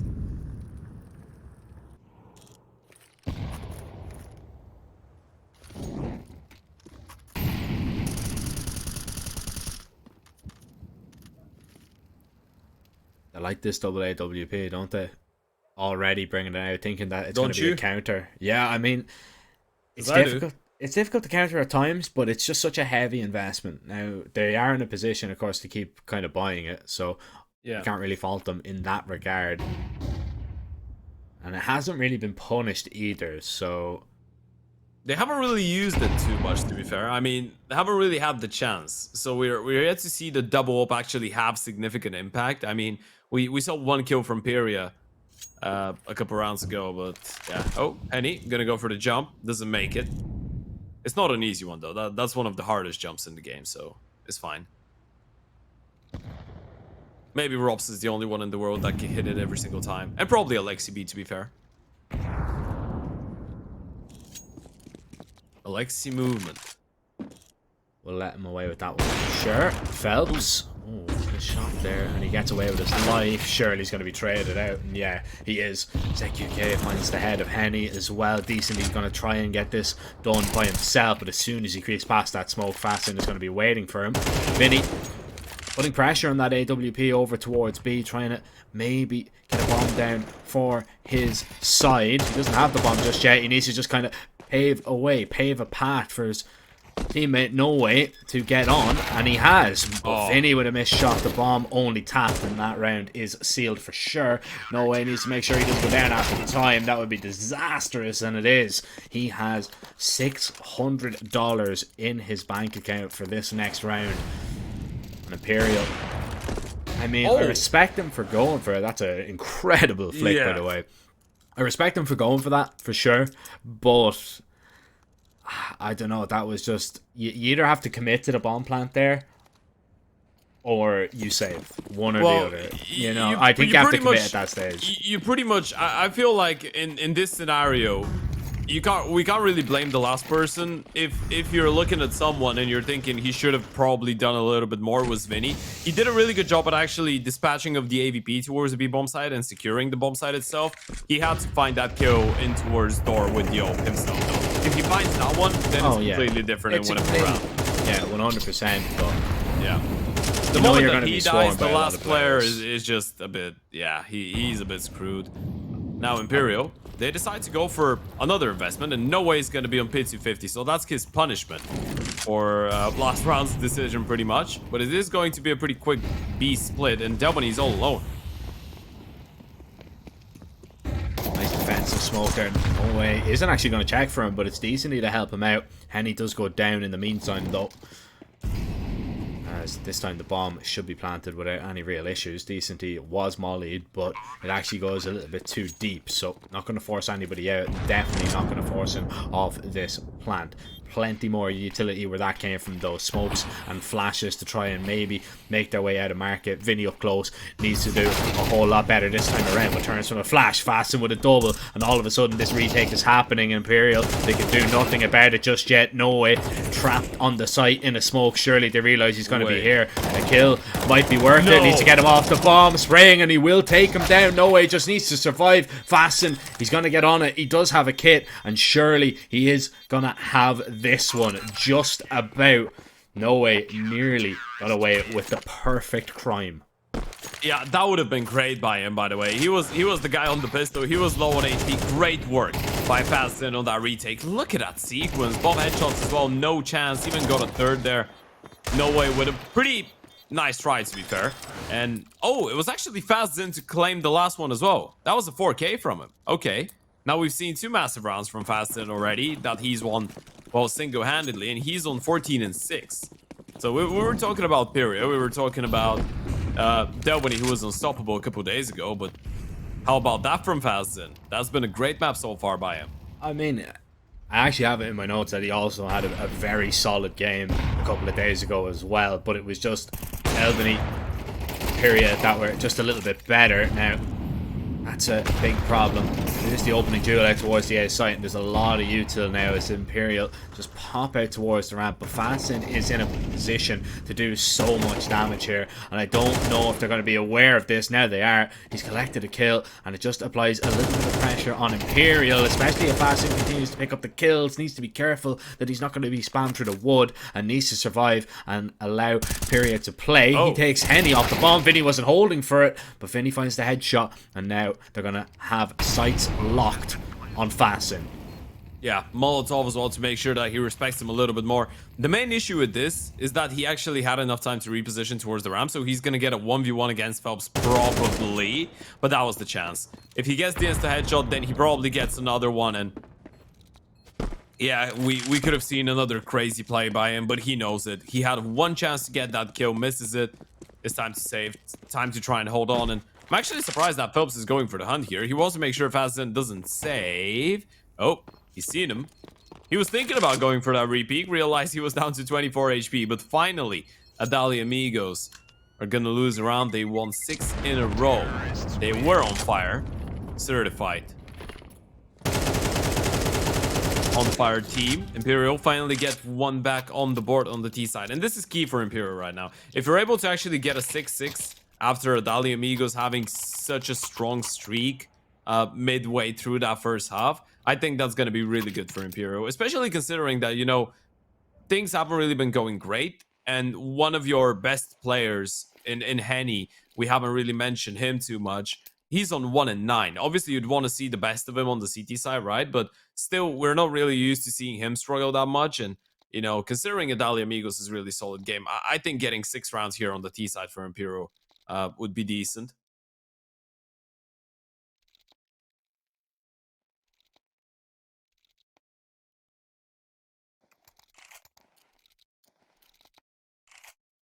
I think you'd be happy with a 6-6, especially if you were able to take the pistol going over onto that T side. I think you really need to start well in that second half if you're Adalia Amigos, just to maybe be in with a chance of stealing this one away. But all things considered, there's a great streak of play from them, and it might get a little bit better before this half is out, but started off badly. Their main man, Fasten, is already taken out of the round. Vinny sees to that one. I think UK tried to maybe even up the fight a little bit, but the flashes deter him for just a moment. Mid control taken from Imperial. Plenty of utility to make sure that they hold on to this. Adalia Amigos, they're itching to fight here. Yeah, and you can't really blame them. They're in no good position right now. Man down, not a lot of info. Obviously, you know that there's some presence towards middle, but you're completely disjointed. And Peria, he's going to get some support by the AVP. Got to make sure he gets at least one wayward shot from Henny. And Peria will punish them. Decenty going to try and go through the smoke. ZQK is ready, and now they've seen the last one as well. Peria with a triple kill, a massive hat trick to put an end to that first half in 7 rounds, going in favor of Adalia Amigos on the CT side. Really good half, strong finish from Adalia Amigos. For sure, Imperial are going to be a little bit disappointed that they weren't able to actually close that game out, or rather, you know, hold on to their lead, should I say, for that the rest of that first half. They allowed Adalia Amigos to kind of get into a little bit of a rhythm. You see, of course, 6 rounds there, 7 out of the last 8. And that's going to be a big problem. Pistol, I feel it is quite important for Imperial, just to make sure that they don't get too down in the dumps about their recent round performances. Yeah. And this is looking like it is going to be an A split up connector. And Imperial, they actually do have a nice setup for it. 2 players in towards jungle.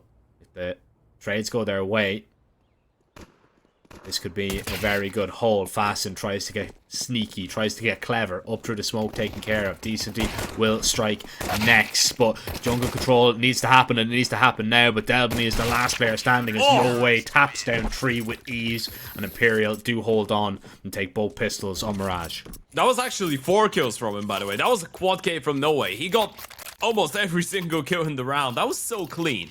I mean, that was an online tutorial on how to actually turn a mid-game into a really good performance for yourself in just 1 round, right? I mean, he was on, what? He was on 7 kills before the start of this. Look at that. Clean one on the first one, jumping through the smoke. Second one, I think, was even better.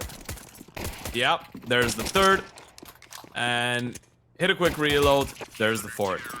You try and run him down. You're not going to be able to do so. No way. Well, no way you run him down, pretty much. And now Henny's in a great position to farm some cash for the AVP. Let's see how many he gets. There's 1, and there's 1. There's 1, and that's it. Adalia Amigos, heavy underdogs. That's been a tough day for Henny, I must say. Yeah, I mean, we haven't said his name very much at all so far. Yeah. Well, we did say it once because we mentioned the fact that he was 1-9. That was... Yeah, I think that was the only time. Obviously, he's that type of a player that can turn things around, right? He's a really experienced guy. 100%. Yeah. Phelps is going to spot out everybody, only taking down 2 of them, though. Decently is going to continue to push, and there's absolutely no respect right now being shown to Adalia Amigos. But all things considered, in just a Glock round, you've taken 2 kills. Yes, they're only the SMG players, but it does mean that Imperial do have to rebuy all the armor and all the utility and the likes. 40 seconds, fast in. Might try and just wait here for as long as possible. Fake out that he has actually gone back towards that B bomb site. But Imperial should not move here. Yeah, they have vision of middle. They have Vinny on the B bomb side, and Fazden is just waiting right now. He's gonna, I'd assume, just try and jump on the bomb side and hope that they give him a bomb plan. But yeah, Decent, he's just not gonna allow that. He's just playing on sound and towards the back of triple. Bomb's not gonna go down in a million years right now. And Fazden, the moment that he tries to actually go for it, that's gonna bait out the peak from Decent T. So that's gonna be a double for him. 7-7, we're tied. And the first buy round for the T's approaches. And it's actually here. It's here. Yeah, and it is time for Italia Amigos to really step it up if they want this game to go their way. I just thought of the, you know that it's time to go meme. You know it? Oh, yeah, from Arsenal TV. Yeah. Yeah. UK culture. Oh, this is going to be a big problem for Decently right now. He is solo towards A. Your mid players need to get back. Just watch. Now. He needs 3, to be honest. Now, he is in a good position to hear all the nades go over, but not in a good position really to deal with the hit that's coming in. He's just going to fade the smoke, and actually, he has played it perfectly. No! Oh, no! No way! He kissed him in the smoke. I fell at the last hurdle. Oh my god. And Fazden gets the kill fully blinded through a smoke as well. I don't believe it. I don't believe it. He nearly played it to perfection. The last person that could have possibly stopped him, he met him in the ramp smoke. There's still a chance here, for sure. With Phelps now on the flank, spam from Vinny. If he was able to find that kill, that would have been very fortunate and got the ball rolling, and eventually he will get it done. Phelps continuing just to creep up behind. Vinny now is going to pounce, and Phelps is going to strike in the back. They know ramp is clear. He has to be on the site or in towards Palace. Delbany is going to try and get out and get the players off this bomb. Phelps needs to get on. He needs to stick it now, and he's been taken off it. Henny cannot win it. There is not just enough time. He won't get away. He may as well try, but he will die for his efforts. Yeah, and they failed the second smoke as well, right? That was, I'm not sure if that was designed to go in towards Palace or on the bomb side and the bomb itself, but the smoke failed. And yeah, we got to see a quick replay there. What happened to Decenty there was the most unlucky thing ever, right? He dodged three people successfully. And those are the 3 people that might actually consider you being close to the round. No one sees him. No one even thinks about him being that close. And then the 4th guy, ZQK,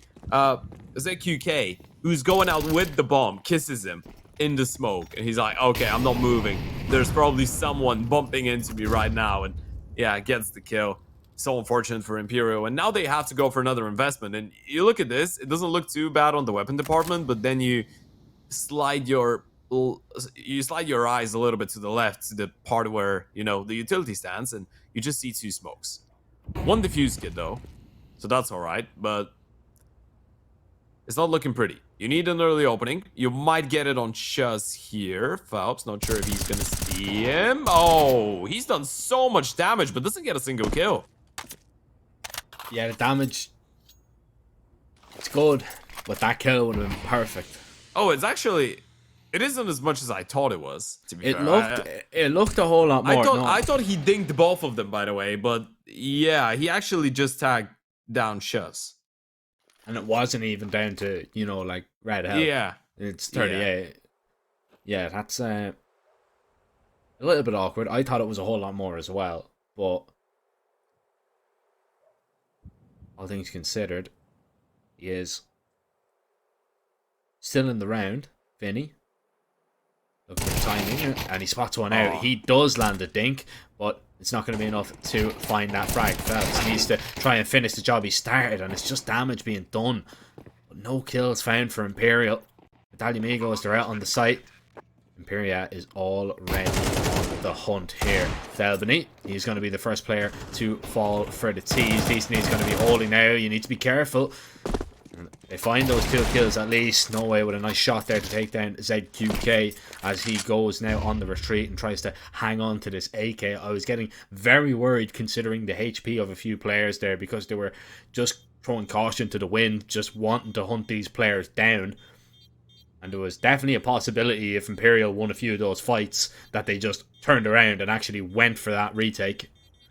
But it doesn't happen. Italia Amigos do get on to 9. Imperial's money is washed away.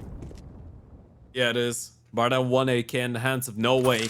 And now you're starting to get a little bit worried for Imperial, right? Now we're starting to see Italia Amigos actually looking competitive on Mirage, and we're seeing once again the uncertainty on the side of Imperial, right? It just doesn't feel like it's as convincing as many might have expected from Imperial. I mean, I say many might have expected, including myself, especially on Mirage, but Italia Amigos, they've been putting on a great fight so far.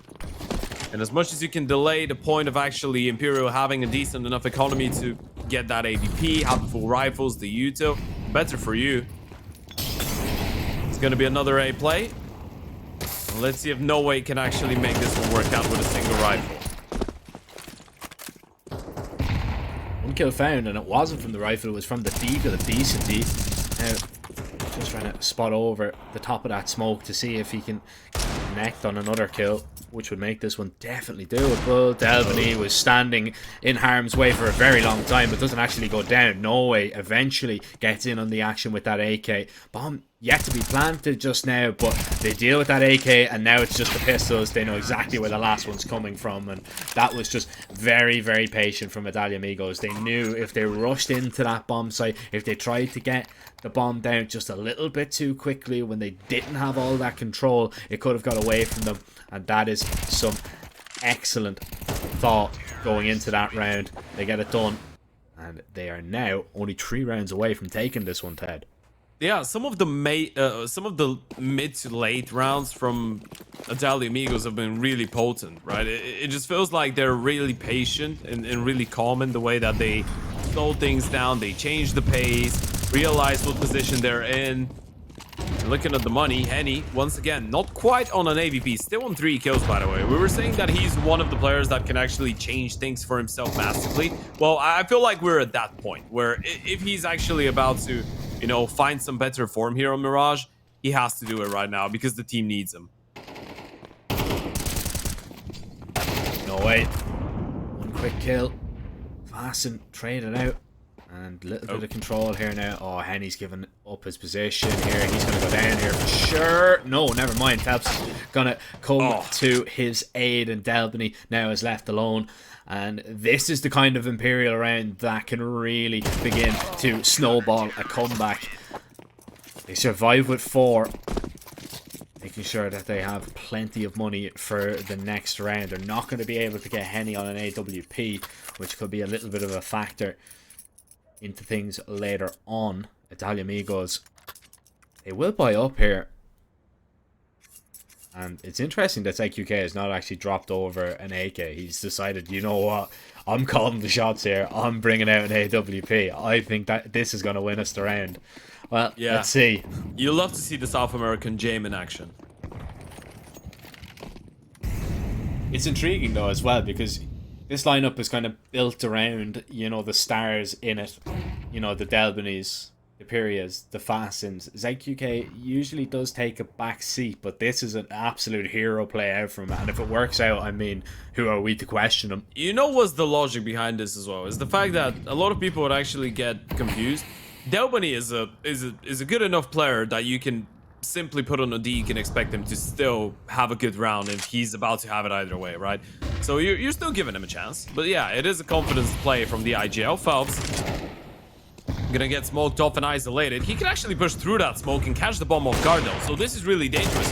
He's probably gonna do that. Phelps gets one, gets a second. The bomb goes down. Pyria finally gets that refrag, and they are actually getting the kills in towards the B-bomb side, but Decency is still there, and they need to deal with him. A lot of people to be worried about. Gets one, No Way, in towards middle with another, and Decency in the meantime is falling down, and it's that person with the Digo. It's Delbany in the 1 versus 1, but he doesn't have the bomb on his disposal. What's he going to play with here? He's thinking about going with the Deagle, then he's thinking about going with the AK. Didn't realise how many bullets were in it. There's 8 left in that magazine. 1 will do for No Way, and he shoots first as he sees him first. Takes him down.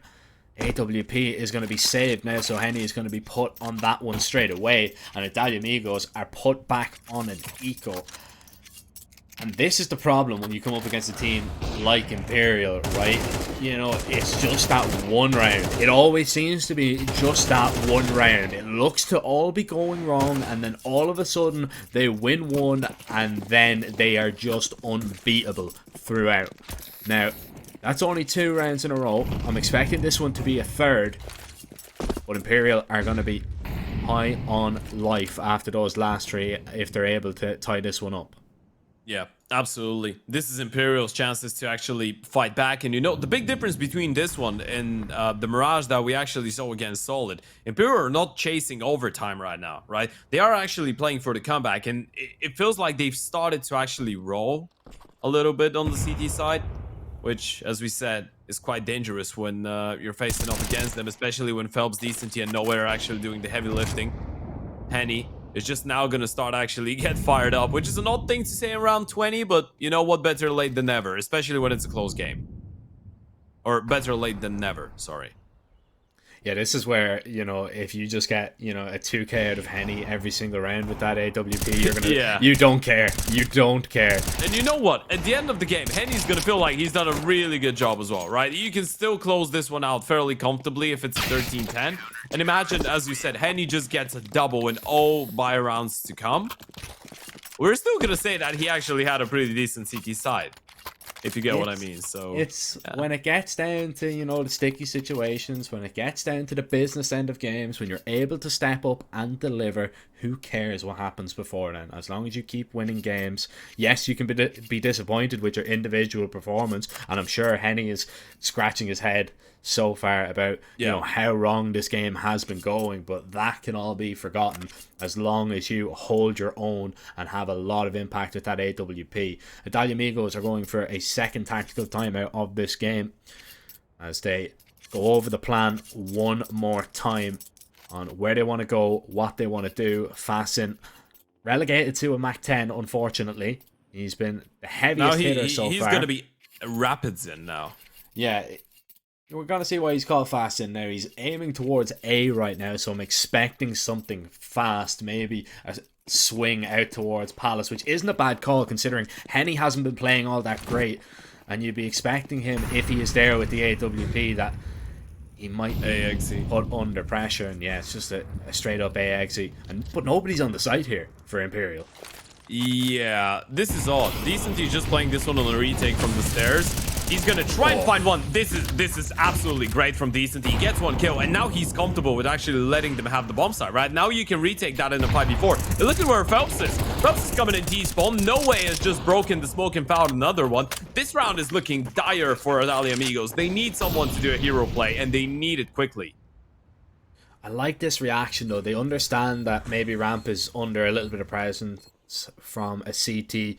Maybe Phelps could be lurking behind them. ZQK is just going to look for a fight head on right now, but finds Henny in his way. Decenty, Vinny get in on the action as well, and they deal with those 2 CT players. I mean, Italia Amigos, what can you do? You get unfortunate, you lose 2 players through smokes on the execute. Imperial have just played that one to perfection. All 5 survive once again, and it was just like I was saying a few rounds ago, it looks like Imperial have just flipped that switch in their head that they are not going to be beaten here. 11-10 right now, 2 more rounds, and this one, well, I see 2 hero rifles. I doubt we're going to see many more. No, you should be playing around the pistols right now. Yeah, you're just playing for the damage. But at this point, Imperial don't really care if they lose a couple of guns, right? I mean, they have enough money to actually lose a round and reinvest. So even if they lose 4 people, winning the round is what matters the most. And I was just going to add to that. Playing up against a team that actually uses Decenty as an A anchor could be quite devastating, all things considered. Oh, Henny. In a lot of trouble. He should be dead. And he is. So that's another round that doesn't really go to plan for the Oper of Imperial. Shuz putting his rifle to good work, so that's one of the, well, I was gonna say one of the Galils. Fastin is actually on an AK-47, but one of the rifles finding its impact early on. Let's see if they're still gonna be able to catch a couple more off guard, though. One is not gonna do the job. It's a good start, but you gotta build up on top of that. and especially because the op wasn't really in a recoverable position. Yeah, you probably could have gotten it, but you're risking overstaying your welcome out towards middle. Fasten alone towards mid, and I assume they're just going to try and clear him out before they go over towards A. They realise they've given up the site here.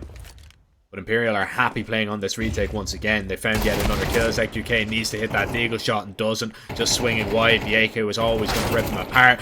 There goes the Galil. And will you even get a bomb plant out of this situation? And the answer to that one, it's plain and simple. It's a no. Imperial on fire in this game. And now have 2 chances to close this one out and send us to map 2. I think that was the 3rd or the 4th round in which we've seen a double kill for both Decent and Phelps simultaneously, by the way. Noah's been having a great showing as well, but his plays have been kind of like a solo venture or whatever. It feels like Decent and Phelps just get the kills in the exact same moments and rounds when the team needs it the most. And yeah, you were spot on. Imperial, they were able to actually get back into the driver's seat, and now are going to have 2 chances to close it out. And look at No Way go. He's going to go pushing in towards top middle. There's one, there's a second, looking for a third down, but he finally shuts him down.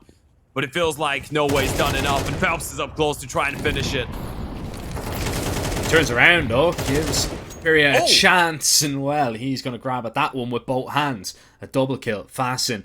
Does he realise when he's up close? Yeah, you have to, surely. And he does. The quick and easy headshot. And all falls onto Henny. But all will be forgiven for such a slow game if he's able to pull off this 1 versus 2. Knows Perrier was out towards middle at some stage, but is guessed incorrectly right now. So Perrier is going to have so much time to get this bomb down. He's going to hear the molly the other side of the map now, and he's going to begin to run to try and get a little bit closer. But I mean, you've got so much time, you can go anywhere you want, and you're expecting to come up against an AWP, but Henny is going to swap over now to the AK and begin to move. This position is nice though, unconventional. Period has himself in a fantastic position right now.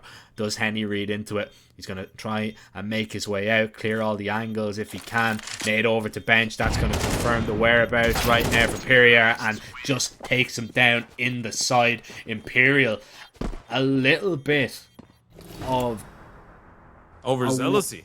Yeah, I mean, I don't want to be extremely critical of the round, but it was almost like, oh, we've won this. We've got the bomb down towards middle. There goes the molly. Yeah, I mean, he expected, you know, nobody to swing through that Molotov. You can probably argue that for sure, but just thinking maybe a little bit that round was done. Overconfidence maybe. Just overlooks that completely. They get back into the round, and Italia Amigos now have a chance to send it to OT.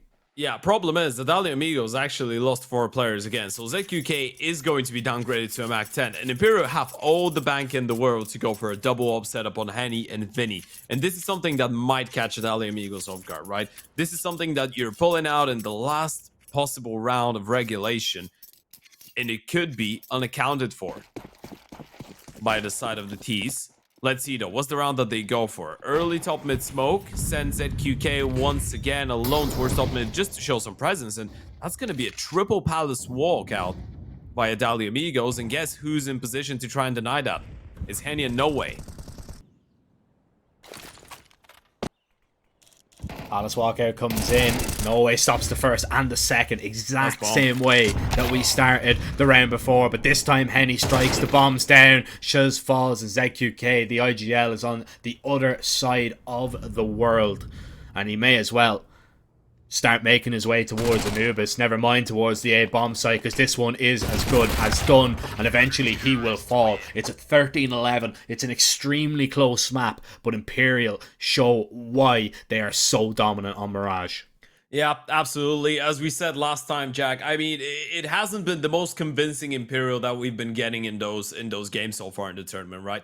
And in the meantime, everyone up against them seems like they're playing their best CS, right? It kind of feels like there's a price on their head right now.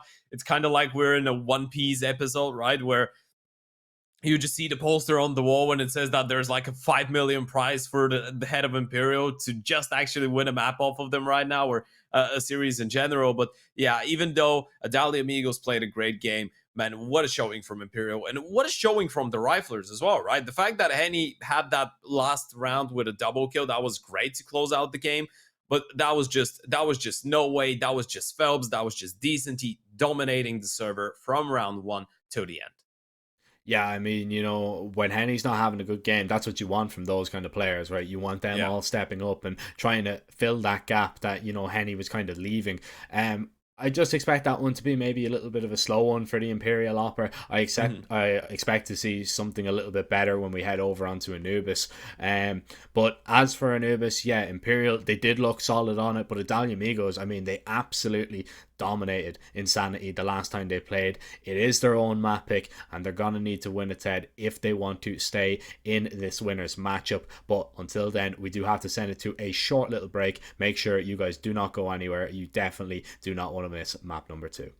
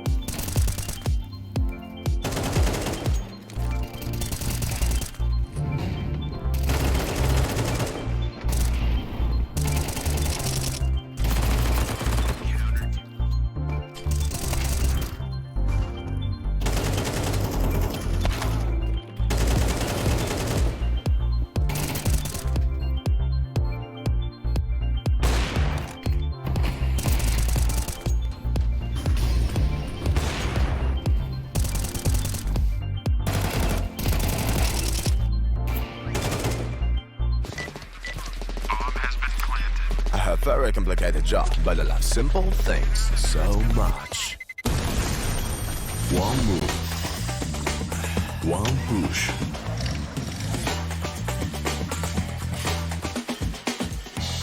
One touch.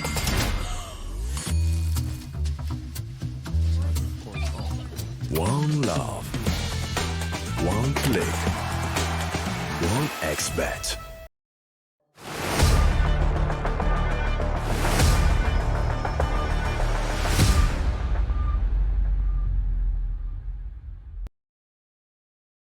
Welcome back, ladies and gentlemen. We are nearly ready to jump into map 2 between Imperial and Adalia Amigos, Ted, and an interesting, very, very closely fought first map. But Adalia Amigos, unfortunately, they just came up short. Imperial looked like they just had that engine in them just to be able to get them over the line, even, you know, without Henny firing on all cylinders like we are used to seeing from him. A great all-around team performance from the Riflers to get them over the line. But Mirage is done, and now we head over onto an Anubis, and I just want your initial thoughts, but I think we'll have to wait, Ted, because we are getting into the server right now for map 2. Yeah, I mean, I think that might be a first time, because the opposites happen. I think that might be a first time, and actually, well, it's not a pre-game segment, but before pre-map segment, I haven't said a single word. The others happened. I mean, vice versa. Yeah. But yeah, it's cold out here. It is cold out here.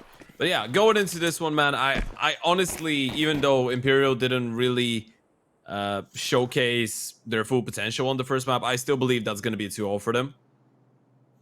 I feel like Anubis has just been really solid, but we gotta wait and see. Fast in, start things off pretty nicely. Nice kill onto DCT in towards middle. Tempo smoke, suggesting that's gonna be an A split here, but it's all a ruse. It's all a fake as they head back towards that B bomb site. Adalia Amigos know this stuff. They're going to be ready and waiting. They drop the bomb. Now, actually, Delbany finds that first kill and a second. Oh. How about a third? Delbany just stopping them all on his own. Henny is now left blinded in towards Dark. The lights surely will be turned out on him in just a moment. Ooh. Not before he does get a little drive-by Glock onto Fastin, but Delbany, 4 kills, locking it down pretty much on his own. I mean, he had teammates there, but they were pretty much just there for decoration. Adalia Amigos, they will take their first pistol of the series. Yeah, they will, and this is a great starting point here, right? I mean, a map that you've been near perfect in recent history in 2024. You've only lost it once and you've played it 6 times, right? And the only team that you actually lost it to was Sharks, and we know how prominent Sharks are usually when it comes down to Anubis, but it's a map on which you've beaten Insanity, the Corinthians, MIBR, Odic, and the last 2 names obviously being the 2, I'd say, most serious ones, the biggest ones out of the bunch. Now you're up against really well playing Imperial in the last couple times that they actually had the chance to play on Anubis. Imperia, nice clean triple, make that a 4K up against the pistols. Obviously it's just the Glocks on the other side, but still satisfying. One of your rifles get a good start to it, and ZQK will put an end. So a nice and easy pistol round, a nice and easy anti-eco. The foundation's there. Time to see if they're going to be able to keep on building up. And you know, Pira is one of those players that you don't really want to give too much confidence early on, right? Definitely not. I was really worried for Piria there when he tried to peek in towards Zeus there for that final kill, or his 4th one. I was thinking maybe we'd see the first Zeus in this. I don't know if we've actually spectated a Zeus kill. I think we might have spectated one, if I'm not mistaken. This gun round already started off nicely for Adalia Amigos, but initially traded back instantly by Vinny. Great spam on the smoke there. No Way was trying to creep his way in past it. Vinny once again doing damage with this SG. It's an unconventional weapon, but he is definitely making it work, even at close range. Good nade onto Fastin and actually takes him down. Vinny is doing it all in this round and really giving his lads a chance here. Just going to peek out. Vinny's going to be holding. Vinny finds 4, and Piria is the last man standing alone. Yeah, and they're still holding, right? They realize that this is still a losable round. Decent, he's low. Vinny's gonna go down, but that's gonna give them all the information in the world. Actually, he's playing the trigger discipline. Finally, Vinny turns around, and now they know what's up. But Pirius seems to realize it as well. Didn't carrier, and that's actually gonna mean that he's gonna leave himself completely exposed. It felt like he had a decent idea there for a second, but it was all ruse, as we said. But what a massive round that is from Vinny, man. What a way for him to step it up. I mean, it's not a name that we actually mentioned that much during the first map, and not a name that we actually spoke about too much in the first series. Obviously, now Vinny's taking a bit of a different route compared to the old days. Now he's an IGL. He's the guy to get all the worst positions. It's not like he's ever been a star player getting, you know, set up for success too much, but now he's taking extra responsibility. But it's really nice to see that every now and then he's actually he's got it still. He's actually in a position where he can be the difference maker.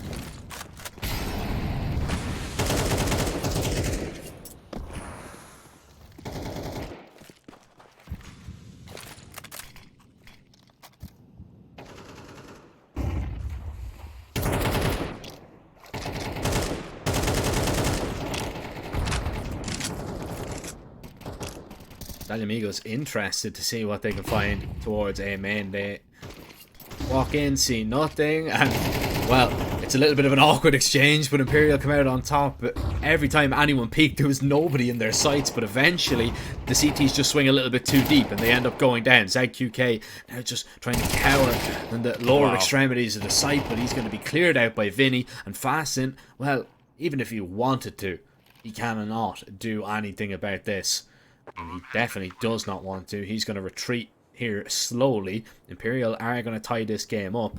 And it's a nice deep angle maybe that they're not expecting. He might get at least one kill here if Vinny goes searching a little bit too deeply. Oh, he's dropped in the water there. Surely Vinny has heard that. And I think they're just going to run at him here, try and take this weapon away from him. It would be a big find. But need to kind of worry about your own economy as well if you're Imperial.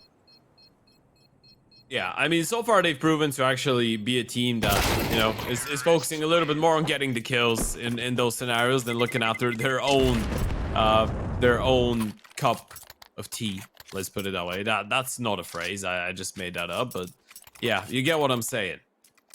They don't really they like actually minding. Well, they don't like minding their own business. They're always caught up in trying to sabotage their opponents in that sense, and they do so successfully here. Henny with the final kill. No money for the CTs, and this is already a scary good start for Imperial. I mean, it's T-side, so in order for us to actually say that Imperial's in a good position for a 2-0, they gotta win, I don't know, maybe 9 or 10 rounds here.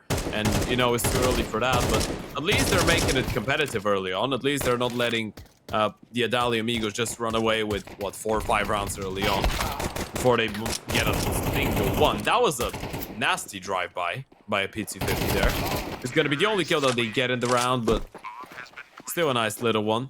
Bonus style points for ZQK.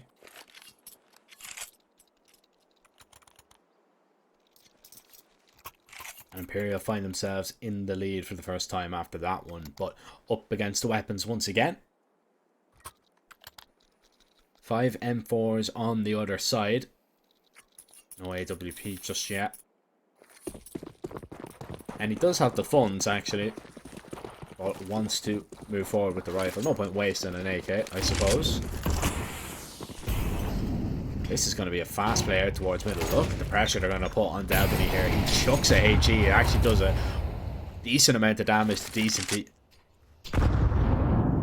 And it just slows them down a little bit, but they've lost so much control towards middle. And you can see how focused all 5 players from Adalia Amigos are right now, making sure that they cannot be walked upon from behind. Yeah, this is really uncomfortable for them. They gotta retake that middle part of the map, right? They just have too many people occupied with it, but the presence that the T's are showing in towards BNA main, it's gonna keep them occupied. No way, throwing in a couple nades. Now they're gonna get spotted. Flash is good, but Delbany still wins the fight. ZQK with another, and now that helps them out to actually focus entirely on that A hit. Vinny Good for one. Needs a couple more. Double nade. Actually, gonna tag him down. Not that much, but the bomb is yet to be recovered. Paston should be going down any moment now, and this spells a whole lot of trouble. 45 seconds. This is so awkward. They're trying to run back. They think they're going back B, but it's not really the case. And Vinny's picked up another one. The bomb is still unsure on where to go. This round is all over the place. And Henny, in the meantime, if that wasn't enough, is actually just smoked off tempo. So the CTs think that they know what's up. In fact, they have no idea. Yeah, but Vinny knows he has the side here. That's the thing. Vinny has seen them leave A. He's just being super, super cautious. And that's why he's saying to Phelps when he was in towards Canals, do not move.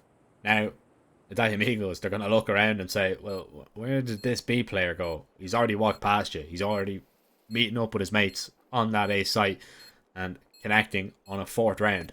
Yeah, on this T side. Henny's already going for that good old Que pasa, amigos. He's nearly there. He is. Imperial. It's a really good mid round there, Ted. To be honest, I'm actually, I'm happy to see the reaction though from Italian Eagles. I don't think they actually played that one wrong at all. You know, they knew what was going on. They got aggressive. They made sure that they took back mid control. They had that. They went in towards the site. They had 4 players on A there when 2 players were running through A main, and I thought, okay, this is going to be it. They're going to be able to stop it. They're going to be able to hold on. But the real difference maker was when Fasten pushes through Canals and ends up going down. Once he falls, that opens up the round completely for Imperial and Italia Amigos. They just start second guessing themselves. Yeah, right. I mean, sometimes you make really decent homemade burgers, but the burgers that your neighbor makes are just gonna be better, right? And that's not because you're a bad cook. It's just because he's a goat. Professional chef. Yeah, he's a professional chef, and he's won the burger contest in the neighborhood, right? So yeah, that was one of those cases. EQK though is gonna open things up really nicely. Flash is actually good to help out Delbunny here. Oh my goodness, no! He's just rolled down 3 of them, and suddenly this round is up in the air and down in ashes. Phelps, a 1 versus 5. What was that from Delbunny? The flash, I don't know. The flash from Phelps, I don't know if it was in the wrong position, if it was on the first player who actually was meant to be ready to turn from it, completely blinded him, and I mean, that just messed up the timing, right? It messed up the timing completely.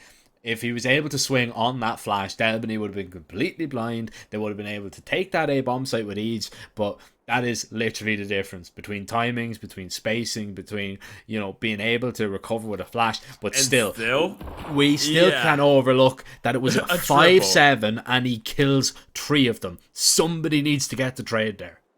Yeah, that was what I was about to say. I mean, the flash maybe screws things up a little bit. Well, no, maybe it does, right? But you still would favor 3 AKs, even if they're just, you know, dry peeking into a 5-7 to at least refrag him after a double, right? In their defense, he actually got the insta headshots on the first 2 people. Instantly. That was crazy. That's one to actually look at on the replay and enjoy once again. Counter-terrorists win. What a round. Guess who the MVP of it will be? Still waiting on that replay. That was so crisp. Oh, the flash actually, yeah, the flash caught him. So if someone swings there, Delbany's dead. But they wait for the flash effect to go away because Vinny was flashed as well, and then Delbany just mows down 3. Wow. Yeah, see, that's what I was wondering. Was it the flash was wrong? Well, apparently they didn't turn around. Yeah, apparently they didn't turn around. Vinny wasn't ready to. He was too busy clearing it. So that's why I'm saying about the timings. I think the timings were a little bit off because Vinny had to go and look in towards the site to try and clear it, maybe. Yeah. But that flash was perfect. You never know. Maybe they weren't expecting a player to be playing like that close to camera. There's a lot of different variables. I think you are, because this is why you're... I mean, even if you're not expecting him to be close, you're expecting someone to be on the left-hand side, right? Obviously, there's a difference if he's deep in towards Helm's Deep, like the CT side of it, the stairs on the left-hand side, or if he's playing on Brokey right next to you, but still you're expecting someone to be towards the left-hand side, and that's why you're throwing the flash, right? So, yeah, I guess A lot of things going wrong, a lot of things going right for Delbany. Well, 3 things went right for him. And they are headshot 1, 2, 3, right?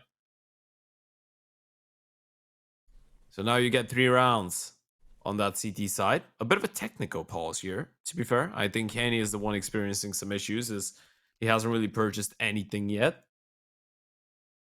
Neither has ZQK, to be fair. But we are going to get some time to actually have a nice little friendly chit-chat, Jack. And I must ask, what did you get for dinner? Had a bit of chicken and rice, actually. It was kind of boring, to be honest, but, you know. What do you mean it's boring? It's a healthy thing. It's healthy, but it wasn't, like, I'm just saying, like, it wasn't, you know, a madness. Do you know what I mean? Like, it wasn't something... I take rice and chicken over a lot of things. Rice and chicken, a few steamed vegetables. It was I nice. take that over a lot of fancy things. It's good. Like, I don't get why people complain about, like, of course you have to season your chicken. No, wait. Don't go there, because I know people that have been eating that. Yeah. For the last 10 years nonstop. You can't like, complain. I would eat that, but that's the thing. You know, some people are saying that, you know, they wouldn't eat that for, you know, like, longer than, I don't know, like, you eat it for 2 weeks straight, and then you get bored of it. Not even, like, every single day, but, you know, like, the majority of the days, and you get bored of it. Well, it depends on your culture. I mean, try it, and you'll see. It's good. I like rice and chicken quite a lot. And I get bored of it after maybe the 3rd week or so of non-stop eating. Yeah, I have to spice it up a little bit, you know, get some nice seasoning on it. Yeah. You know, just make it different. And then you don't get bored of it. Plain and simple. Not getting bored of this game for sure. We're back to a quick buy round after that tech pause. And after some food for thought. 50 seconds, and still yet to find an opening frag, as Imperial are quite spread out. Yeah, it's just a bit of a default here. They've left Henny hold the line towards middle with the AVP, and if he gets the kill, then they react according to it. Flash for Fazit is not going to be bad, but doesn't get the kill. Nate might do a whole lot of damage. Actually won. Vinny with another opening kill. He's been a monster in towards the canals, and Jazz is going to get spotted out. No way wins the fight, even though they lose Henny in towards middle. The B-bomb side has fallen, and ZQK is the only one that can actually save the day here. First kill is his. Nate, not going to be too bad, and he was quite close to actually getting another one, but DCT finally puts him to sleep. Nate actually didn't even do any damage. He just blew up the smoke, ended up exposing him, and now it's just Pyria left standing. Phelps finds Delbany. Pyria is going to try and get away and save this, and Imperial, they're going to go running at him to try and take him down. He's going to go looking for an AWP. I assume that's why he has thrown away his weapon. Now, Vinny has walked over an AK in the middle of mid there, not near a single body, and hasn't picked up that he's gone for the AWP, which is a little bit strange. I wonder where that weapon actually landed. That he maybe just missed it a little bit, but surely that was, like, he's leaving a trail. He is leaving a clue there. Maybe I'm reading into it too much, but yeah. You know what? I mean, yeah, that was what I was about to say. You know, you're right. You're not wrong. Like, but there's no body. Are you noticing that if you're in the server? I am. Okay. And you know what? My defense point for Vinny right now is he's 9-4. And the majority of those kills are opening kills. He's locked into finding the entries. He's not meant to be the closer. Exactly. That's Phelps' job. Yeah. I'm just saying, there was a dead giveaway on the ground. He didn't pick up on it. I would have been very impressed if he did. That's all. Yeah, it would have been impressive. It would have been. I agree. A little bit of a Monsieur Poirot action coming in from Vinny. Some investigators' work. Not meant to be. Molotovs in towards middle, smokes as well. Not really letting Delbany fight for that. And Vinny's picked up another opening kill. This time is going to be a Patrick Mahomes special. With the bow on the money. Takes down ZQK with a nade. Imperia finds one in retaliation. And look at the rotations. All CTs are around that A bomb site now. Henny striking with that AWP, and well, I mean, you just lose the fights. Yeah, you have to save once again. Imperial just looking a whole lot better on this T side. They're just getting the control, and yeah, I mean, Italian Amigos, they're starting every round pretty much 4v5 because Vinny just keeps finding entries. Whether it be the weapon, you know, whether it be a rifle, whether it be a HE, anything at all, Vinny is just causing a headache for Italia Amigos right now, and they really need to stop him, but he's just moving around the map. Like, it's not like he's going for the same dark fight over and over again like we've seen from the first few rounds. He's changing it up. He's going out towards A. He's even finding openings and timings towards middle, and he's just so difficult to predict right now. And unless they manage to contain him early on, you know, by having maybe an AWP holding where he's going to look for that opening kill, that opening find, I'm not sure Italia Amigos are going to be able to stop him. Yeah, and it's scary for the reason that you mentioned as well. The fact that it's not one play that he's got in his arsenal, right? He's now found opening kills in towards canals on a player that's playing con, in towards canals on the mid aggression, in towards the B-bomb side, in towards middle, and in towards the A-bomb side 2 times, I think. So that's like 4 or 5 rounds in which he's actually opened things up towards different parts of the map. So right now, you're just getting the feeling of whatever Vinny wants to go for, he goes for, and it works. And this time is going to be a B play, but a straight up one. And there's only 2 CTs towards that part of the map, and both of them are going to be on the left-hand side. No one in towards jail, no one in towards the back of the side, and the YouTube is already coming in. Yeah, perfect flash. It's not Vinny this time. It's no way, and absolutely no way Italia Amigos are getting back into this one for sure. 2 kills, rounds done. And this is so disheartening, right, if you're Italia Amigos, because you have a buy, you're like, okay, let's go, let's try something. They've been just sending Vinny in first really the majority of the time. No, let's just change up the tempo completely. 2 players caught with their pants down in B, flashed, nothing they could do. They're dead. Yeah, long day, very long day so far for Italia Amigos on Anubis. Yeah, the thing is, this is CT side Anubis, so you can still make this one fairly winnable and make it look decent if you get at least 1 more round. The only, I think we mentioned that at the start, because of picking up 2 rounds at the start of the CT side, you're in that position where even getting 4 rounds in that scenario would actually not be that dire, right? You still win the pistol, you get things rolling on the T side, and you're in the game. You just gotta make sure you don't let them get a 3-9. Because if they get a 3-9, they win the pistol in the second half, they're up 3-10, and you have the awful decision to make to either go for a force buy that might actually skyrocket their chances to close out the game into a fashion even more. It's going to be a long day. There's a replay of the flashes. You got to learn those. Great support work by Henny. In case Nart doesn't have those on the video yet. Nart, we're looking at you. We want to see the Henny flashes on Twitter. Please. I'm saying that because I don't want to load the demo and check them out myself, actually. Yeah, it's nice. I just hope. Yeah. It's nice when he does all the work for you, isn't it? Yeah. Shout out Nart, man. He's the GOAT. He's the GOAT. My creator of the year. Ah, Vinny, again. He doesn't need vision. Straight through a smoke now. It's not going to be 2 kills to the good. Fasten. Make sure that he does actually survive and get out of there. But still, a 4v4, we always say it, Ted. This always does favour the T side. ZQK goes back looking for Vinny, and Vinny, well, he's just going to be holding on this angle. This is a whole lot better right now from Italia Amigos, though, because they've managed to counteract that man disadvantage. Decently left just on 5 HP. And I believe he has been spotted. He's trapped right now, and he will go down. Italian Eagles, they do find 4 at least, and possibly a 5th. Imperial are going to have no money problems at all for the last round of the half. But Italia Amigos, I mean, this is where you can turn an okay half into quite a solid CT side, right? I mean, if you get 5 rounds on the CT side, I think they would have, you know, taken that at halftime if you offered it before this game started. But easier said than done. I don't think Imperial are going to be in the giving mood. Quick pace once again on that potential B split here for Imperial. Not going for another default, and Felt is going to run through Fasten. Not ready. Phelps with a big opening kill. Delbany towards the left-hand side, and no way he's picked up another opening in towards B. Delbany's all alone now. He's gonna get the first one onto Vinny. How many more does he get, though? No way. He's thinking about going for the peak. There's an APP holding as well, and they're gonna smoke them off. Not really over-aggressing right now, Imperio, trying to be as diligent as possible. Phelps catches Delbany on the spam through the smoke. Hope gives away its position. Henny with another Imperia.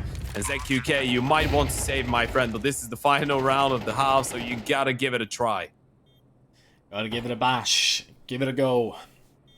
What around this would be if he's able to pull it off. It starts with 1, and it finishes with 1. 8-4 Imperial have quite a substantial lead now, heading over onto the CT side. And just to sum up that first half, I know we've said it once or twice before, but it's just the lack of entry fights going the way of Italia Amigos really cost them any real substance on their CT side. It just made it so difficult, but a lot of that is down to the individual plays from Henny, but also just the calling that he's put behind it as well. Having Imperial set up for those fast plays, the tempo changes, and Italia Amigos a lot of the time did not have an answer for it. CT pistol, Imperial, if they're able to win it, this could be monstrous for their chance maybe to 2-0 this series. This feels like a must for Italia Amigos. It does. It feels like a must for both teams, to be fair. If you're Imperial and you want to close this one out in a 2-0 fashion fairly cleanly, you gotta hope for this pistol round to go your way as well. Split smokes coming in place. Close range. Duo Berettas just mowing them down. Phelps with a double. Decent. He is gonna add with 2 more. Is that duo once again coming back to life? We had so many of these rounds on Mirage, and Vinny finally goes down.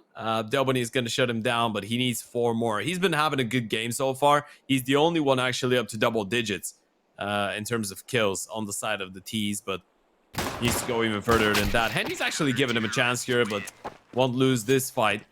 Puts an end to it. That's 9 on the board for Imperial and Jack. The fact that it actually looked that comfortable for them is scary. No bomb plan for Italia Amigos, which means that there is a substantial chance that we actually see Imperial get up to 10 right now.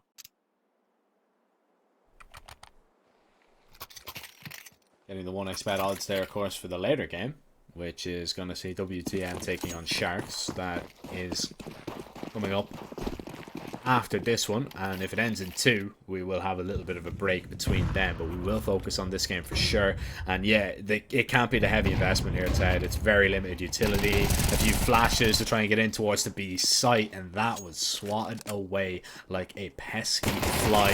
ZQK manages to do a whole lot of damage with a singular Glock, but it is only enough for a singular kill, and that is the tiniest of victories in the grand scheme of things, because this one so far is looking like an L unless something drastic changes in this gun round. Because if it doesn't, Ted, I hate to be the bearer of bad news, but Imperial could continue their domination of this scene.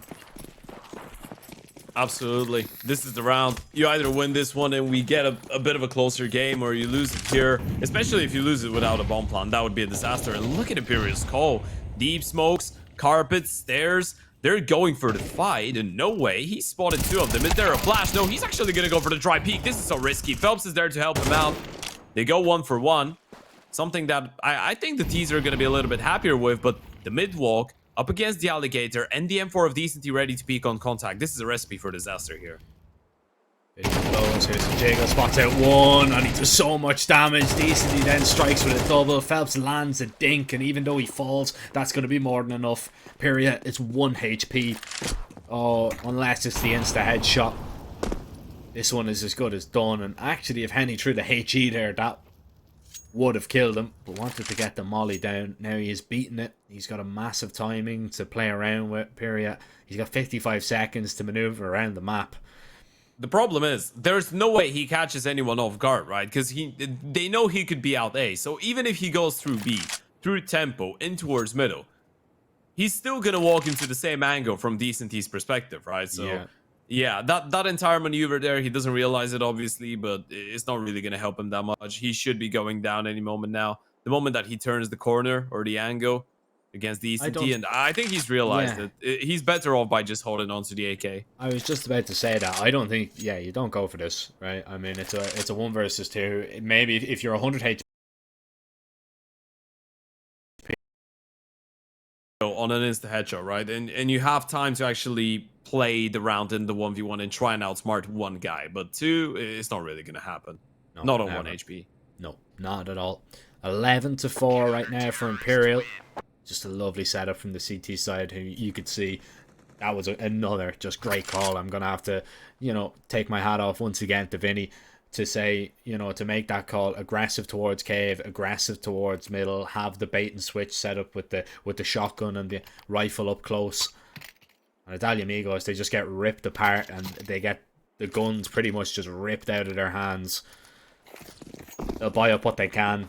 They have lots of smokes, a singular flash to get into a bomb site, and it's all on Pyria here. I mean, he has to go huge with this AK. Unless he can stop them, Imperial will get up to 12, and then they will have 8 chances, Ted, to close this one out in 2. Yeah. And that surely is going to be too much, even if the Dali Amigos have a really good T side to offer when they get the guns. Even if they have an Imperial-esque comeback in their back pockets, it's still going to be difficult. It is going to be difficult. They've caught a bit of a timing on the mid-oper, though. I mean, Henny's still going to move into position, but there's going to be a lot of people on his screen, and they actually line up for him so well. Oh, this is a disaster. Henny re-peeks for a second. He's rolling back gears. There's the third. Oh, not quite. Flick misses, and he's actually missed again. So it's time to give it away. It was a really nice double kill, though, and ZQK is going to shut down Decent E. So they're still in the round on paper. Oh, look at Chuz. He's walked out B. They haven't realized that. He's got such godlike timing, but it's not really going to matter because Phelps still goes down. And again, Chuz has a great timing, but it's not really going to make that big of a difference here. The bomb is going to follow him in towards tempo, but no way should realize that this is a possibility and just look towards his back any moment now. Or not. They can win this. They can definitely win this right now. Get the bomb down. Henny is half HP. It does really fall onto Vinny, right? I mean, once again, we're going to have to see Vinny, who's so good on the entries this time. He's going to be in a late round. Needs to get it done for his side.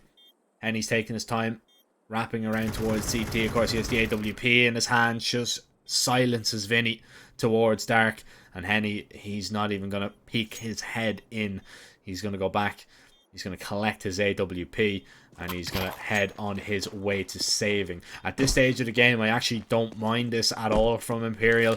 You've been bested in this round. There's no point forcing it, because that is how you lose a game like this. That's how you let the door swing wide open for Italia Amigos to walk right through. So 1 round is fine, but you can bet your bottom dollar that Imperial are going to be trying to make sure that they don't make these errors compact and compile.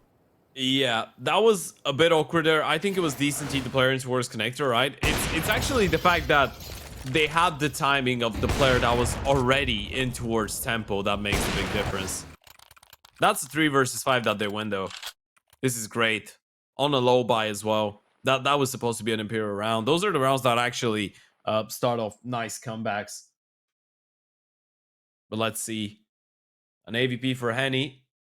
A Famous for No Way, Video on an M4, Decenty and Phelps are the ones that are going to be troubled a little bit by their money. And we actually do have a technical timeout coming up, so some technical difficulties, I would assume, on the side of Imperial, but it's going to be a quick one. So, yeah, no serious issues there.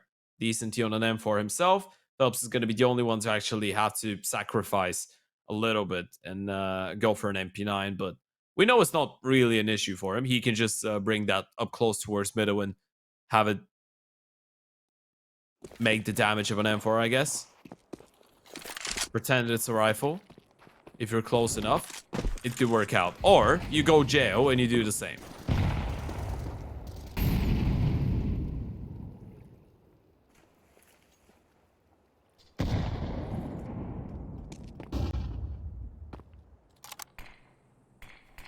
More passive here from both sides, a little bit more respectful. Amigos maybe waiting for a little bit of aggression from the CTs. Not going to come in this time. Running light on utility though, Imperial. So they won't be able to block off the avenues for very much longer. No way, still holding. Fasten is going to try and peek here. This FAMAS needs to go absolutely huge, and it does. There's another double from Norway. His multi-kill potential has been absolutely insane. It's like 2K. Oh, he's going to walk in, and Norway actually just gets out of there. The perfect timing. Oh, and he's going to be able to strike once again. Norway doesn't realize it, but he's played him like a fiddle. Delbany falls, and Snowway with the ace, and there's absolutely no way he has just done that to Italia Amigos. You were talking about style points. Well, that is one of the best plays you are going to see all tournament. Yeah, this just involved great composure, nice hold, I guess, of the angle. Good timing as well, by the way, because the Oper was clearing out the right-hand side. No way had the perfect timing to get that kill onto ZQK, and he even got the AVP for the last 2 kills. That was the cherry on top there. What an ace, and what a round to actually have a play like that, have a moment like that. That was something quite special. Wasn't even that flashy either. He was just so calm and composed throughout it. He played it perfectly. Yeah, that wasn't a play of, oh, okay, you know what, I'm all over the place. I should have been dead 10 times, and I just compensated with great shots. That's just him being a pretty calculated and good player. This is what a correctly played highlight looks like in an ace, right? He just played it really well, by the book. By the book. With a bit of fortune on the timing against the Oper, but it is still fine. Decently. Molly's at least a little bit of that A presence. He's not too sure about what's going to happen. That flash is perfect because it just gives away that there actually was people out towards middle. So he knows that. Now he is going to be smoked off, so he's not going to be of too much use to the A players. Vinny needs to be looking towards camera as they sprint through. Henny needs to hold on towards A main as well. And actually, the smokes are going to deter Italia Amigos here. They're going to back away and fall out. And this is a little bit risky because you don't know what you're going into. You're going into a smoke from Norway, and he's going to be hearing the steps now, surely. Just get a little bit closer. Oh, Phelps goes down for free. Oh, it's a 1-for-1 considering Albany gets a team kill. Decent, he's going to move a little bit closer. Spots the bomb carrier. But still a difficult one to come back into. Oh, ZQK not looking the right way at all. Delvany goes down. They've given him 2 kills for free. And now it's a 2 versus 2. And if you're Vinny and Hetty, you're feeling very lucky. You're going to go for this. Yeah, surely you go for this. And Shells is on an MP9 right now. If the AK goes down and the rifle falls, this round is over. But Pyria wins the fight. And now they know where Henny's coming from. That has to be another save, surely. And it will be. Smoke to extinguish the Molotov, but he's backed off already. Italia Amigos, they stay alive in the first one. Now they gotta just do it 6 more times. Deja vu again. Yeah. Vinny, who was so good. This is the funny thing, right? Vinny was so good at finding those entries on the T side. I want to say, this fight, you're the connector player, fighting the jail guy. You're losing that probably 7 out of 10 times. Oh, yeah. It's a difficult fight. It's a difficult angle, especially if the guy on jail actually sees you and he starts moving around the rock there. Or the stone. Yeah, it's a difficult fight. Difficult fight, but I feel like I've seen that one before. 2v2, and Vinny unfortunately can't win the fight the second time around either, so Henny has to go back and save. You know what? It's 7 out of 10, so he wins it the 4th time. Okay. On the 8th time, he's some say that, you know, what was the term? Probability has no memory. Yeah, that's the one. Some say that. I'll say it's just pure maths. It's just numbers. He's not gonna use him, is he? Pyria shouldn't be walking in there. And if he does, he gives away an AK. The mollies are good though. Yeah, the pistols are gonna burn here. The fuse is still there. Oh, Vinny's getting closer. He's missed it. There was a chance, decently though, with the AWP, and that's all you need, right? You know, you spot the op out. Yes, you've given away an AK, but you go B. You know where the op is. Avoid that. Yeah. Just run. It's still not a bad outcome for Imperial, all things considered, right? You hold on to the AWP, you hold on to an AK, that's gonna be fine. Phelps is just gonna act like a bodyguard in that situation and just stick around in case someone goes down so he can pick it up. But I don't think if you're a Dali Amigos, you really want to send people on the hunt right now. You just want to make sure you're getting the rounds as safely as possible. That's gonna be 7 on the board now. It's still a long way home, but it's not impossible. Let's not forget, we are talking about the T side of the most T-sided map in the pool. Even without the peekers advantage.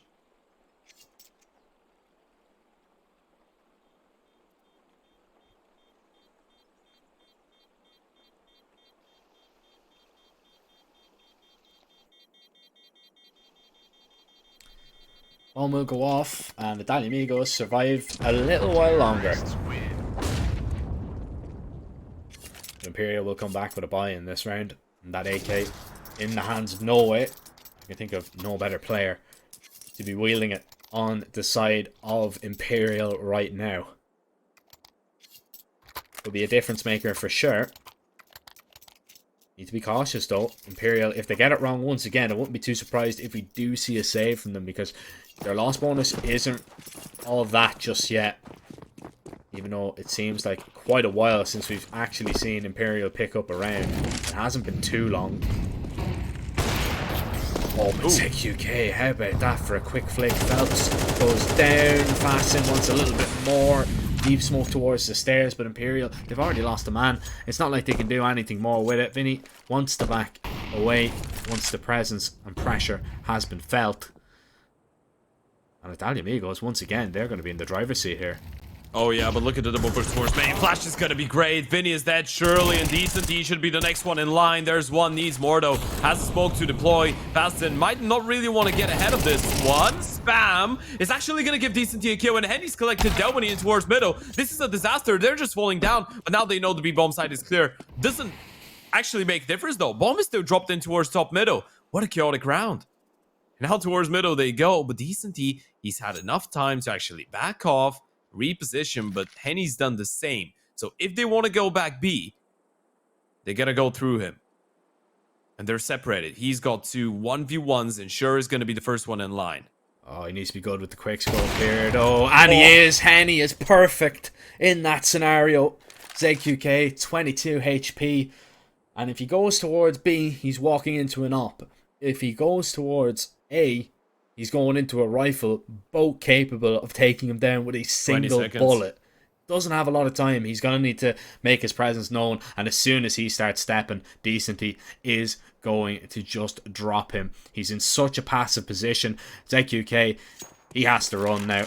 And he realizes it. He's in a whole lot of trouble. Jump onto the site. Try and get on the bomb. And Decenty can just seal it here. And he does. Imperial, perfect this time around. They take the 2-0. Italia Amigos not up to scratch on their map pick.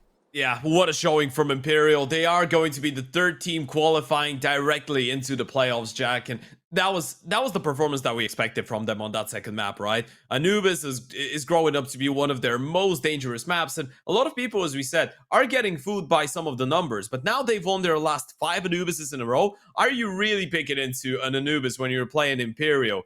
If it's an important game again. I don't think so. And you look at the other maps, you don't really have a choice. What do you pick against those guys? Mirage has been shaky. It was shaky against Solid. It was shaky today, but in the end of the day, you know what we say. It works. We don't have anything to actually criticize, right? You get the 2-0 under your belt. You qualify for the playoffs. What more can be said? Not much.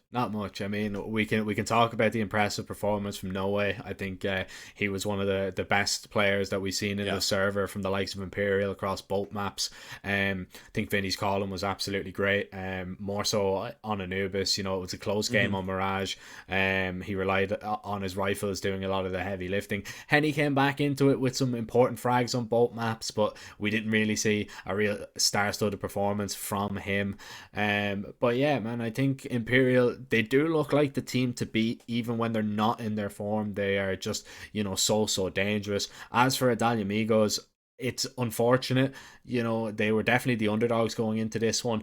I think they might feel a little bit hard done by that they didn't manage to take a map. Mirage, they definitely had the chances to, but they were just simply outclassed on Anubis.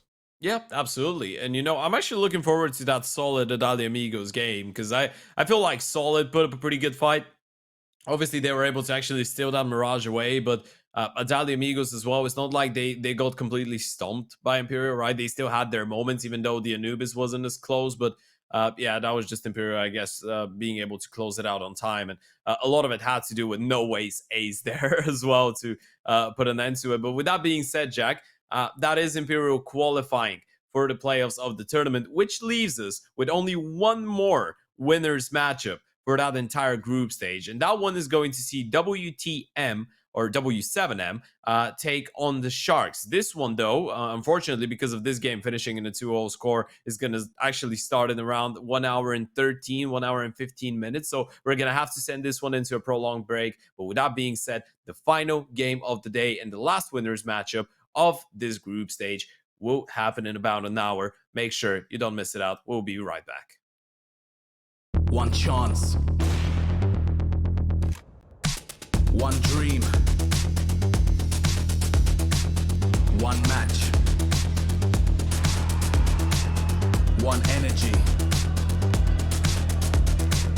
One fight. One aim. One action. One hope. One expert.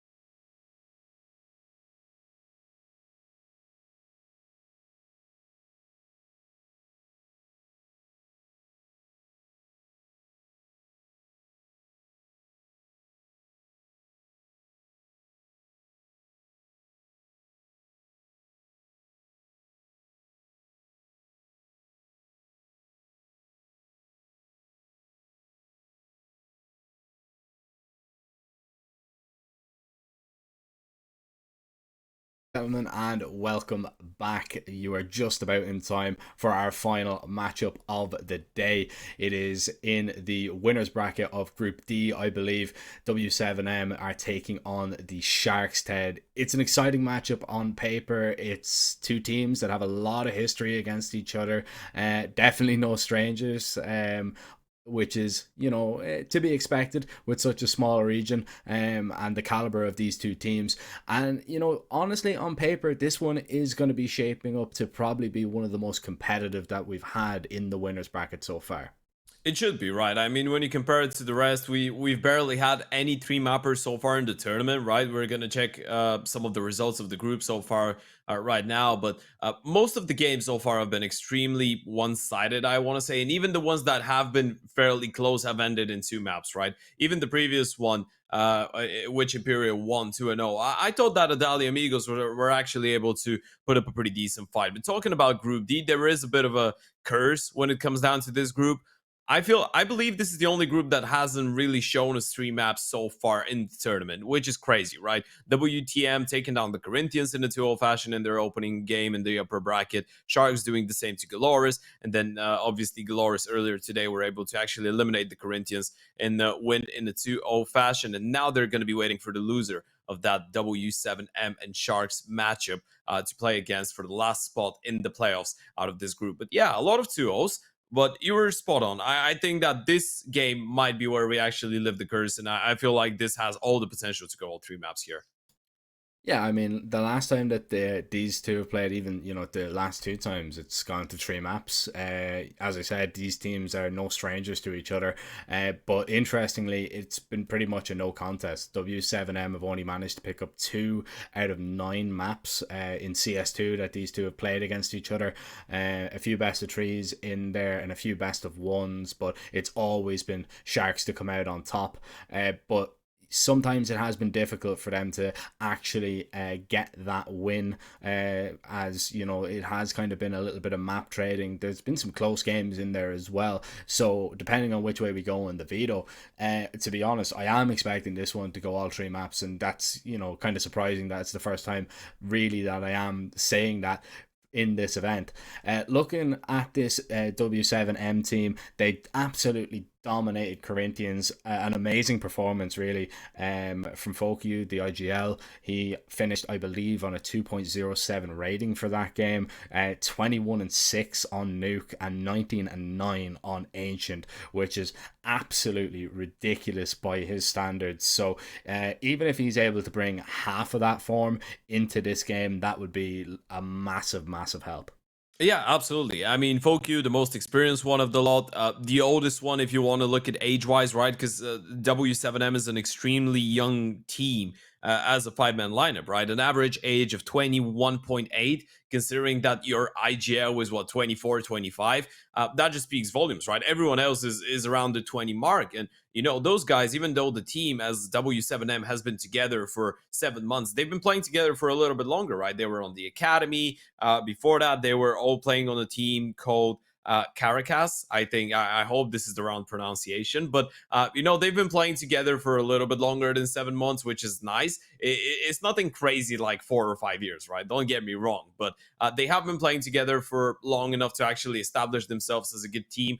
But you gave that Corinthians game as an example. I feel like today you're facing off against a different kind of apple, right? A different beast. You're facing off against the Sharks, who truthfully haven't been the most dominant of sides, haven't been the most consistent of sides so far, but they are a part of that, let's say, group of 5-6 teams right now in the South American region that is really competitive, and they did qualify for the next season of EPL as well. So they have been getting some really significant victories under their belt.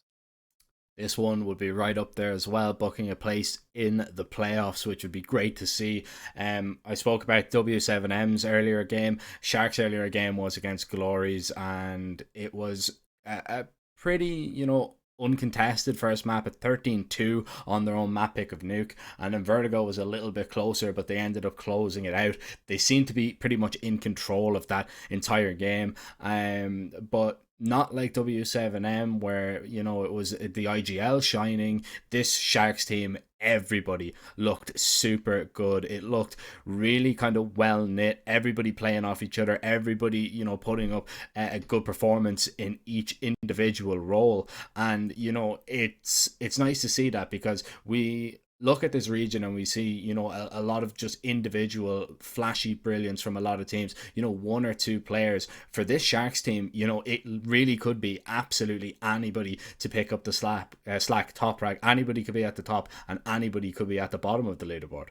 Yeah, that's true. And you know, we were having a discussion before the last game that Gafolo has been putting his standard numbers so far this year. I feel like he had a really good showing in that opening game, right? He had a lot of good moments, a lot of good clutches, not usually an aggressive oper. Obviously, we're going to have a talk about this because today in the server, we actually have two extremely passive opers, especially when it comes down to T-side. They just don't take the initiative.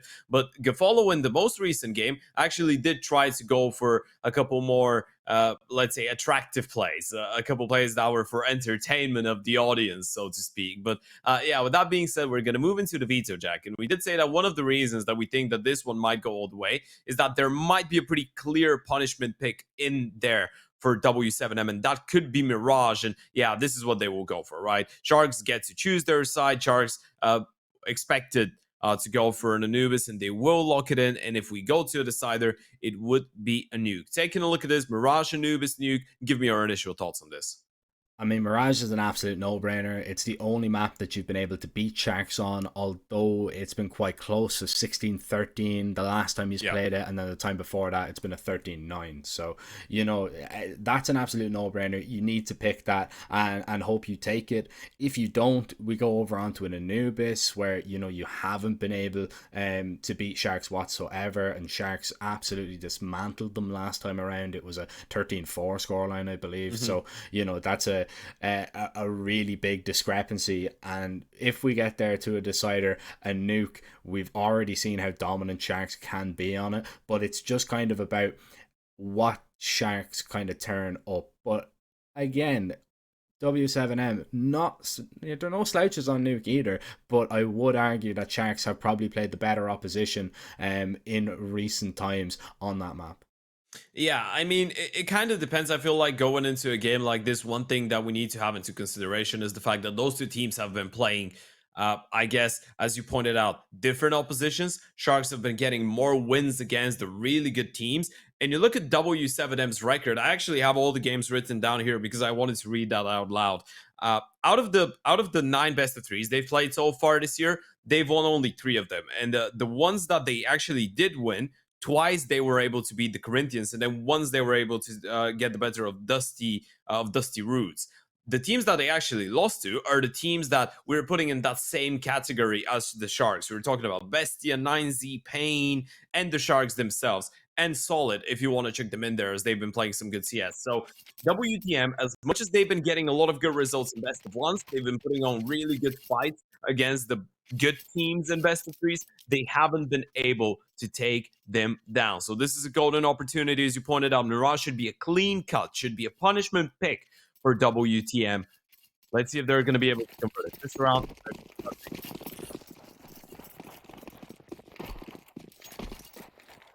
They execute about to come in from the T side. Lots of utility has been purchased up, and they're going to try and make their way out. Sharks going for an A stack here. Gafolo just sat ready, dormant for the minute, as contact is going to be taken by D or G. Doc hasn't peeked out from triple just yet either, tapping the first one down and finds a second now as well. Gafolo has been found out in the site, but he was just a distraction because Doc is doing it all right now. Double togs through the smoke. He heard the steps and made that one look quick, clean, and easy. And it is down to just Sads in. Yeah, it was just a 3-2-1. Always going to happen. No way out for him, and no way to a pistol victory for W7M.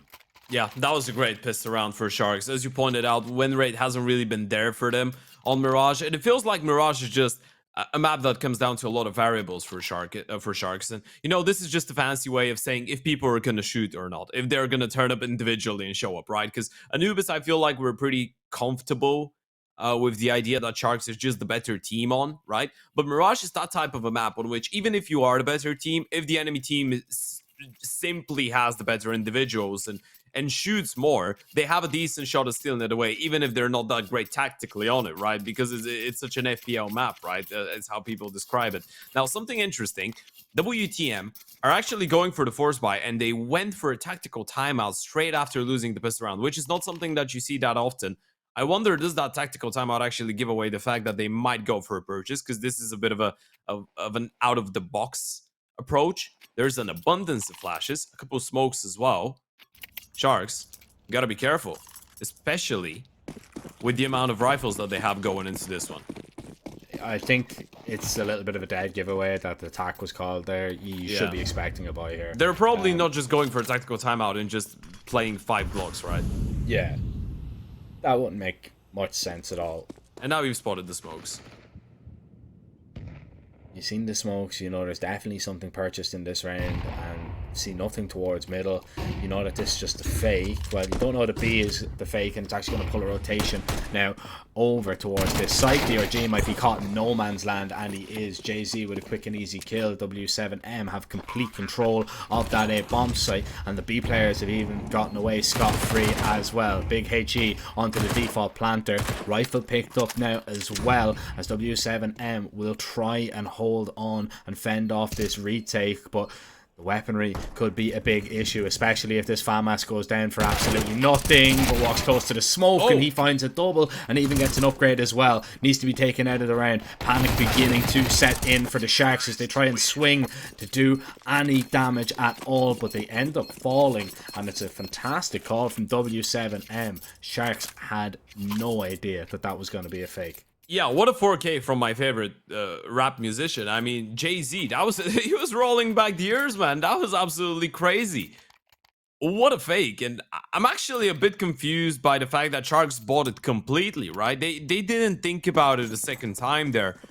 They just backed off. They were completely tunnel vision on the fact that that's just going to be a B play, and DRG actually doesn't even try to rotate away through CT. He wanted to go in towards the connector, and that actually leaves him exposed, right? It would have been much better if they had just made their way onto the bomb side and DRG was still alive, but a great response coming in from the T side, and now it's Sharks on the back foot. Sharks on the pistols. Gefolo, of course, has his trustworthy scout, and he's going to receive a boost in towards Palace over the smoke. Doesn't see anything. Sharks starting to pull some rotations away towards the B bomb side, and like in the previous round, this is not necessarily the best call for the occasion.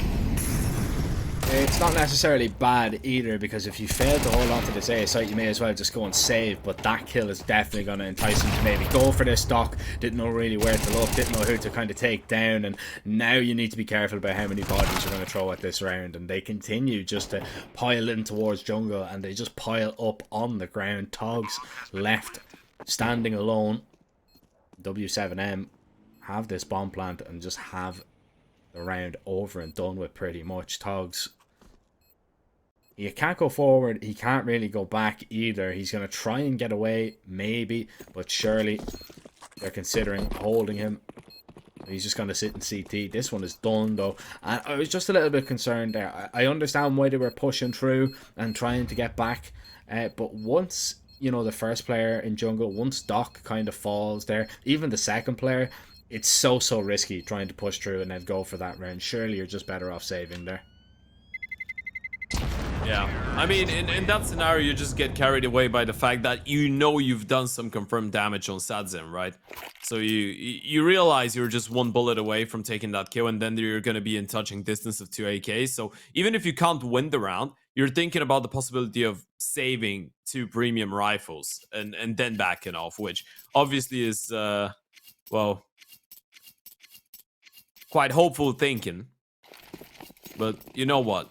We rate it. Early on in the game, you're going to be down to pistols. It's great for W7M, though. I mean, they're going to take it. And apparently there's going to be a lot of fakes involved with this game. At least that was the pattern in the first couple rounds, which would be interesting, to be fair, because South American CS is usually, especially Brazilian CS, is usually pretty straightforward, right? You see a lot of fights, a lot of running, like in this scenario, but this time it's just the USPs on the side of the CT, so W7M shouldn't really have too much trouble winning this. And by the way, oh, you know what? We can actually run a survey. You know, me and Jack were actually wondering if we're supposed to say W7M or WTM. So to all Brazilian fans watching in the chat right now, please let us know. I'm opening up the chat exclusively for that. I'm opening the chat. I want to see. Is it W7M or WTM? Or both work? Well, whatever they're called, they're winning. 3-1. Pretty easy, pretty straightforward. Sharks need to hope for an answer back in this next buy round. Oh. I've just corrected a massive mistake on my end. I might have just followed the channel on which we're broadcasting the event on Twitch. For the first time?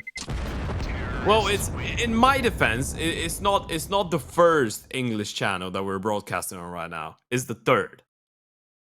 So it's realog_EN3. It's not one. It's not the main one. I followed the main one for sure. I think this one was created for this event specifically. So that's why. Yeah, I'm not too sure.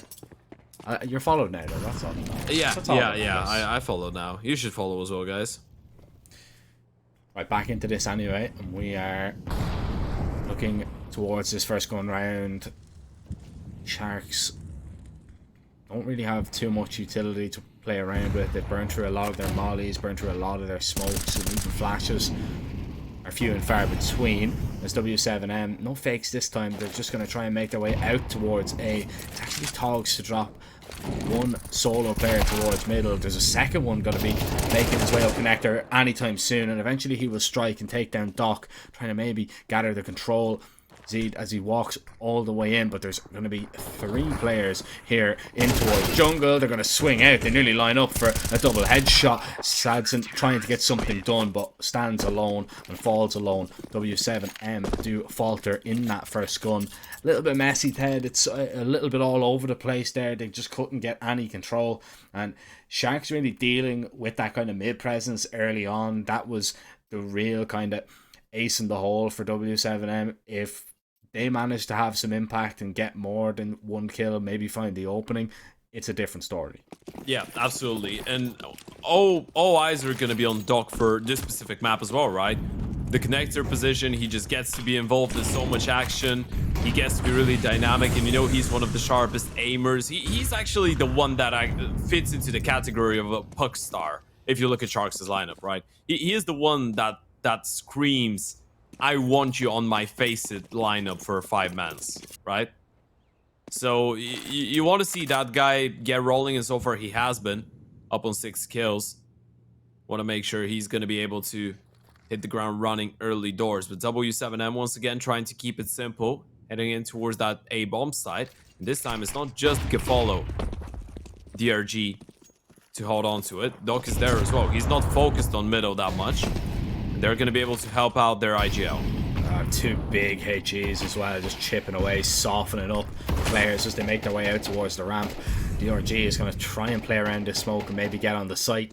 Then second guesses himself because there's so much pressure over towards jungle right now. Foku overlooks that close corner. Doc needs to react in time, but he's still able to find one. However, W7M now restore a little bit of order to this bomb site. As they get control, they might be able to get the bomb down. They need to recover it right now because it's dropped right in front of triple. Togs taking a little bit of damage because of that HE, but Zed now has his hands on the item that he needs to close out this round. Maybe the molly burns him down, but Jay-Z imminent with that trade, and that was needed because that was looking like it was going to go down to the wire. There was a 1v1, but I mean, the last player alive from Sharks, he didn't realize that Zed was just going to burn there. Yeah, that kill from Zed was absolutely insane, by the way. The fact that he gets one, that's what wins them the round. Hands down, right? Because the guy from jungle, the CT that was in towards jungle, that was holding for Zed's peak, if he gets that kill, that means that the stairs player is just never going to turn around. He's going to be holding for the CT one, and they probably get the round easily, right? And they level things up. But Zed actually peeking and getting that kill while he's burning, that was so massive.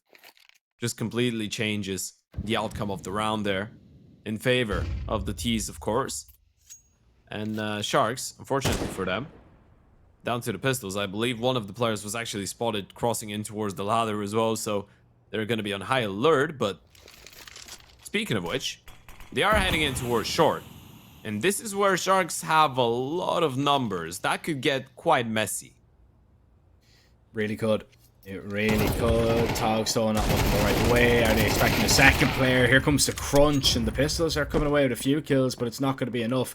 Doc tries to scamper away, but he's not unscathed.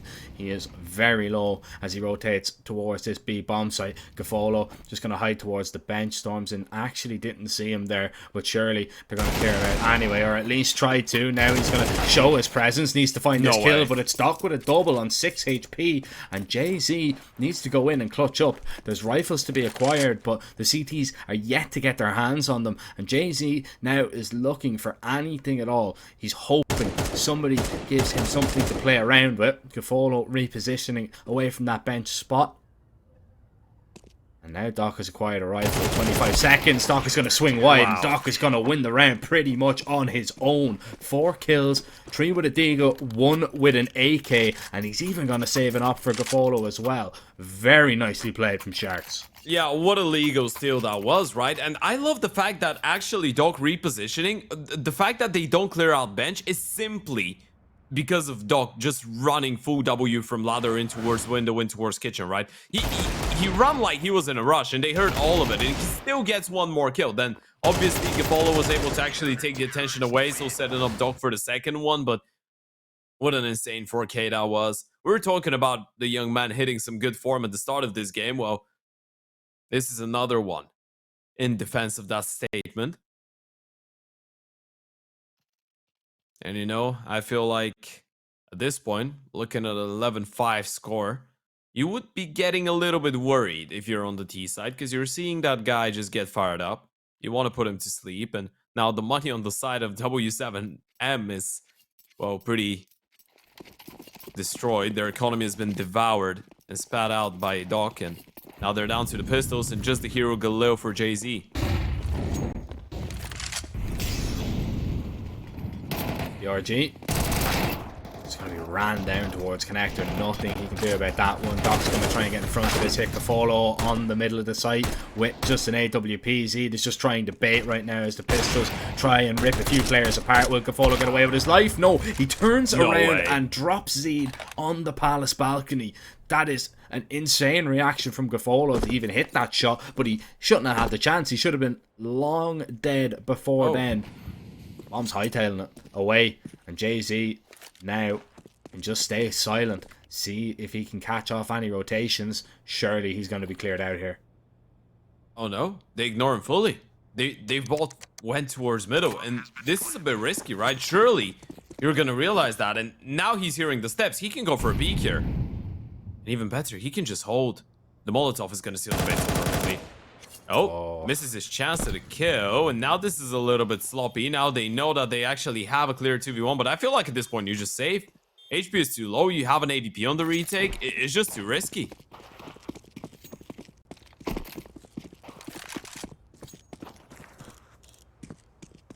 Just all fell apart there for Sharks, unfortunately.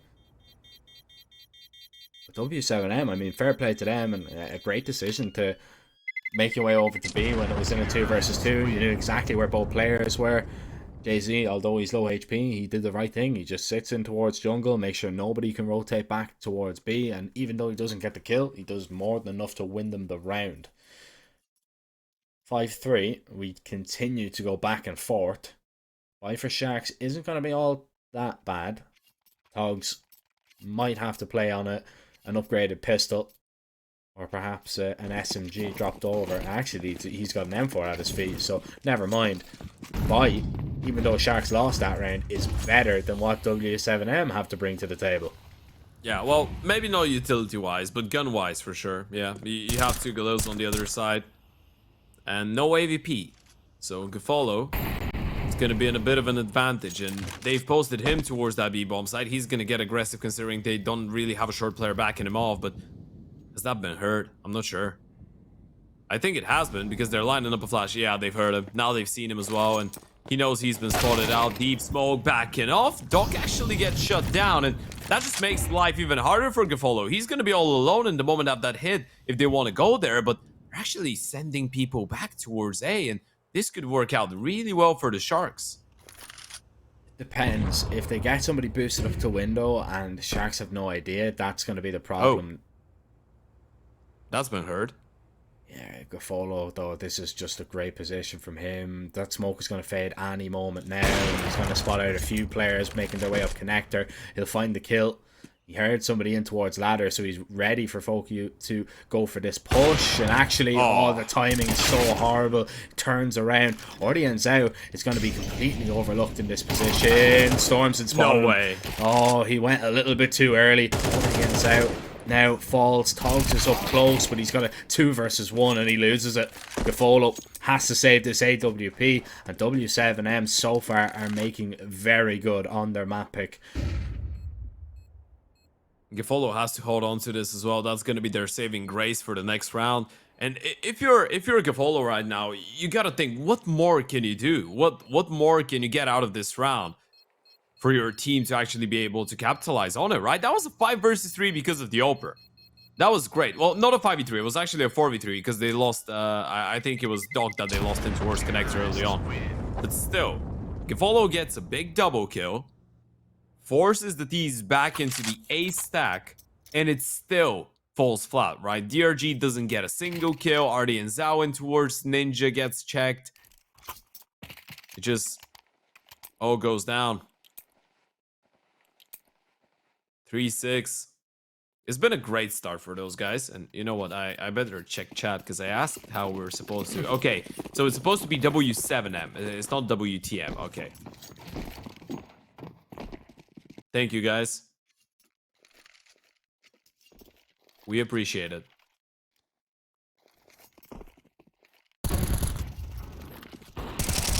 Straight up A execute. Gafolo was the man with the AWP. Double palace walk, and Jay-Z is just going to hold for it. No issues. 2 quick kills. You've taken the real threat out of this round as well, and the sting really along with it. Flashes soon to go high over the smoke. It doesn't matter. The kills continue to go in the T's way, and that's a clean one for W7M. 7-3 on the board.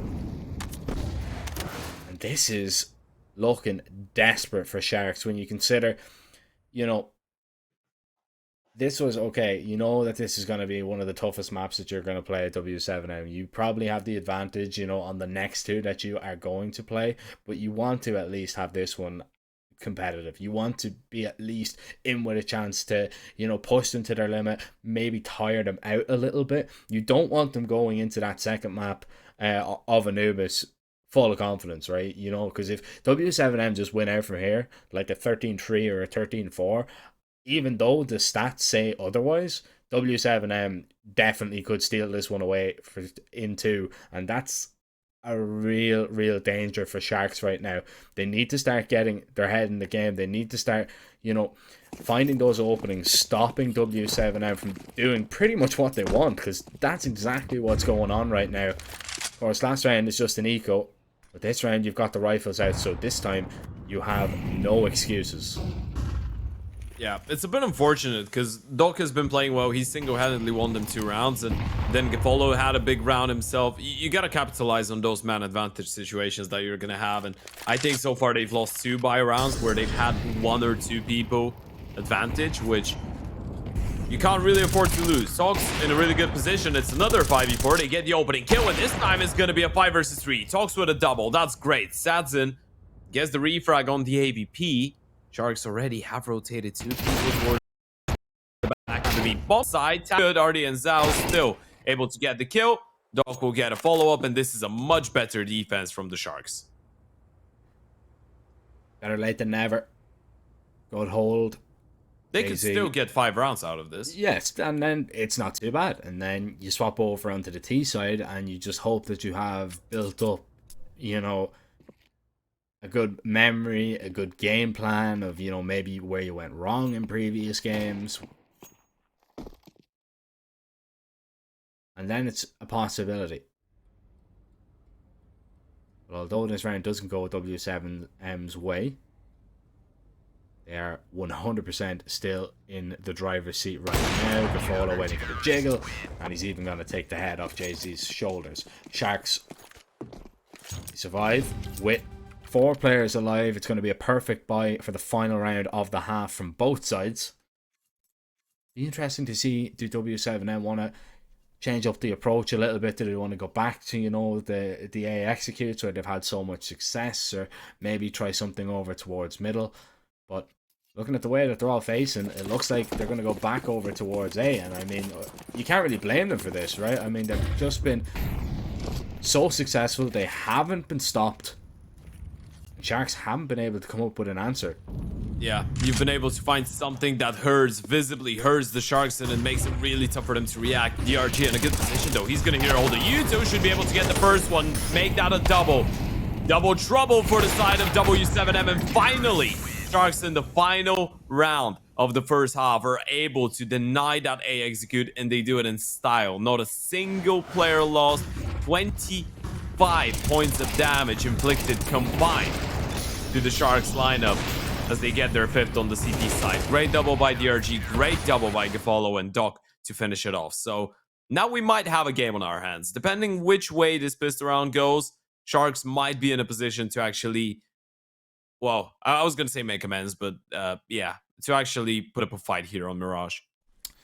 Good setup that Sharks were running there in that round. That was pretty much the exact same setup that Sharks ran against the Tech 9 buy that they ended up popping through. But the problem was they were up against the pistols, so the pistols just came flying at them and they couldn't stop them. DRG doing a really good job of stopping the first 2 players, so they couldn't even get out Palace. But now in this pistol round, I mean, Julie's up close, do damage to 1. Sharks are going to go for a little bit of an AXQ of their own. They're going to take control of jungle. W7M are not going to fight for this, and the bomb can go down here on DRG, and he can get away to safety. Can he? Yes, he can, especially if he hits the headshots like that. But the retake is already happening right now. Togs peeks out from the Palace to drop not 1 but 2, and Jay-Z now left alone. Knows exactly where 1 is. Unknown where Gafolo is going to be situated, but that bomb plant will definitely give it away a little bit. He's going looking around, looking for the kit. Eventually we'll walk over it, and he can maybe get on it. He can maybe stick it, needs to get off it at the perfect time, but doesn't let go, and Gafolo aims directly between the eyes. Yeah, that was a really key pistol round. Now this might be game on, right? You're just 1 round behind. I wonder if the force buy is going to come in from the CTs. Probably not. You should be ecoing right now. That should be 7-7 in leveled up game here. There is going to be, well, I was going to say a couple pistols as use for FoQ. And I've just realized the amount of memes that could be created with his nickname, by the way. I wonder, was that intentional? It probably was, right? He knew what he was doing. Someone let him cook. This is swinging up middle. DRG knocks down 2 and even gets a 3rd. Gafolo's helping out as well. Oh. Okay. That could be the biggest fuck you play ever. I was wondering how long that was going to take. Oh, not too long. I mean, he knew what he was doing, right? He surely knew what he was doing when he entered those digits. Creating his nickname, right? 100%. Yeah, technically, it's not as vulgar and eccentric as others that we've had, especially of a set Australian player, you know, a specific one that I'm thinking about, whose stickers up to this date are just going up and up because of the unique design of it. Yeah, you know who I'm talking about. I do indeed. The Stacy legend. The only one that could ever match up with simple skill. 7-7, and now we do have a game on our hands, Ted. We really do. First going round is going to tell us a lot about the CT side and indeed the T side of Sharks, really, though. And it's a slow approach. It's a very cautious approach. They get out towards top middle. They don't really have much utility. That's actually going to be a failed smoke from the CTs. So they've actually smoked themselves off top connector, and they've had to burn one of their smokes already, which could be a big problem later on in the round, especially if Sharks decide to make their way up to that part of the map. So not ideal from W7M, but it could be worse. You could have lost a player already. Yeah, you could have. Issue is, as you pointed out, that they have no vision whatsoever towards middle. At least they have that aggressive player in towards the ram that gives them some, I guess, calmness in this. Some partial clarity. But still, Sadzin, if he goes down, if he misses the timing, this is big issues, and he's going to get smoked off. So now you know there is a chance that this B split is in play, and it actually is. You got to start rotating people back. Doc needs to find some impact here as he sprints up short, clearing out a few close angles. Oh, but Stormson lines them up, and now it's just a one-pronged attack out of the apartments, and I don't even think they're going to get out. Cody and Zhao doing a little bit of damage, finding two quick kills. There's maybe an opportunity. He wants to try and get his hands on an AK, but there just is not enough time, and he even backs away into the scope of Sadzin, who is going to gladly take that kill and the first gun round along with it. Just this angle towards bench, even the reposition, made it look easy, and it is quite easy when they line up like that, but you still have to find the kills. Sharks are going to feel a little bit hard done by that they didn't even get a chance in that one. But they'll buy again. They'll have another go. Yeah, they will. This one arguably even worse than the previous one, though, because of the scout and the MAC-10 in the mix, and it looks like another B play, but this one, I'd imagine, would be a little bit quicker.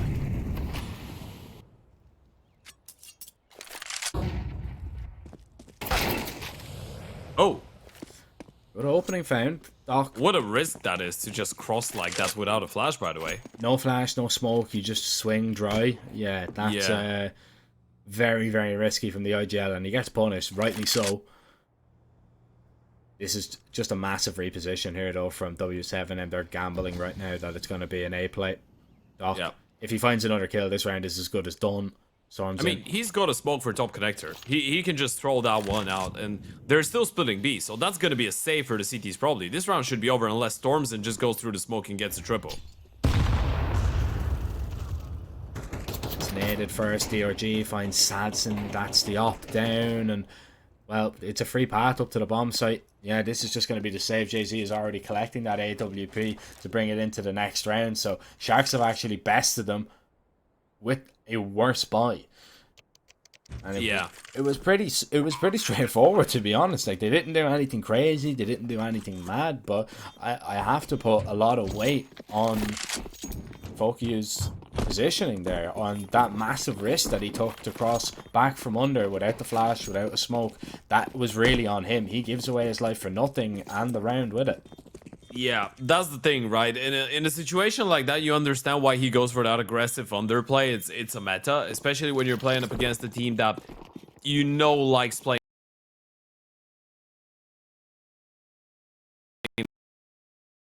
Not going to be a lot of Uto, and they don't go out middle, and it's just silence, and you're stuck in under with a rifle. You just feel so uncomfortable, right?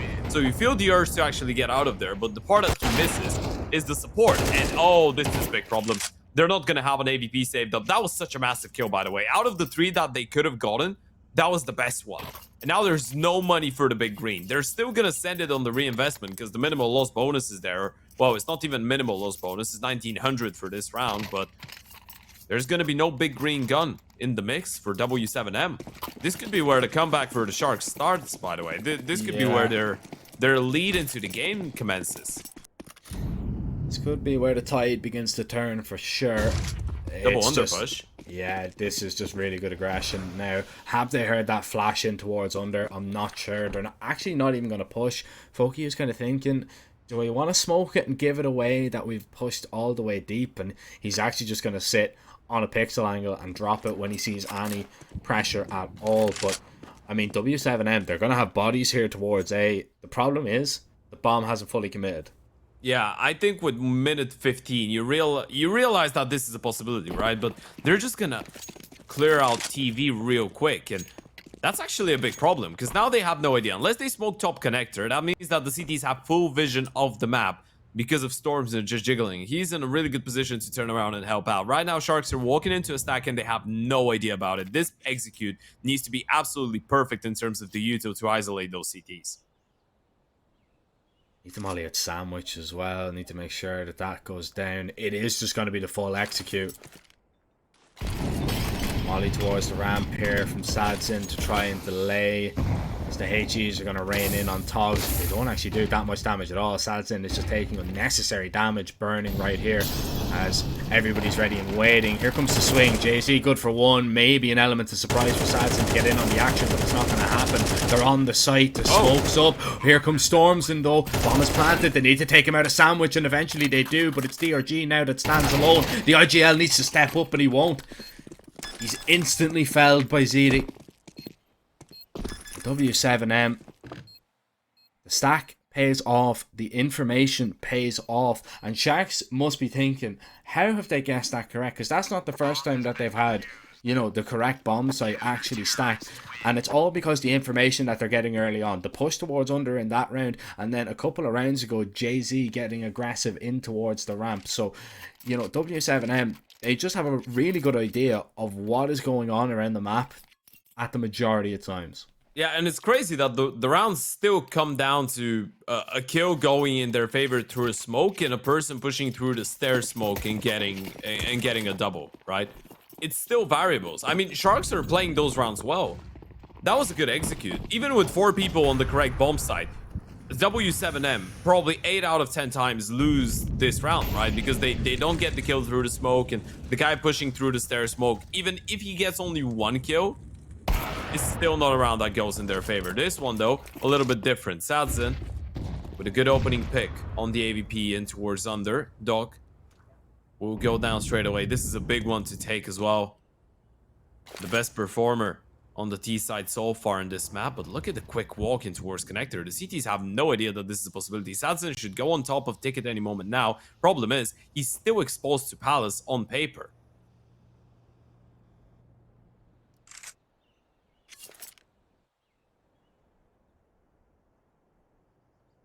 Boost in towards window is good. The issue is that, well, now you've lost. No issues.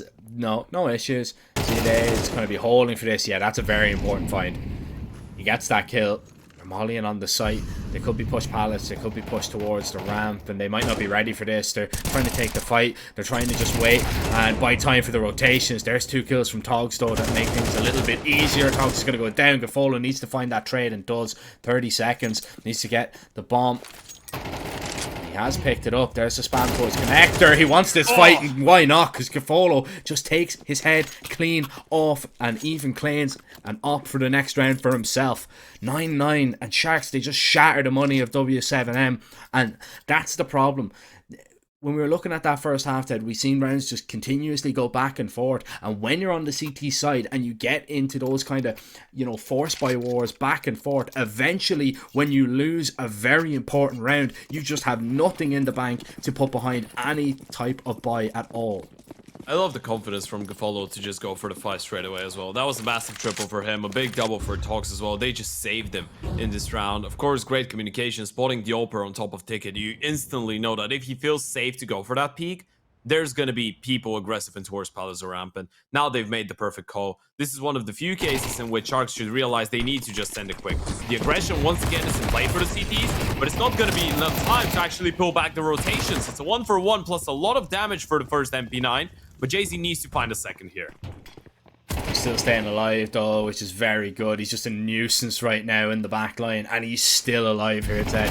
Oh, this is a big problem. He's even found another kill, and that's a bomb carrier. And look at the swarm now coming from the apartments. Gafolo hits the no-scope. He needed to. Is he expecting the second player from Palace? No. Well, now he is. And Gafolo, a no-scope, 3 in the round. He hits the last shot as well. He saved them. He clutched up twice in a row, 18-9. And we were saying Gafolo hasn't been playing like the Gafolo that we know and love. Well, how about that? Yeah, Gafolo's just on another level right now. He's just showing us his absolute best plays. And you know, this is just, it's so, ironically, it's actually fun because the first half, those types of rounds were actually going in favor of W7M, right? But now Sharks are actually pulling themselves out of sticky situations, and Gafolo's just gone absolutely nuclear twice in a row with triple kills. Back-to-back massive triples in rounds that Sharks on paper should be losing, right? And now the money for W7M is not even screwed up to the point of which they have to go for a force buy. It's eco territory, which means that Sharks, for the first time in a long time, can actually not only win 2 in a row, but even 3 in a row. They can actually win a comfortable round here on paper and strengthen up their money and get up to 11. This is so big from Gafolo. If they end up winning this map, he's going to be the hero. Oh, absolutely. Absolutely. Doesn't connect on that shot initially. Sadson is getting aggressive, but he is alone right now towards the mid ramp. USP definitely isn't the weapon of choice right now, and he realized it's an unfavorable fight for him. Tried to get away from there. Oh, you see the shake, by the way, in the crosshair. You realize they're starting to get a little bit unhappy. And you can't really fold them. Dogs just found another double on the AK-47, and this is the comfortable one that everyone's been waiting for since the start of the second half, right? This is probably going to be the most one-sided round we've had so far in the second half, and by that I mean that the Sharks might not even end up losing a single player. And just for some context, by the way, the last round that we saw with a team winning with 5 alive was actually the final one of the first half, but it might not be 5 alive in the end. Look at the Zeus. It depends on how much of a hunter Doc wants to be. I would assume just back 0. off with your teammates, yeah. Your money isn't there. You know that there was only pistols on the other side, so what's another pistol brought into the next round? You don't really care. You really just don't care. All you care about is 11 and 9. That's where Sharks have managed to build themselves back up to. W7M. Now there's a real possibility of them losing their map pick, which is something that didn't look possible. They were looking, you know, quite comfortable throughout this game, and then all of a sudden Sharks came to play a few important clutches, and it's just so kind of, it's funny to see that, you know, those rounds, how much of an actual impact that they actually have, not just, you know, for the rounds themselves, but in terms of the mentality of the team, because it's completely switched up in the Sharks now. Yeah, it is. It is, and you can surely understand if there's a little bit of frustration on the CT side, right? After all the close rounds that they've lost to Gafolo, just going absolutely crazy. Let's see though. This round is the money one. This is where the back stands, and oh, Stormson, that was such a massive play. He went looking for that fight, and Artie and Zhao gave it to him. A big opening kill, especially in a round like this, but here comes the big man with the big gun, who's been hitting the big shots in the last couple rounds. They're so proactive. You can see they are always pushing for information, even when they're a man up here, which could go against them, but they guessed correctly. Now, I believe there has been a step out there from Togs. He knows that there's at least one player close ramp, right? Yeah. Now, that's something that they have to be really cautious about, but they need to worry about top ticket. Gafolo just risking it all, walking through a smoke there. Does Togs try and make his way out of Palace here and just try and sell this fake? See if he can find a kill, catch a player rotating away. Well, fuck you, just finds one. And now it's just a B play about to happen, but it's a 2 versus 2 on the site, not for long. ZD lines up 2 of them and shuts them down. They'll trade over AKs to bring better rifles into the next round as they try and tie this game up. And Sharks didn't even find a single kill, like a tickle point of damage done to a single player. That's not what Sharks were after whatsoever. Yeah. That was an awkward one, right? That was one of those rounds in which you're just spread around, you're playing a default, you're waiting for that aggression and you want to punish it, but as long as it, well, not as long, but the moment that it actually went down to the point where you had to find the kills, you were just unable to. They pushed B, they got the kill, and then from that point on, Gafolo just goes through a smoke, hoping that he catches the timing and doesn't play, it doesn't work out, and Yeah, it was just never meant to be. It was a really awkward round for the Sharks, all in all, but at least they have the money to send it once again. This time, W7M, for the first time in a while, are going to be a little bit more passive, but with the time running low and no presence in towards middle being shown, they will have to go looking for something in towards the ramp once again, but this time Togs is there and waiting. W7M have pushed ramp nearly every single round. Finally, somebody's waiting on the other side of that ramp to actually punish them for that aggression. Sadson spots out Doc, and that's a quick and easy kill. Fokyu in towards the Palace. Needs to be definitely a concern. They know it's a possibility, but are they going to be holding? There's so many places that they need to be looking out for. Tries to line up 2 of them, and he's got both of them. Fokyu with 3. That's a monstrous round from the IGL. And the window of opportunity now surely has just slammed shut on the fingers of Sharks. 11-11, and you've got no money left, and you have been non-competitive in the last 2 buy rounds. You're going to be punished. Yeah, what a play from Fokyu that is. What a moment for the IGL to just step it up and go absolutely huge, right? A big triple for him. Wasn't really having the loudest of performances, especially up to his standards. I mean, I'm talking about the standards that he put up for himself in the previous game, right? We did mention his incredible performance in that opening best of 3 against the Corinthians. He was on 40 and 15 for the entire series, which is, as you said, 2.07 rating on the scoreboard. And yeah, he was on 8 and 15 before that round. Now on 11-15, big triple, no money for Sharks. W7M at least guaranteed themselves overtime here. Should be able to guarantee themselves an overtime here.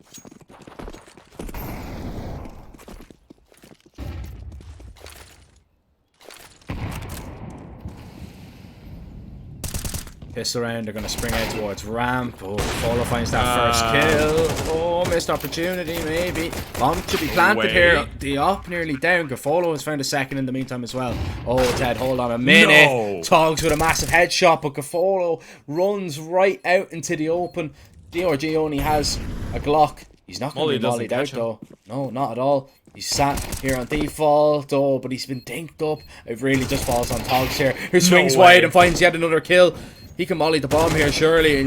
And actually just mollies all the way over. Track away, just buying the time. Storms in. He's panicking. He's looking left and right. He has a kit, but surely it's not going to matter. Sees the shadow of the pistol. They have to swing and take them off it. Sharks have stolen that one away. That was a Glock round. It was singular deagle on Gafolo, and they get it done. Man, they're going to hate seeing Gafolo's name light up that kill feed, because once again for Sharks, he's done it. And look at the shot that Sadson lands, by the way. He should have been dead to right there with the AVP as well in towards connector. The only reason this round is even that close is the fact that he lands an insane mid-range no-scope with an AVP against the running pistol. This is such a blunder. And yeah, I'm just gonna say it. What a blunder for W7M. They just got eco'd at 11-11 on their map pick, and that op was hurt. Gafolo knows. Surely that hit. No. Never mind. No idea. Apparently not. No idea. Jay-Z drops Hogs. Oh, this is such a scrappy, messy game. And Sharks, how are they winning the rounds with the pistols and not with the rifles? It's caught completely by surprise. There's a good flash to get a player out of the ramp here. Jay-Z also has an AWP on their back. You're not expecting this weapon here. It doesn't matter. That's a great headshot. So awkward once again. Damage being done. Sharks, they're going to have to continue to this A play, but they're going to have to continue without Doc. It's just DRG, and Ordy ends out trying to get it done for their team. A 4 versus 2, and this would really be the cherry on top if they're able to pull it off. DRG needed more than one, and ZD once again finds a multi-kill double to win a round for W7M. 12-12, we go to an overtime, and I think both teams deserve it. But Sharks, man, they've been so lackluster in the gun rounds to close that one out. To be honest, I think they're going to be kicking themselves that they weren't able to convert at least one of those 3.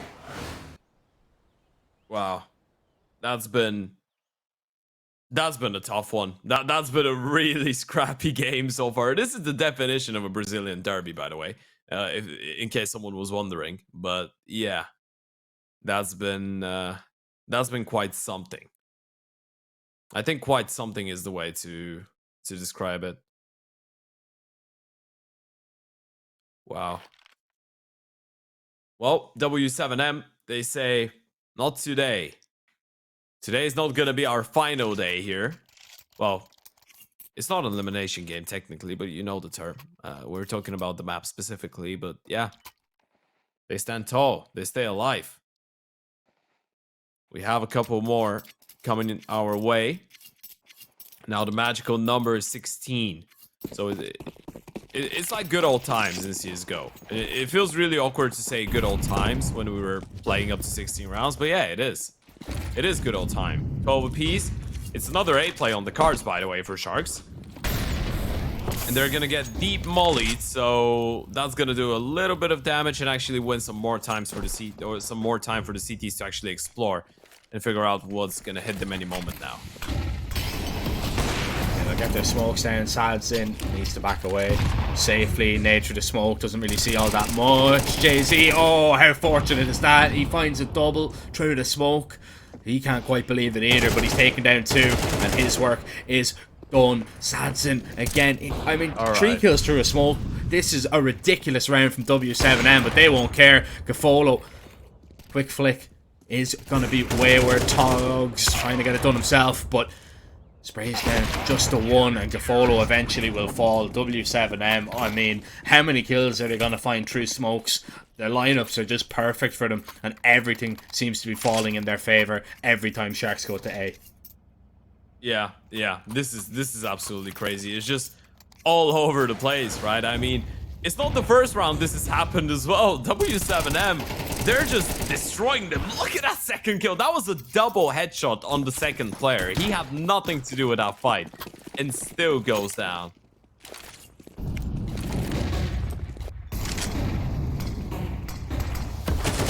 Yeah, that's crazy. But finally, they're gonna go B. Yeah, they switched things up. I mean, it's been such a long time since we've seen a default from Sharks. And to be fair to them, defaults weren't really their thing to start off. But yeah, Storm's actually going to stick around. I love that.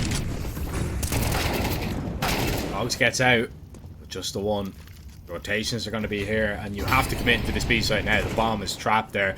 Pokey is going to be looking towards the windows. He's already taken care of 1. CD burning just a little bit. They still need to find these kills, but it's going to be so uncomfortable now. There's going to be so many people just watching your exit. Gafolo, a 1 versus 4, never going to happen. W7M are really just picking up the pace, picking up the speed. Sharks, they need to stop throwing these executes at them, man, because the protocols of W7M, the setups that they have, they're just ready for everything. Unless you start throwing, you know, that mid presence in there once again to try and pull those rotations away, that's where you're probably going to win a round. But it looks like Sharks are just running very, very low on ideas. Yeah, and to be fair to them, the A takes weren't too bad, but yeah, the last couple times they just got absolutely mauled down. So now they're trying something different, and back to middle they go. Smoke, not really broken up properly, so no official confirmation for FOQ in terms of potential players being in towards the back of white box. And Gafolo under with the AVP. He's hearing the jumps, and now he's heard the player actually fall back, so he's gonna get posted on the angle, pretty sure. And oh, he's actually looking for a peek here. This is risky, and Gafolo's found an opener. No, Sadson loves to go for that ticket peek, and he's just waiting, but Sadson doesn't want to do it, doesn't want to risk it this time around. And do you blame him? I certainly don't. The play call is being made here to rotate over towards B. Oh, they're creeping up. They're being so silent. Yeah, this is a problem. They might get there on a better timing. Storms in, looks. He spotted out Docking as well. He's going to try and get back. Storms finds 2. However, Jay-Z gives up A completely. He goes running. Togs finds him. This is a 3 versus 3, and Sharks are going to be comfortable this time around on the bomb site. Yeah, you have the util as well. Molly in towards jungle, smoke, top con. Gafolo's pushed through that as well. He's got vision of connector, and W7M, this is not going to be an easy retake. They need everyone through CT, and Teddy, he's going to get mollied once again. Artie and Zal on the other side of this. This fight is going to be detrimental. If Ardianzao goes down, this retake is on. If he gets the kill, round should be over.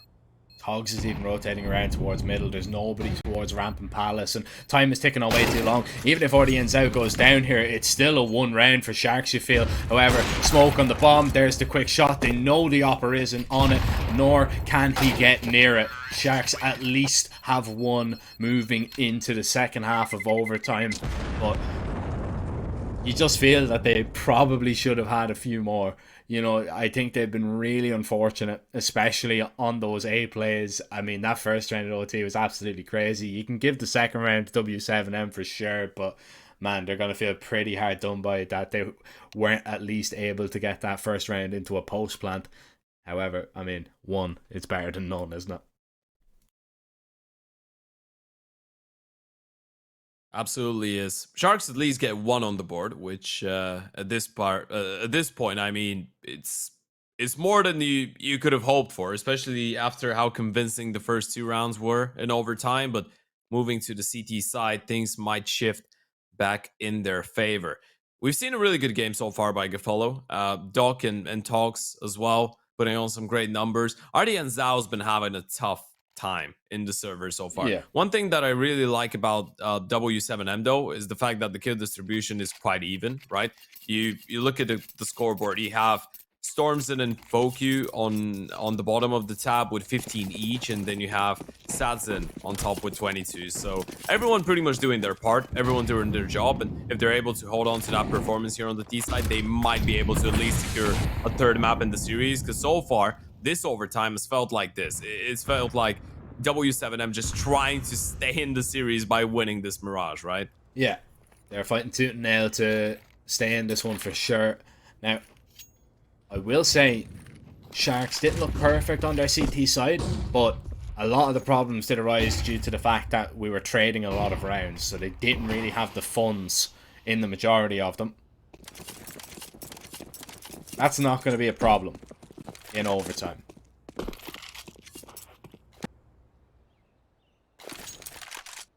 Not quite. Pretty slow default. 1 player in towards Palace, another in towards the Ram though, and 3 in middle, so an A split on the cards here potentially, and the Sharks don't really have a bad setup for it, right? The crossfire between the connector and the short players should be strong enough. DRG playing in towards the Palace as well is a good position. So on paper, really well positioned. Let's see if they're going to be able to hold on. Oh, good molly towards bottom con there, just giving the early warning signal here. They're going to try and just run out through the smoke. DRG has been spotted towards the balcony, but the kills are just falling in favour now of the CTs. Doc doesn't want to overstay his welcome in an angle that he can be taken out of. Molly in towards jungle. Is it going to burn him? It actually forces him forward, and Jay-Z wins that fight. Ardian Zhao is trapped in that corner. Togs is taking a lot of damage as well, but it's down to just Seed, and Togs with the double. That's massive for Sharks. 14-14. And Togs, he's had some very important rounds for Sharks, keeping them alive, keeping them in the game. Let's not forget, he was the man with the M4 on that pistol round in towards CT. I believe he got 3 kills after Gafolo got the double with the Deagle, making sure that Sharks at least had a chance to win it in regulation. Now, he's after giving them a chance to win it in overtime. Yeah, absolutely. That's been a just a breaking game from Gafolo. It's been one of his best performances so far this year for sure. Individually. And on a map like Mirage, you want your Oper to be as prominent as possible. And again, it's going to be the B play coming up, and Gafolo is the first one in line. There they go, through the smoke. Gafolo facing off, gets the first one, goes for the no-scope, doesn't get the chance to even fire a shot, but he still has a lot of support. Ardian Zhao hasn't been having the best game of his life so far. That's not gonna change here, but Togs has arrived with a big double, and Sadzin has to clutch it up, but he's found a double. Does he realize Tog is towards the back of the side? I think he does. He knows. He's gonna try and walk him down with the Ob Dog. Does he start moving? He's looking. They're gonna spot each other, and Sadzin gets the kill. 25 on the Ob on the T side. It's a big triple, and W7M move to another map point. Sadzin, an insane 1 versus 3 to get 15. 1 away now. And we were speaking about Gafolo's impact. Well, how about that for Sadzin? Massive massive importance, that one.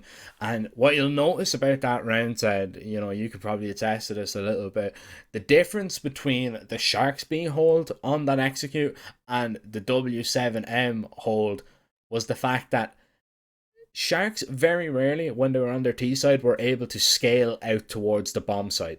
Audience out, because he is lacking so much confidence there, he didn't want to take a fight, even though he was, you know, even though he was in a good position, right? I mean, he's looking towards short. It's a favourable fight for him if he's able to, you know, just look up to that window and collect that kill. When you look at W7M, when they're trying to lock down that B site, Sharks have very rarely gotten out of those apartments. Now, a lot of that is down to Gafolo's position there. He was in towards the apartments, goes 1-for-1 with the AWP, gets caught off guard, but W7M have done a really good job of stopping Sharks out on the B bomb site, and well, Sharks are going to have to stop W7M this time around. They're going to get out, they're going to scale onto the site. Togs is completely blind. Audience out. Is he going to be overlooked? Yes, he is. There's 1 and 2, and now can they stop the bomb plant dock on the site? It's just ZD left alone. We could be going again, Ted. We could be getting a reload on this overtime unless we see another 1 versus 3, but don't hold your breath just yet, because Gafolo zooms in but misses the shot, gives away his position, and now ZD can take a 1 versus 1. DRG spotted out, now looking for the opera towards the apartments. He's maneuvering around the site nicely, and they've no idea where he's gone. They've lost him for the moment, and eventually they're going to have to peek out, and luckily DRG gets sights on him to lock in that double OT. Yeah, we're going again. 30 rounds wasn't enough to make a difference between those two. DRG and Gafolo hold on. Gafolo, that could have been, might have been, one of the most painful misses after such a crazy game, right? The fact that he doesn't get that kill, but thankfully, DRG was there to save the day. Great rotation as well. Really good setup. Ardian Zhao needed a double kill, and he goes absolutely huge. And this is the difference maker, right? You could be having a really difficult game. We know that this is not the usual form for Ardian Zhao. Everyone has those off games every now and then, or it might just be an off map, right? But the fact that he gets the double kill in the most important rounds to keep them in the game as well, this is massive for him. 15-15. We go again. Of course, not switching sides yet, so Sharks gonna keep on playing on the CT side of things here as W7M. Keep on looking for ways to go through that defense. And that's just map 1 of the series. We still have Anubis guaranteed after this one is over. And then potentially a third. If we get to it, it will be Nuke.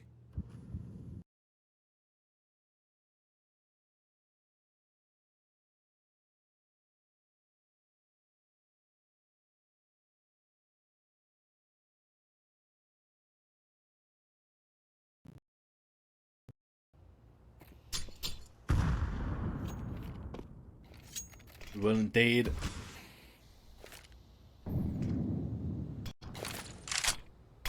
Big control taken by W7M, and they're gonna go for a boost in towards the window. This could be a big problem. DRG loves this position towards the balcony.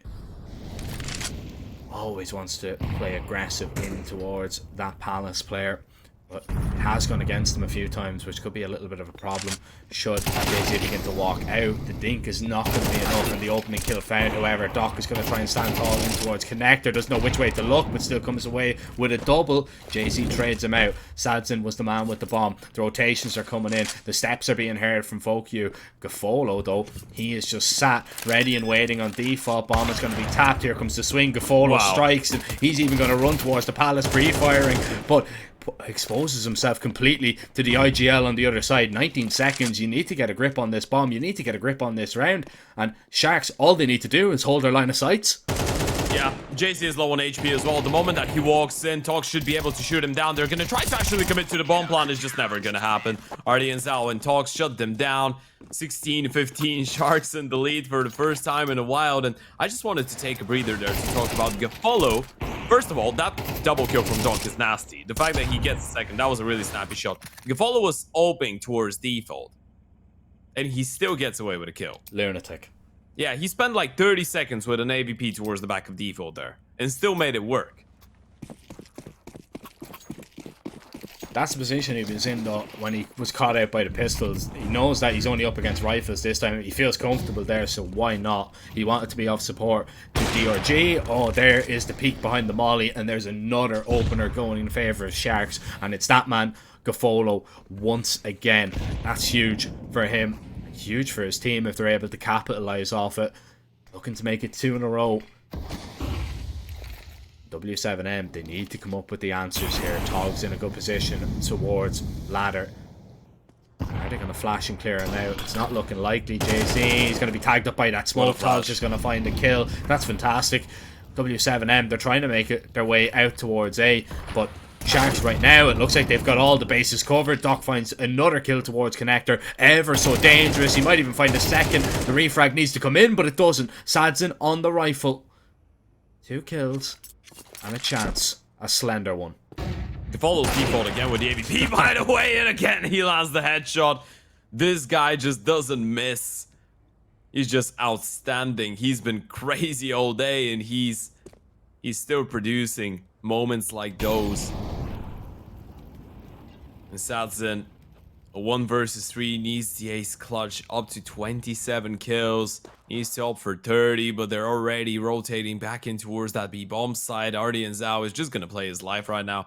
Time is just simply against Sadson in this scenario. And even if he gets that kill, he still has to get past the open. Gafolo is just going to hold the line. This is impossible to win, surely. Gafolo is just holding.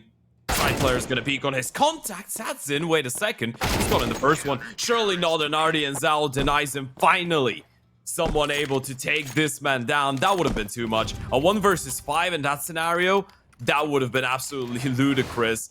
But Sharks, they get the round nonetheless.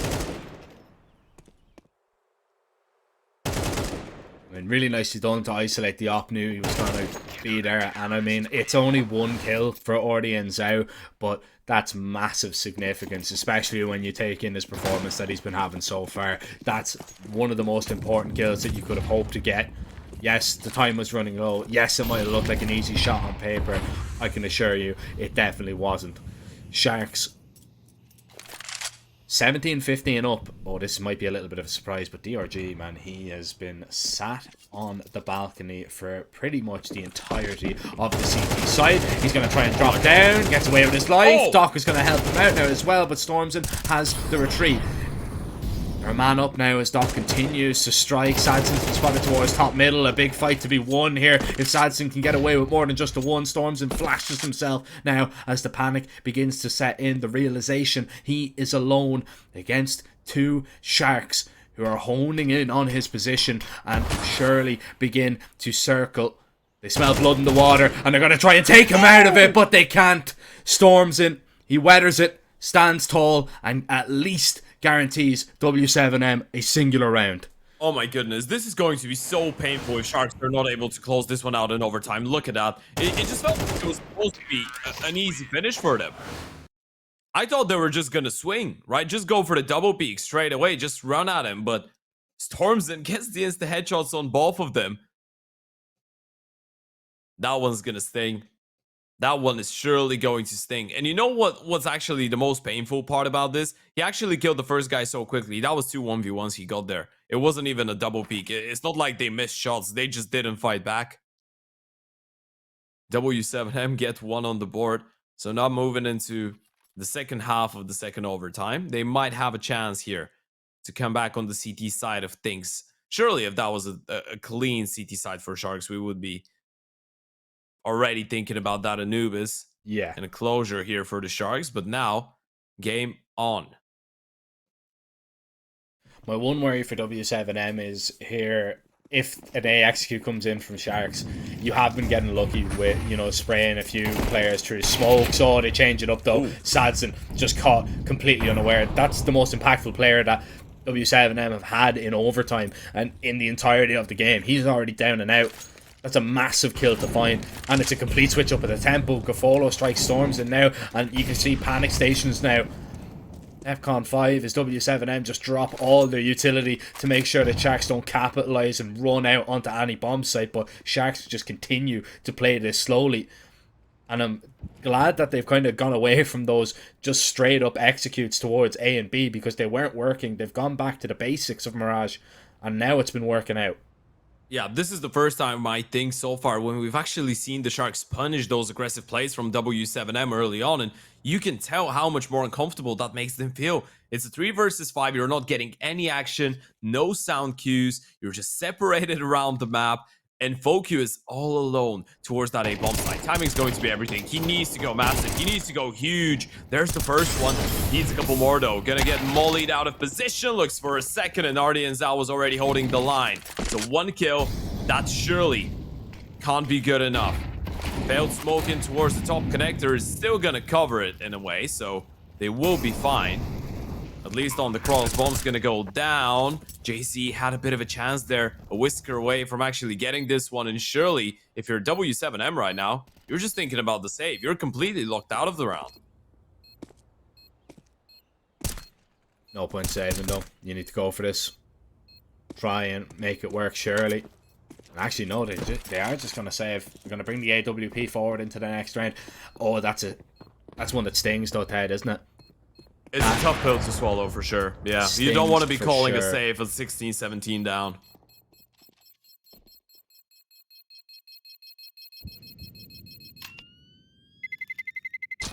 Terrorists win. Bomb explodes. You've got 2 chances now, Sharks. Unable to close it out in regulation. And now you get a chance to steal away the pick in overtime. Great buys. No issues with utility. And what do you want to do? A double up in the hands of W7M. That's a Hail Mary play, Ted, if I've ever seen one. Absolutely is, but at this point you don't really have anything to lose, right? You're just 1 round away from losing your map pick in a series that was supposed to go all 3. You were never supposed to actually be competitive on the second map, but Sadzin opens things up really nicely. First though, being put to good work, and there goes the second. They had no idea. They had no idea that there was a double op in play. Well, now they do. Gafolo's going to try and walk in towards B, but the ops are just everywhere, and it's the double op that are just absolutely raining down hell on Sharks. And once again, we see a gun round just fall flat for them, and it's always that final round. Always that final round that they need. You might find 1 or 2 kills, but that's going to be about the height of it. Yeah, you're going again in the next one, right? At this point, it's all about the damage. I mean, if you get a couple kills and maybe the CTs misplay it a bit and let you back into the round, you could be dreaming about it, but Sadzin is just collecting every single soul in the server right now. You peek him, you go down. That's about how it goes, and Tox is left in a 1 versus 5. AVP has spotted him out, tags him down, and it will be the Ops to actually claim all 5 kills here for W7M to get up to 17 rounds. Going into round number 36. As W7M are trying to force a 3rd overtime on their map pick of Mirage. Sharks get another chance. But now they know there is 2 AVPs on the other side. So they could be a bit more diligent. And if they wanted to go for a quick play right now, if they wanted to go for something fast-paced, maybe that would be the right time for it. Gotta be a B. It looks like it. Actually gonna drop the bomb. Nothing too quick. Don't want to rush into things. Execute to your friend though now when there's a double up. Yeah. You want to smoke them off. You want to make sure that the ops are going to have no impact. Yeah, they might get lucky through a smoke and connect on maybe 1 kill if you're fortunate. But this is a really interesting approach that we see from Sharks here. They want to take the fight. They want to let Gafolo maybe have an opportunity to find an opening pick. And why would you not want him to get it done? Doc walks right through the smoke though and gives that one right away. Are they expecting Sadzin to go for the repeat? No, they're not. DRG tries to react in time, but it's not going to happen. And Sadzin gets away with his life and the man advantage. And Gafolo now has to go and try and get some more work done. Creeping his way up short. They're actually rotating away from B here. Fokyu, little jump spot. Oh, but he hits the shot onto Gafolo. That's massive. He's going to go for a reface as well. Are they looking the right way? No, they're not. The timing is so horrible, but Fokyu, he's a secondary opera. He's the IGL. He can do it all. He hits 2 shots, and he's even going to peek into Togs here as well. Overheated a little bit there, but it won't matter. Another one. Overtime number 3 coming right up.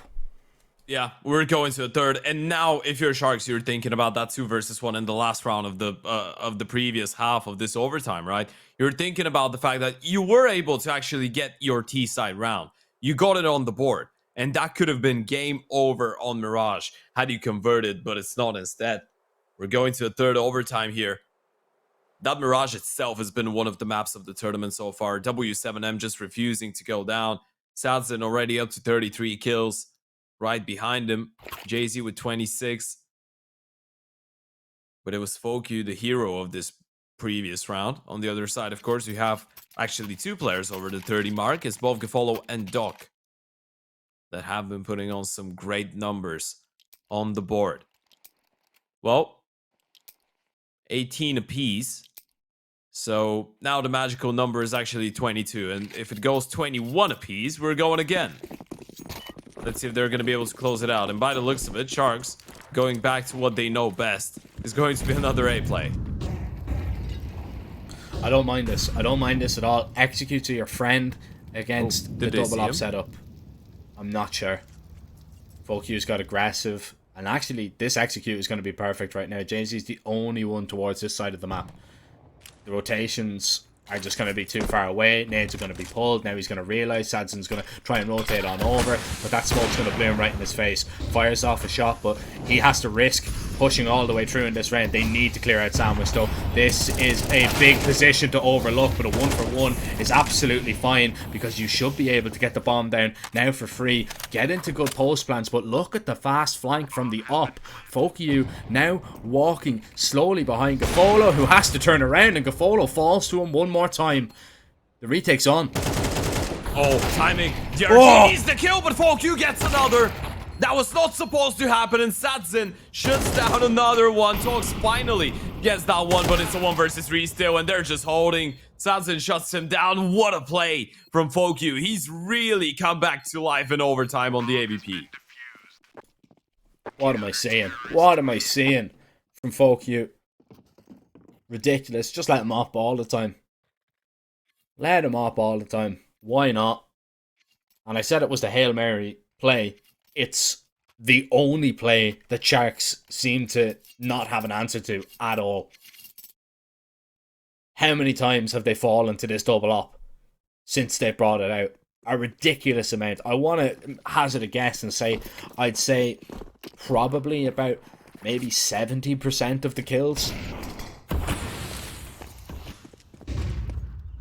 But I'm just not sure. It's just been crazy since we've got into overtime, and they've had that double op to work with. It's just been working so well.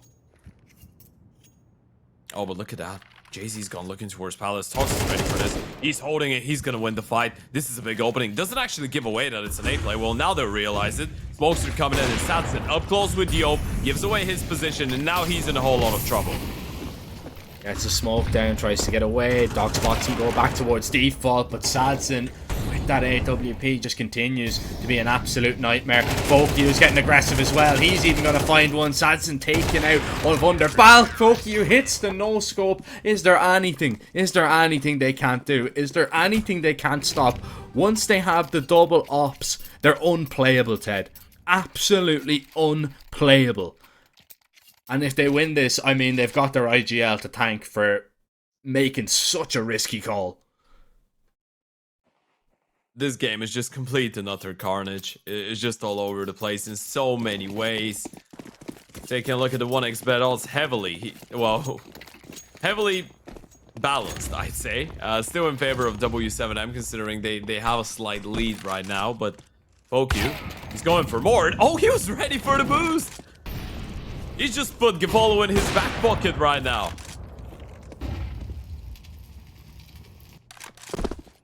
What's happened to him? He just transformed to a completely different player the moment that he laid his hands on the big green. It's ridiculous, and he's out-opping Gafolo on it. Gafolo was hitting absolutely everything, let's not forget, for the majority of the game, but Fokyu said if you want something done right, do it yourself. He's stopping them. Smoke is going to land on the head of Doc. Now, EOG tries to swing up into the side, but you get past one up, you can't get by the second, not just yet. And Sadson up close, the flash blinds Ordian Zhao, and Togs is left standing alone. Man, I'm going to have to watch this one back and see how many op kills there have been in overtime, because I'm pretty sure it's been near all of them. That is absolutely crazy for a CT side. W7M 3 in a row now to close this one out when it was looking lost. It was looking like they were down and out. Why not? I mean, everybody's going to be buying a double up now. Yeah, he's just hit 40 as well. I don't think we've had 40 kills so far in the tournament, right? Not in a single map. I mean, this is probably the longest map. Yeah, this is probably the longest map we've had, but it's still 40 and 24. Unthinkable scenes on Mirage so far. Sadson and Fokyu just dominating the hell out of this overtime. Sharks had the chance of a 3-0 lead just a couple minutes ago, and they couldn't convert. Now W7M actually have those 3 rounds. They have those 3 chances to close out their map pick finally, and they're going to try and do that with an A play. Follow now getting in on the action with his AWP. He finds a double. Oh, the timing is so horrible. Gafolo needs to hit that shot. It's a no-scope headshot. He's going for more. Gafolo going for a highlight reel. But he's only got 1 bullet left. He's got his teammates though to help him out, and he wants more. He continues to apply the pressure, continues to apply the heat, scoped in, but now needs to back away, maybe hit that reload. Gafolo even finds the nade kill on the retreat, and Zedi, now the only man that can stop Sharks from winning this round and winning it out. It'll be a monstrous 1 versus 3. But you can see they have no idea where he is right now. Gafolo's even rotated away. Ordian Zhao has given up the spot towards the ramp. Togs has now seen him. And Gafolo begins to run towards A. Yeah, this would be a 1 versus 3 to remember. And he's got the first one. Not ready for the flank though, for sure. And he's, oh, Gafolo got on a quick switch, but pulls out the AVP for the A's. Gafolo closes this one out. 37 kills for the man in an ace in the first round of the second half of the third overtime. Look at this. First one is great. Second one is nearly perfect. The third one though, the no-scope, was the cherry on top. Look at that. Look at that flick. It was the headshot as well. Just a masterpiece. A godlike sequence. Man, I'm not sure, man. Have I been transported back to 2012 to Modern Warfare 2? Am I in a quickscope, no-scope lobby? Man, I don't know what's happening. This is crazy. Some of the op shots that we're seeing. And not just from Gafolo, from Sadson, and even Fokyu, the most unlikely of players to bring out that AWP. It's a fantastic opener there from Ordian Zhao. And Sharks now look to survive once again. The CT sides have just been so difficult to get past in overtime. But this B play has worked out in the past for W7M, and it's looking quite weak. Togs is a little bit far away right now. Ordian Zhao, 16 and 26, needs a monstrous double kill, but Togs is at least going to get back to help out. Timing is everything. Jay-Z is going to be spotted, and Togs now can just play his life. They've done the damage. They just need to find the kill onto Fokyu on the site to stop him. The rest are in the apartments. Line him up into the shooting gallery. The HE might land and finish off Zedi, but he gets a whole lot closer. Togs is waiting, ready. Sadson, surely not. AWP now gets out to create a little bit of space for himself, but he's been heard dropping on the site, and as soon as he shoots, everybody's gonna peek, but Ordian Zhao creeps in before he even gets the chance. 21-20. Sharks can force it to a quad OT, Ted. Yeah, this could turn out to be a never-ending game of Mirage here between Sharks and W7M. 3 consecutive chances for W7M to close it out on the T side, and now they're down to their final one. So far, it was just the Sharks actually not being able to convert, not being able to send this to that second map, but now it could be both of them. JC trying to open things up. Only one we actually haven't seen have any success on the AVP so far, and he was the one with the best spawn, so he's the one going for the peak early on. No fights given to them. Not for now.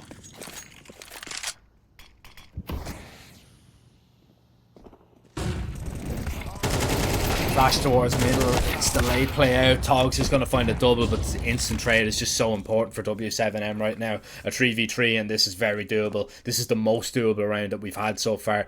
Bomb is in a really uncomfortable position, though. It's over towards chair. Somebody could be posted on it from short.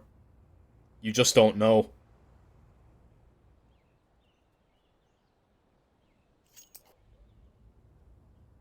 Oh, they're going to peek.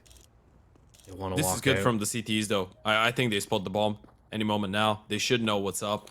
They know exactly what's going on. They're ready to peek on the contact of the short player, and now they spot it too. But Tadzin gets the kill onto RD and Zao, so now it's just DRG and Gafolo. They've seen the Oper. He's going to try and reposition. DRG is the unknown quantity. He is the one that they haven't seen in the molly towards short. They're going to try and push in towards the connector. They hit him with the nade. Did they hear that? Did they realize DRG needs at least one? But JC says no, and it has to be Gafolo. Another 1 versus 3 on the cards. First one is his, and now they know he's repositioned. 20 seconds though. They need to cross towards the bomb site. They need to find a kill. That's such a risky jump. 40 HP to work with, and he's still chasing. 15 seconds. They need to get in towards the bomb site. Now they've heard him drop. He's gonna try and go for the chase. Sanson still up close, and the AK finally puts an end to it. W7M close things out on Mirage.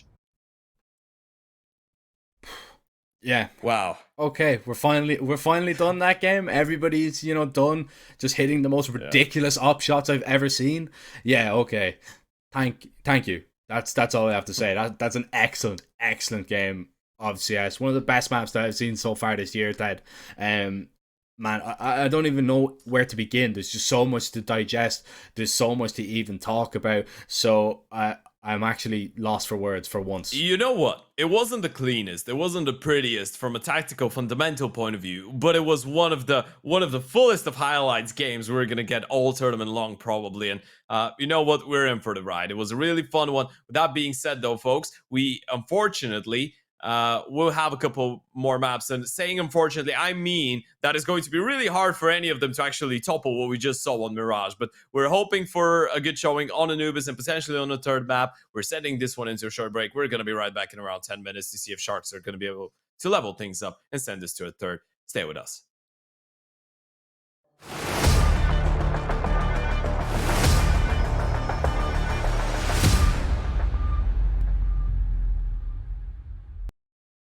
One chance. One dream. One match. One energy. One fight. One aim. One action. One hope. One expert.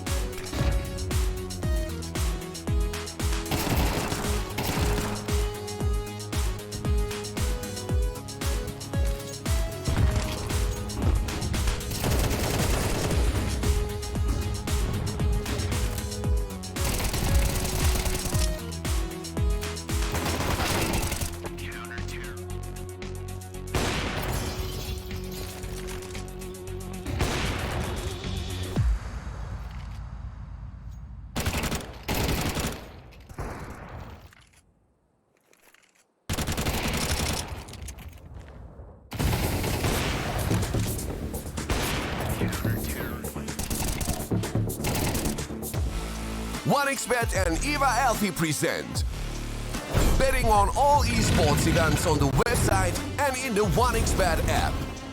OneXBet. Play with Eva.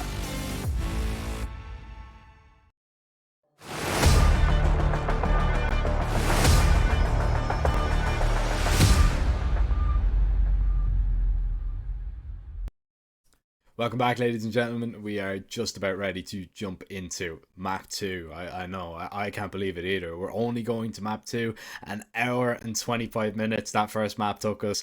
An insane game, though. I have absolutely no complaints about how competitive that one was.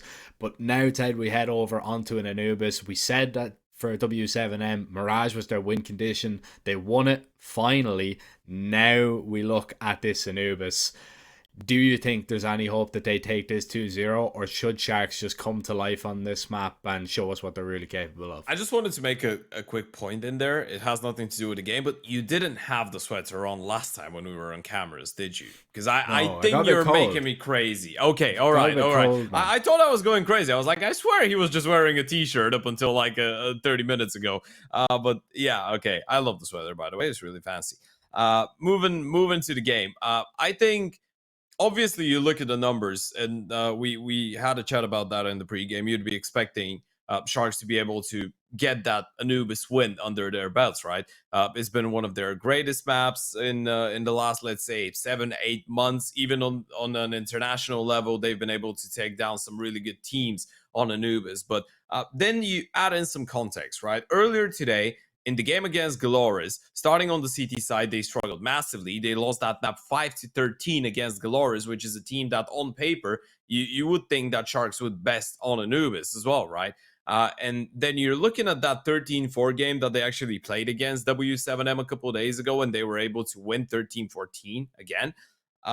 They started on the T side, so W7M didn't really get to showcase what they have on the offensive side of things. And now, considering that this is actually Sharks' map pick, I really want to see W7M's T side, right? We didn't get to see what it has to it last time. I feel like that might be one of those cases in which they're able to actually, because of the really exhausting map that they were able to win, transfer that form onto Anubis. Sharks on the CT side, W7M on the T side. It's time for the pistol round to start us off, and I'm actually hopeful that this is going to be a little bit closer than maybe what we expected initially when we saw that map into the veto. 1xBet, 1.56 in favor of W7M to pick this one up and take the 2-0 victory home. Let's see if they're going to be able to do so. I thought you were about to say I expect this one to be a little bit closer than the last map there for a second. I was like, are you for real? How close do you want the game? How many overtimes do you need to watch? You know, it's always been a dream of mine to see the sunrise after casting or while casting. Yeah, well, we're nearly there. Today might be the day. Yeah, it's already like what, 20 to 3 a.m. where I live, so. Early daylight. Well, wasn't much to split the two teams. No daylight between them this time around. But in the pistol, however, that is a completely different story. W7M start best. B-Pop and Sharks could not handle it whatsoever. They're put directly onto an eco straight away. And I don't believe we should see a force from the Sharks in retaliation here. So this should be a clean sweep of the first two rounds. At least. Yeah, it could be a mid or a B push here with that single flash. Looks like a mid push. Or an A main one. Okay, it's going to be an A main rush with the flash from Gafalo. Well, fortunately enough for W7M, they actually have all their pieces bar one towards the B bomb side. So the flash is going to come in. Jay-Z, not even going to use the flash actually. Timing is a bit unfortunate. They haven't seen him. He hasn't seen them. So... yeah, now he's heard the steps. Now he's gonna realize what's up. And he's been spotted out, so he's in a lot of trouble. He's not getting out of here alive. I don't think so. Question is, how many kills does he get before he goes down? He's gonna get Swarm any moment now, and the answer is just one. Yeah, they want to try and take this rifle away if they can. They've already done that, so no issue.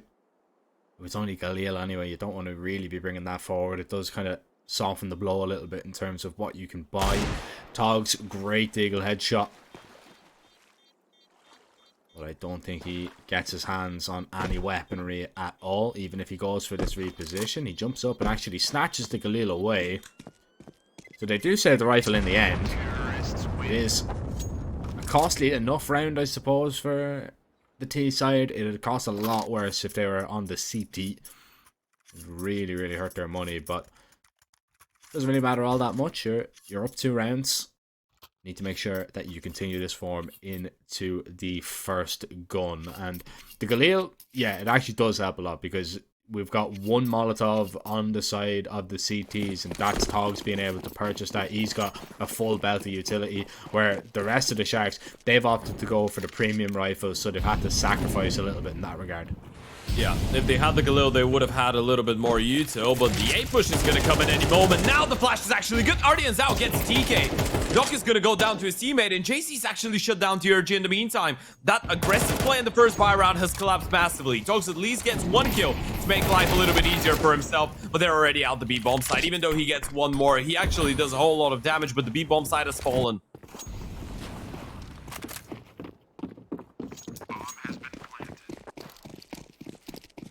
They're going around the world. They're going to go for the main ramp, and that's going to be heard. They're going to hear the steps of one player, and they're going to hear the other one drop down water. I need to be careful about this smoke. It fades upwards, so audience out 118. Sads in first. No kit for Gafolo, so that flash and that kill, yeah, it's done. You get out of there. W7M continue their perfect start to this T side of Anubis. And Sharks' money is going to be quite badly hurt by this round. Togs would be able to field a rifle should he deem it necessary, but I assume it will just be Gafolo playing around with his, and also maybe just a few upgraded pistols forced behind it. But so far so good for W7M. That got really awkward there. Over towards A, they managed to find, you know, the opening duel. It went their way, even though it was a team kill. Still kind of worked out for them. That kind of sets the pace though a little bit when you think about it. You know, Sharks, they want to get in your face. They want to get kind of aggressive. This round, I assume, is going to be no different, especially with the 2 SMGs being bought. So yeah, we will have to wait and see. Is that going to be a B-rush? They're thinking about setting up for the pop straight in towards the site, and I don't blame them really. Smoke is going to be down, but ZD's already passed it. He can create a little bit of space. Togs claims 1. It's only a 1-for-1. DRG goes down, does a little bit of damage. The swing from Gafolo is worth absolutely nothing. Needs to be careful, does the damage, but at least gathers that information, even though it costs him his life. A lovely transfer from JZ. How about that? W7M 4-0. Yeah, and now this is a little bit problematic, right? They tried to extend it again with the investment Sharks, but it just doesn't work out. Sadson with a big double kill there, and don't get fooled by the tap on the replay. It's just reverse. But yeah, W7M are actually in the lead. Are Sharks going for it again? Doc has just purchased the FAMAS. They have a couple MP9s. Okay, they're not going for it fully. It's just a half buy. It's a pretty dangerous one, all things considered, but W7M just abusing that B-bomb side, and this one is going to be no different. Once again, the rifles are already looking for fights on minute 42. I don't blame them. I mean, they've been winning the majority of them. This high tempo has been working out, so why would you change anything up? Now, they're going to be denied anything at all, and they're not just going to send it straight into the bomb site. I do respect that. They were looking to see maybe if it was just pistols, or maybe if there was anything else, maybe deeper in the round for Sharks there, take a fight with a rifle and maybe really open things up, but that's not going to happen. Oh, Stormson's going to be in a world of trouble here should they swing. Ardian's out, gets 1, Stormson falls down, and it's going to be the B-play coming out of Connector. They need a couple kills though. They know there's more people in towards main, but are they going to be ready for Dog? There goes the White Peak, Zeddy with a double. Dog is still in front of the smoke though, still in position to take them down. Manages to find a double, but Sadson still alive, still kicking. 1 versus 1. Ardian's out on the other side of the smoke. Does he want to push through? Oh, he will. This is such a big risk, and Sadson spots him out. It's another clutch for the man. He's 9-0 on Anubis, and he just can't be stopped. What a start. What a start from W7M here. ZD, I mean, a little bit of good fortune there. Doc tries his best alone with a FAMAS, and he does a really good job to collect 2 of them, but in the clutch, Ice cold Sadson. And now, Sharks, they do have a buyback. Of course, that was only a little bit of a half investment from them. We're going to see Gafolo bringing out an AWP.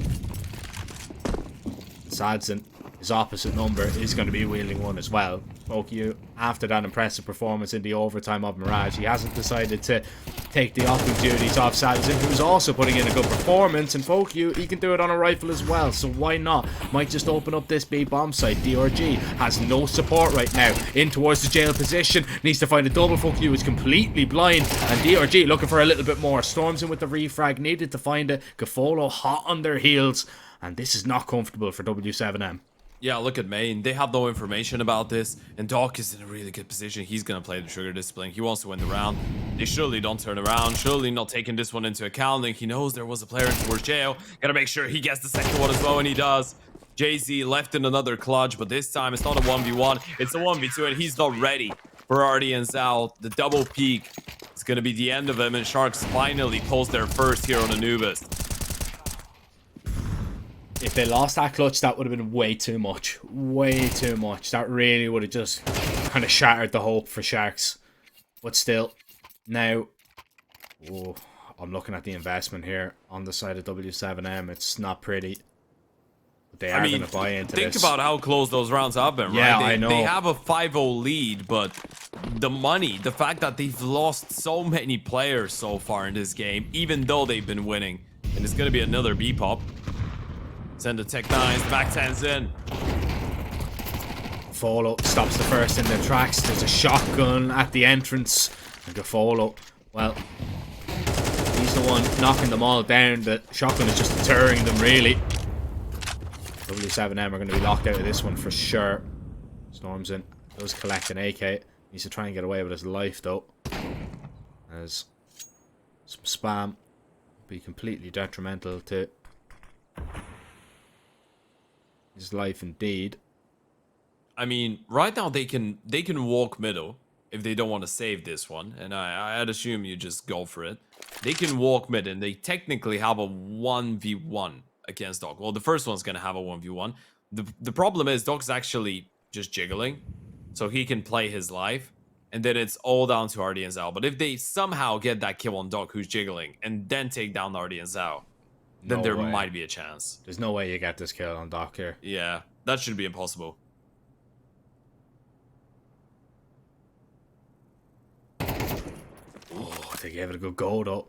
Now they're going to sprint in towards A, looking for Artie and Zhao in towards the heaven. It's a nice little jiggle from Sadson, who's going to try and get it done, and has to get it done alone. One kill, waiting for Doc to swing on out. He's going to swap over to the AK with bullets in it as they try and run him down. Catches the flash right in the face. And a shotgun pellet with it. Sharks, they do have a second. That one is much more clean. And we shouldn't see any more investment from the T side, not in the next one. Yeah, that was a great defense. You finally make them respect you towards that B-bomb side, right? Especially after how explosive and quick those rounds have been. I mean, after that really long Mirage, I feel like we've just seen 7 rounds in a matter of, what, 10 minutes here on Anubis. It's just been high tempo, high pace. Yeah, way above the limit. And this one should be a lot cleaner here. Just a couple pistols on the other side. Running through the Molotov. Fokyu actually got that kill onto DRG. And okay. Tech 9 through the smoke manages one more. This is already starting to look too expensive for the likes of Sharks. Gotta make sure those 2 kills are gonna be all that W7M run away with, but they still have a lot more potential. Now, both of those players have been tagged down in the process. So it's not like they have the full HP to work with, but at least they have the bomb on their disposal.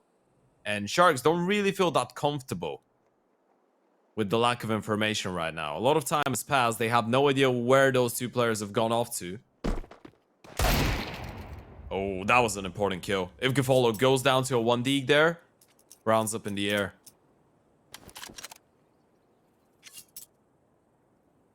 This one is looking sealed with a Sharks label on it.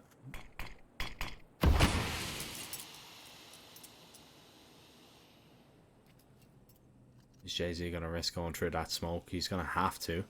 And pray that he catches the timing. Doc is worried about middle for now. Knows that that is definitely a possibility. Oh, he's looking head on. It's dinked up for his troubles. It was definitely a world where Doc just turns to look at the flank towards Temple there and falls, but luckily that wasn't a possibility, or actually a probability for Sharks. Technical pause as we will be waiting for just a moment. Actually, it's a tactical pause, not a technical pause, so that's good news at least. We won't be waiting too long. Yeah, it's going to be a lot shorter. I like it from W7M right now because you realize that Sharks were able to get back in this game, get a couple rounds. Now is the point in which you should realize you're on the T side and you don't want to give them any more rounds, right? You want to make sure that they stay down on 3, tops 4 rounds in the first half because you know how good their T side is. I mean, you actually had a first-hand experience with it just a couple days ago, and it wasn't as pretty for you. So you want to make sure you at least get up to 8 rounds, I feel like is the minimum that the W7M are going to be after here on the T side of Anubis. And that's going to still make it winnable for you once we go for the switch and you're on the defensive side of things, on which you had all those struggles. Let's see what they have for us. Judging by the minimap, might be another B play, but this time with a little bit more pressure being put in towards middle. Yeah, but it might not matter. They're going to double push here. Oh, Sadison should have got that kill. Jay-Z is going to try and look to get the refrag, but Kafola's just holding for that swing. Just well played there from Sharks. Peeking without a flashbang, and W7M were caught completely off guard by it. It's just a play that you're not really expecting for them to contact in. It's so risky from the CTs for obvious reasons if there's an op holding, but if there's a player up close like that, sometimes you do get away with it. Fokyu is making so much noise right now. He's going to try and sprint towards A and beat these rotations if he can. He might be able to get past the smoke. He gets one down, takes a little bit of damage. Oh, he's going to walk back a little bit more, but 2 players are just waiting for him. I like the idea, but it was better in theory, really, than in practicality. Yeah, now that's 4 on the CT side. Starting to look like a pretty solid defense for Sharks. 4 in a row, starting to make them a little bit cleaner. So you're gonna notice the cash actually piling up there for the defense. Of course, it's still a bit of a long shot to say that, you know, 4 rounds is already guaranteeing them a decider, but this is looking a lot more competitive.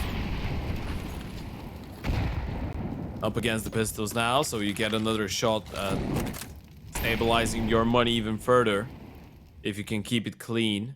Of course, that is a massive if with how wild this game has been so far in the series in general. Fokyu gonna go for the peek towards middle. Dog doesn't really want to give him too many chances, and Gafolo's already opened things up, so you're gonna have some level of comfort knowing that at least you're a man up here.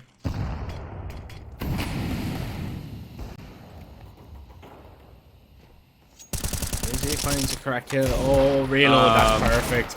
Stunts is going to walk through. Oh, he even lands the tag as well onto Togs. Oh my god. That's huge. Gafolo needs to really do it all here. Low HP onto Jay-Z on the site. The same for Fokyu as well. And Gafolo's just buying time. The rifle's now rotated in. HE down. They might be able to save this round. Jay-Z headshot. No way, right? Togs is low. Remember, he's been tagged up by a deagle already.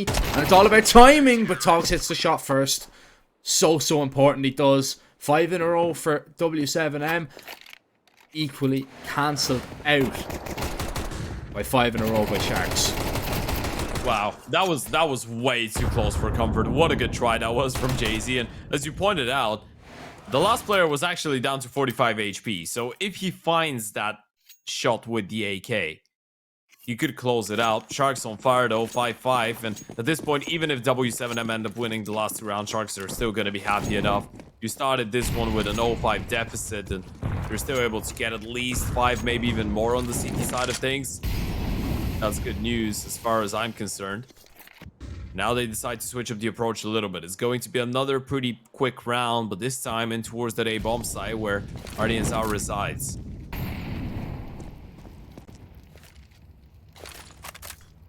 It's good counter utility. Going to keep them out for a little while. Or are they? Flash through the smoke. They're going to pop on through. Ardiansau shuts down 2 by himself. Oh, the repeat from Doc is going to be good as well. They're really worried about camera, but Doc is actually going to get back onto the site into a really good position just to anchor A. Sadson and Storms, and they're not on the way into the site just yet. They're holding to see if the Doc is going to peek. But he's not going to give them anything at all. And he's got backup now as well. Doc now peeks in a comfort zone with his opera. No idea where the last player is, so he gets caught by surprise. But Sadson, there's just so many targets, so many angles that he has to worry about walking into the site. But he has the bomb. He's got a free path to B, but he doesn't know it. Yeah, and with 30 seconds, I mean, he could actually try to shift to his way back. I feel like it could be a little bit too risky for them to start pulling rotations back, but maybe send one player back just for good measure. Sadson should be just holding on to the AVP right now. Bomb plant doesn't really look like a realistic possibility, so hold on to what you have already. You're already working with the max loss bonus, so around yourself, you're going to have a couple upgraded pistols, maybe even a Hero Galil for Jay-Z. Oh, I say Hero Galil. The next one is actually the last round of the half. I just realized that. So, yeah, Jay-Z's going to have enough money for an AK, and the rest can purchase some rifles. So, yeah, hold on to the AVP. Smoke double flash as well. That's going to help out a little bit, but the Sharks already making this one look a lot more like what we expected initially out of this Anubis. Looking solid. And Tox is posting some hero numbers right now.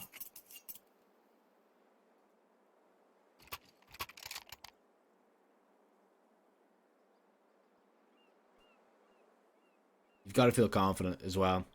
If you're Sharks right now, the last two times you've played Anubis, you know, you spoke about the struggles on the CT side for W7M. Yes, they managed to actually force it into an overtime the second last time that they played it, but they only amounted to 3 CT rounds, which is just a massive problem. 3 CT rounds in that game, and then the game after, 3 CT rounds again. So they've in total gotten 6 in the series. They need more than that. In the last 2 series, should I say. An actual double tactical time out there from both sides, so really taking their time weighing this one up. Still, 6-6. W7M are going to be happy enough to be in that position. That's an uphill battle, but you're still at least in with a chance to steal away this 1 and 2.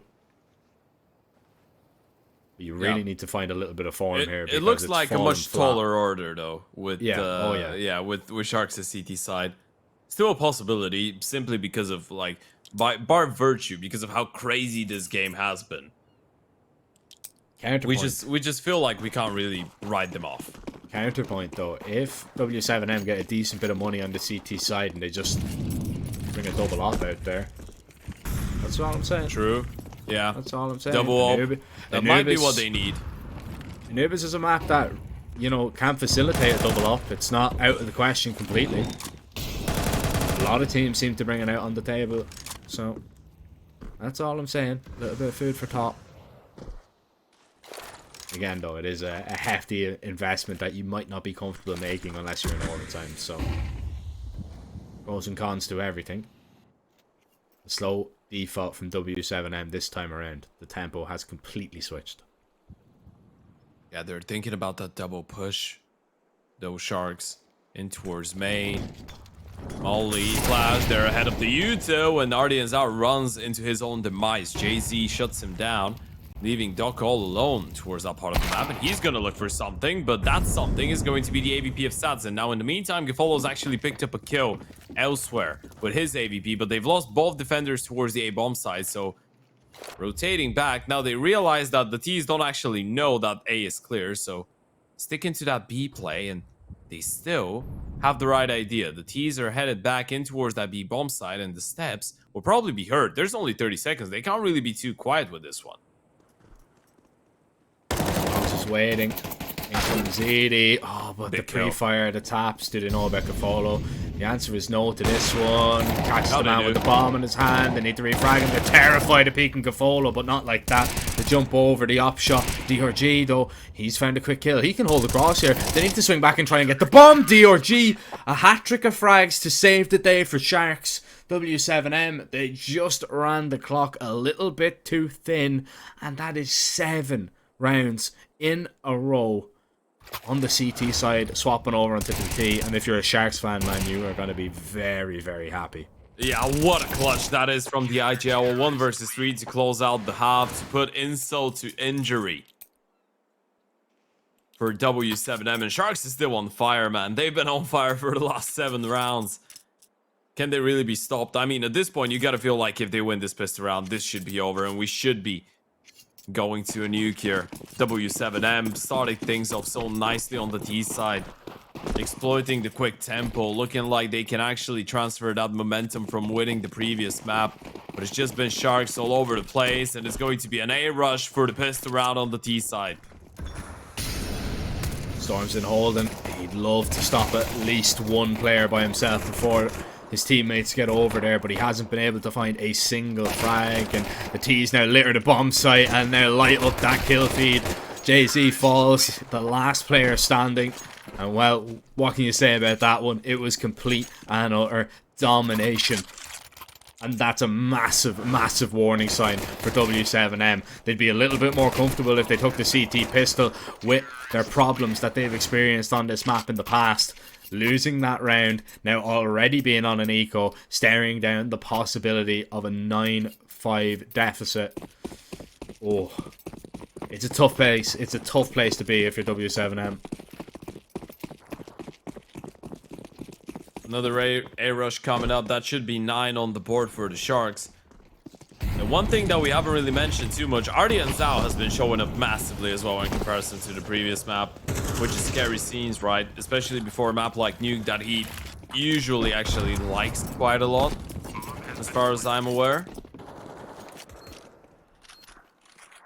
If we're able to close this one out in style and moving forward to Nuke, could be in a really good position. Capolo gonna go for some of the eco kills. They line up, but he's still only good for 1. Artie and Zhao there with another multi-kill. And it's a clean 1 for the Sharks, losing only 1, but holding on to the rifle. So just the MAC-10 that you lose technically, which is not gonna be such a massive issue. But this is the money round, Jack. This is where we actually find out whether W7M are going to be for real. Whether they're going to be able to put their sweat, blood, and tears into this map, but make it competitive.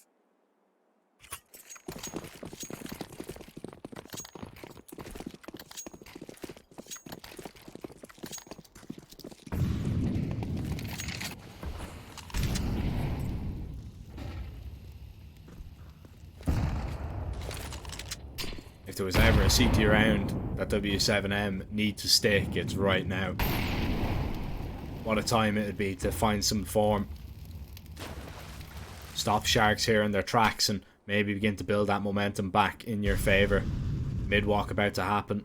No information for W7M, who are comfortable in their own right on the bomb sites, but surely the comfort can't be that much. You know that this part of the map is completely open. Pixel angle here.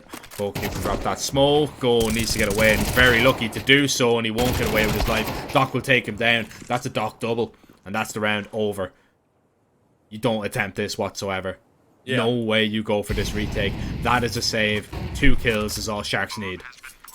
And it's just so clinical as well, right? The fact that you can tell Sharks are just winning some of their fights with such a level of comfort, it seems like, right? Both Stormzen and Fokyu, especially Fokyu, compared to the previous map where he was just, well, he was flourishing with energy and just finding kills left, right, and center. Of course, the majority of them on the AVP and overtime, but still, he's on 5 and 13, Stormzen on 4 and 13, respectively.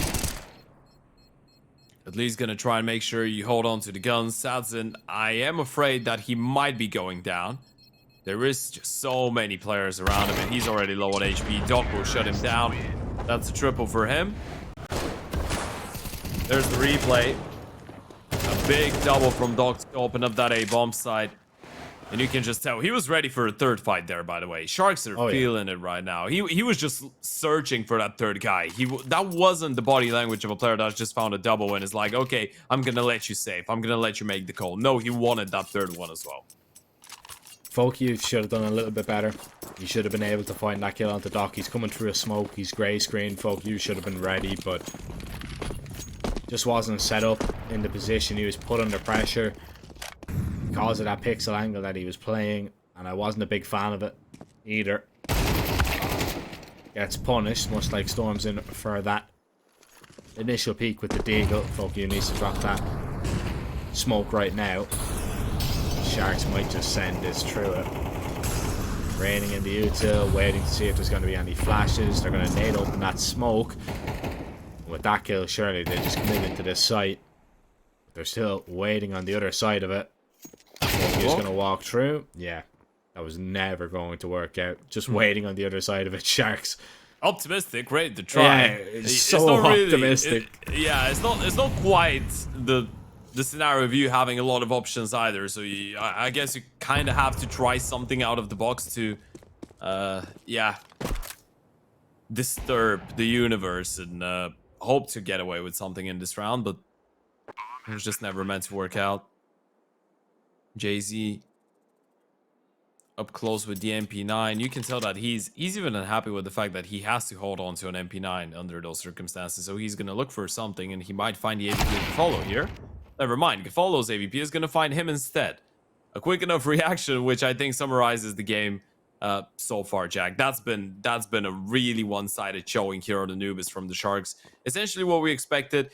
And at this point, if you're W7M, you're so thankful that you were able to get that win after a triple overtime on Mirage, because that would have been a 2-0 for Sharks. Yeah. But if you look at Sharks' point of view, Sharks are going to be saying, man, if we just close that game out, this is straightforward. This is easy. This is a walk in the park right now. Yeah. But you have, I guess you have the other point of view as well. The fact that if you're the Sharks right now, you're actually happy with the fact that you've been able to keep your composure, especially after how close Mirage was, how many chances you had to close it out. It's really easy to let that get under your skin, especially after the 5-13 loss to Calores that they had earlier on Anubis. Starting on the CT side, this game started with an 0-5 deficit for them as well. There was, I feel like the signs were there, and it was a possibility for them to just get completely run over here, but they were able to actually turn it around. Oh no, they weren't 0-5 down. They were, oh no, were they? They actually were, right? They haven't lost a round ever since. 5-0 to 11-5. Yeah, I just got confused because we don't have that on fire graphic on right now, but they've actually won 11 in a row, yeah? Yeah, they're still on fire. And W7M not been able to extinguish it whatsoever. That flame is burning so bright. Stormson, you need to find that refrag, knows that he's got a big opportunity to take down DRG and then get back to help defend A. And yeah, he's going to take it. Picks up an AK, but the bomb is down. Sharks, they're going to look to try and hold on here. Gafolo gets it back into an even fight with that shot, and he wants a little bit more, but he's peeking right into the op goal. Gafolo. That's what we've seen on Mirage. A lot of rounds before the double op start to really put him in his place. But even the opposites in wasn't enough to take him down this time around. 12 in a row, and Sharks look to make it 13 and close out map number 2. And that's going to be one of the most convincing maps of the tournament so far, right? I'm not sure if we've had a team. Okay, we're back on fire. I'm not sure if that's actually happened. A team closing out a game on the back of winning 13 consecutive rounds. I think that's going to be a first. And the game not being 13-0, by the way.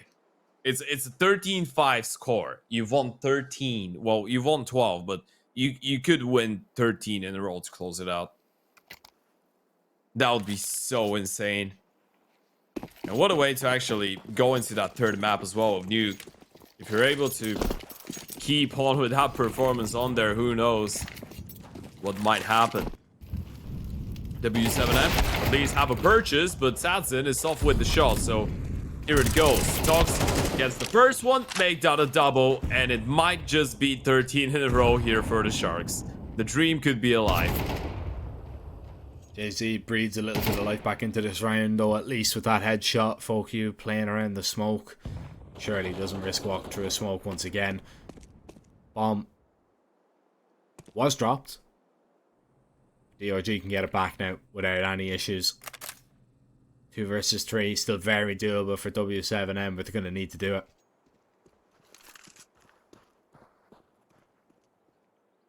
A minute left.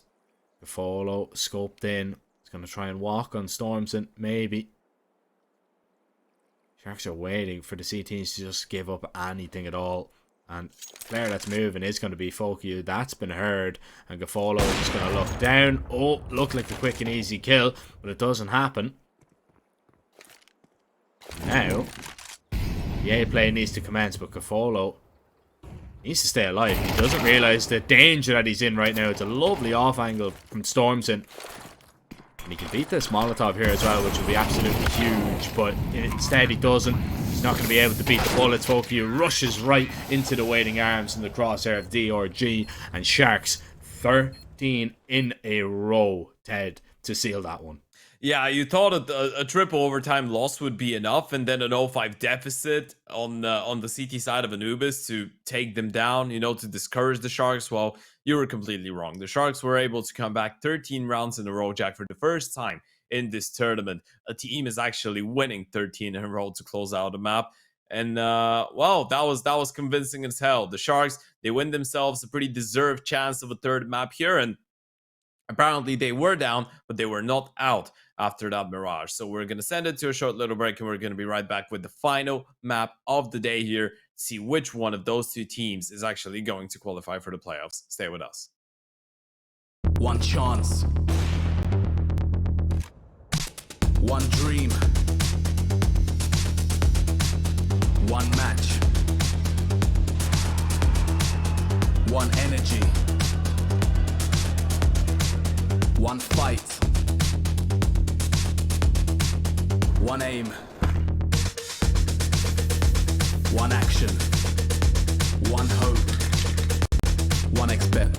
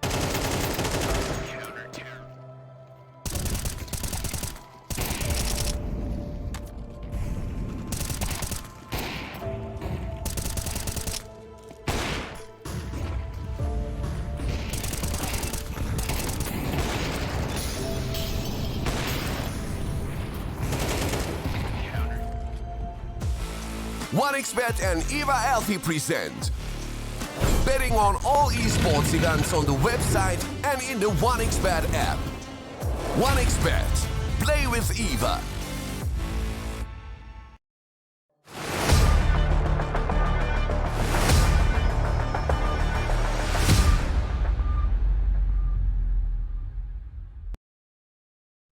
Welcome back, ladies and gentlemen. We are nearly ready to jump into a deciding map between W7M and Sharks. It's been such an interesting best of three so far. Absolute chaos on map 1, but the tide kind of turned on map 2 there, and Sharks dominated from after, I'd say, about 5 rounds, Ted, winning 13 in a row to seal it.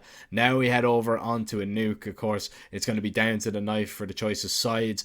But if Sharks are able to win that knife round and get a CT start, surely they'll be the favourites to take this. Yeah, I mean, momentum is a real thing in that game, especially when you win 13 rounds in a row. Obviously, this is an entirely different map compared to the previous one as well. And I feel like so far in this series, we've seen round for round, exchanging blows, really close game by both teams. And then we saw complete another Sharks domination. So W7M, going into this one, I feel like the most, I guess, healthy way to approach this third map mentally is to just think about the fact that you actually did beat those guys, right? Don't think about the 13 rounds in a loss that 13 rounds in a row that you lost. Think about the fact that this is a completely different map in the same way that Mirage was completely different to Anubis. Nuke could be completely different to Anubis as well. And I feel like this is the healthiest way to actually approach this.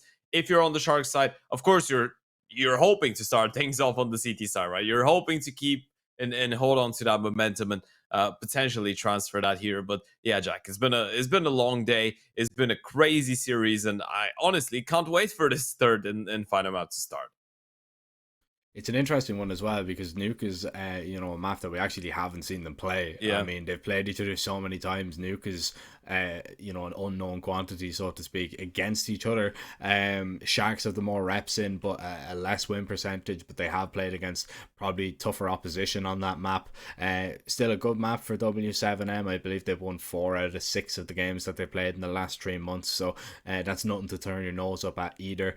I just do worry about W7M. They started off so well, all of a sudden to fall so flat. They looked helpless at certain stages of Anubis, and if they're not able to get that out of their heads going on to this third and deciding map, I don't know, I'm not very hopeful for them. Yeah, what's the thing though? I mean, after a map like Mirage, because we're going into the second map, and obviously the point that a lot of people are gonna make is that this is a pretty tiring experience for the players, right? Playing triple, quad overtime, that amount of rounds. You're playing an hour and a half map of CS pretty much, and that's high intensity CS. It's not like a face it pug. Even an hour and a half of face it pugging makes you tired if it's just one map. Imagine how it is in a high intensity pro game when there's a lot on the line. And now you've played one more map. So for sure, those players are not going to be fully energetic and energized going into this third and final map, but we hope they have a little bit of energy saved up because this one is going to be the real deal, Jack. This is the real difference maker. W7M get to start on the CT side of things, or oh no, wait, this is actually the knife round. So this is the knife round. round. Okay, it's not the pistol. I just noticed. Yeah, I saw it on the HUD. They actually don't have guns equipped. So knife round on 1xBet favoring Sharks here, and quite heavily actually for the win. Of course, you can understand that after the 13 rounds in a row. And by the looks of things, they might actually, well, never mind. W7M pick up the knife round, so starting things off on the CT side it is actually, as they called it. And Sharks will have to try and keep up with the tempo that they set for this game on Anubis. On the T side here on Nuke.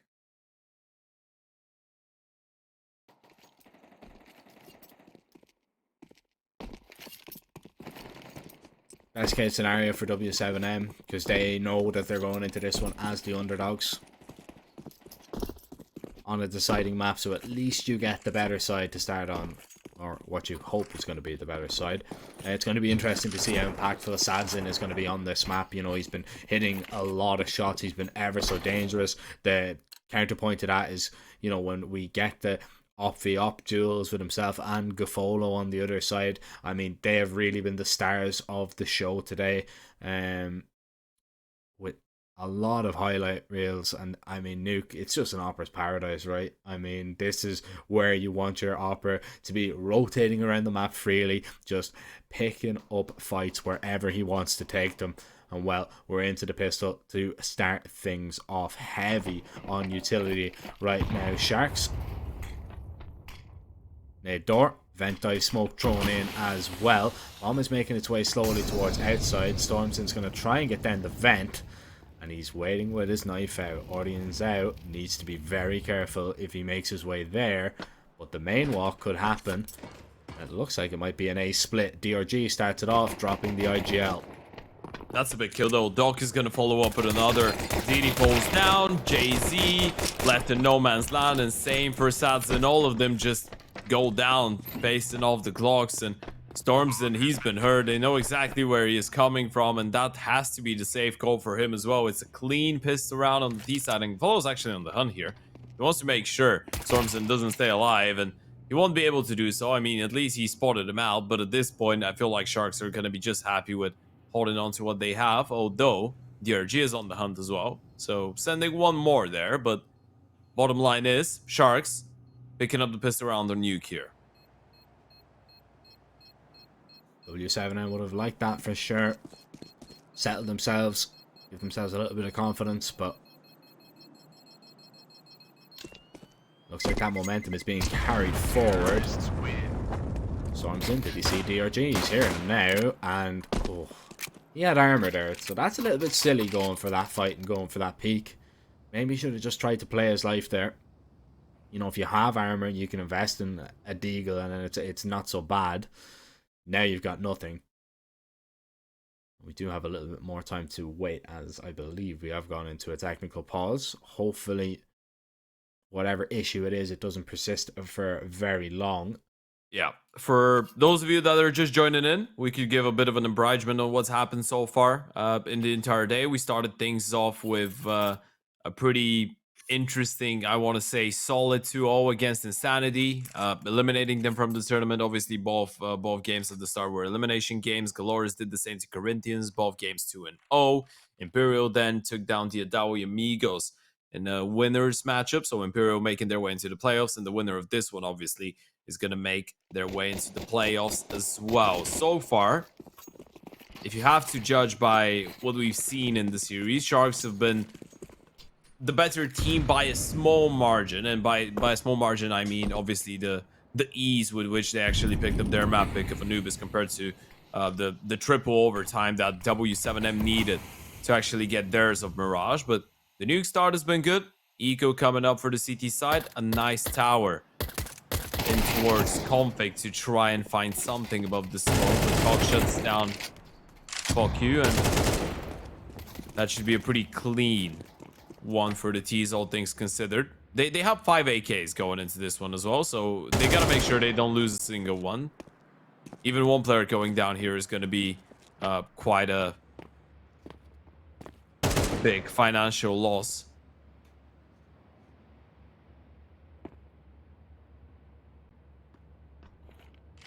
Taking their time, they're going to group up together. The follow does go down. Sadson tries to snatch away that AK, but that's not going to happen. And run a gun, nearly a TK there as well, so they nearly lost 2 AKs. Togs is the man that really needs to be careful here. CD's waiting to see if anybody drops down the vent, but this is never going to happen.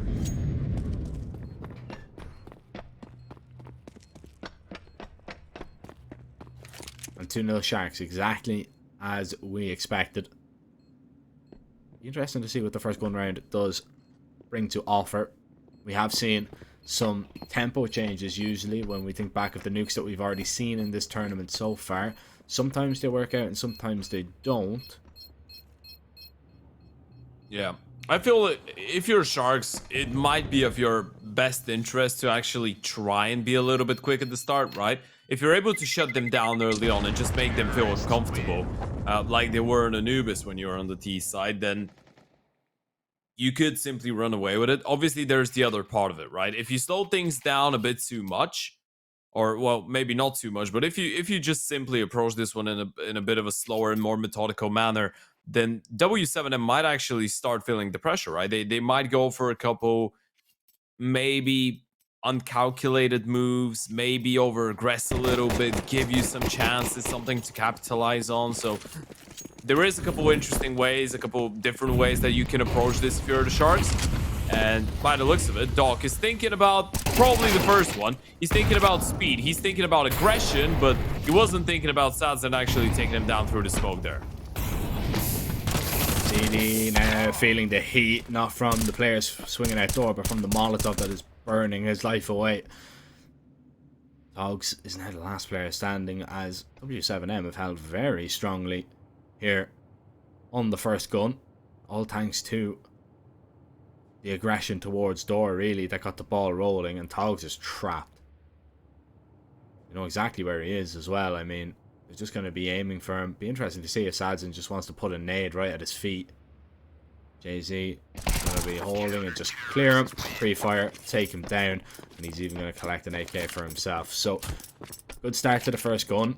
You acquire 3 AKs as well. And Sharks don't get a bomb plant in that round. The eco round that came before, as we said, was expensive, a little bit expensive, and now you're seeing that kind of come into fruition, that kind of punishing Sharks a little bit. DRG down to just a Deagle, Audience out, and Gafolo have to purchase up Galils.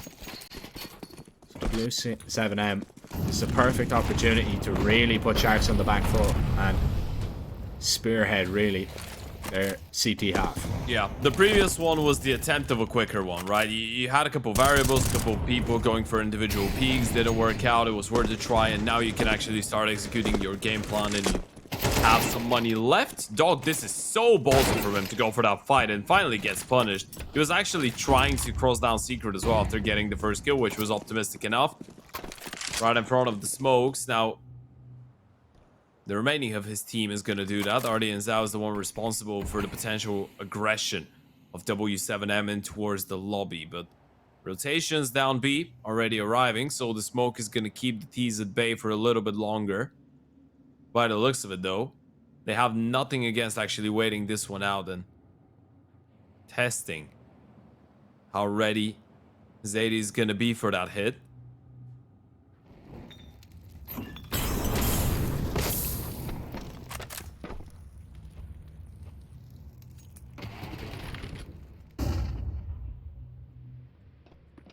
Sazin in the meantime finds Audience out. Here comes the swing out single. Is he good for one? But surely there's no way into this round if you are Sharks and you're just going to be shut down. Happy days if you're W7M. They're able to hold on, survive with 3 once again. You reset Sharks' money.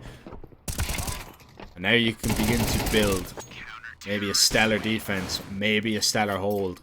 Put yourself in a good financial position as well. Maybe, just maybe, prove the betting odds wrong.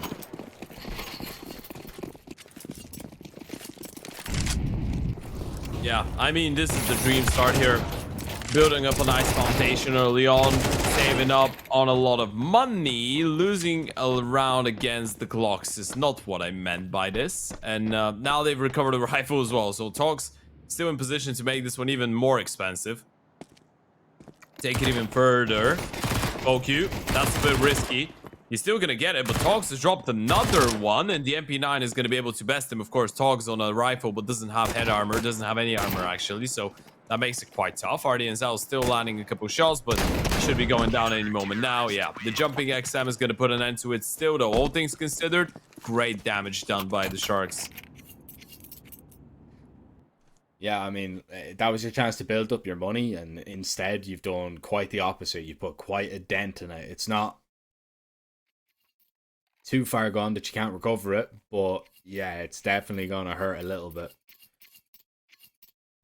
Investment from both sides once again. W7M have that AWP out, whereas on the other side, Sharks do not have the funds really to hook Gafolo onto his favoured weapon. You're looking for some presence towards outside, but this is a whole lot slower from Sharks now. They will throw a variation of the outside smokes. They have to cross very close to these in case there is a player towards heaven. Doesn't look like they're too inclined to go with them just yet. And I believe DRG is lining up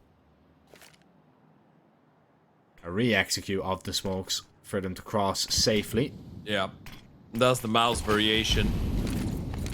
A bit closer. Nade to make sure that there's no one crossing in, but they're just gonna wait for the smokes to come back. There's another one, so bonus info, but that might actually play into the T's advantage, right? Focus just broken the smoke twice. He hasn't spotted anybody. And there's actually 4 people crossing down. This has worked out so well. The CTs haven't rotated anybody down there. And if they try and send somebody down the vent, RDN Zao is in a prime position to deny that from happening. This might as well just be a 5-5 save or a 5-5 post plan here, a retake for W7M. They haven't seen anything. Diop is just now going to start moving back towards that B-bomb side because of the time running low, but he needs to be really careful he doesn't go down here. Already out towards single. They've spotted him towards the ramp, and he's opening up the distance straight away. Daisy needs to find this kill, and does. Now they might go for it. It's a 5v4. Still quite unfavourable, though. This B-bomb site is so difficult to retake,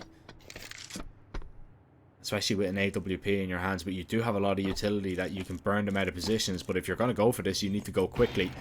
You need to really be snappy about it. But that kill definitely is going to entice him to go. DRG needs to try and hold on the front of the site. He's sat on the mini ramp there. Doc now claims at least one. Gafolo from the glass. Time is ticking, and Focus on the defuse has to get off it to find the shot. And is there just enough time? Yes, there is. Oh, down to the wire. That was a whisker away of going off right in his face, and Sharks clutching up that round. But W7M, they take that little risk to go for it. They manage to find the kills, and Sharks just cannot delay for long enough. Oh, and this one went down to the wire, right? That was such a close one. The B-bomb side, notoriously such a tough one to retake. First of all, that drop in the vent, we didn't get to see that in real time. That's absolutely mental. Foku realizing that was risky. He had to let go of the bomb, get that quick. Instant headshot as well, as clean as it gets. And he just barely gets the defuse in. Sharks go for a timeout. This is already starting to run out of control here. You're letting W7M build up that momentum. That was a 5v5 retake. RDN Zao loses his life in towards Squeak, and from that point on, it's a 4v5 hold on the B-bomb side. And W7M make it work. Time was running out. Sharks, they had the perfect play. They were able to cross down Secret without getting spotted, get the bomb plant without the Oper being able to even fire a single shot, and still, they're not able to get the round over the line. Half-buy coming up because of the maximal loss bonus now. W7M 1 away from being on fire, and it's going to be against the half-buy that they need to get this one.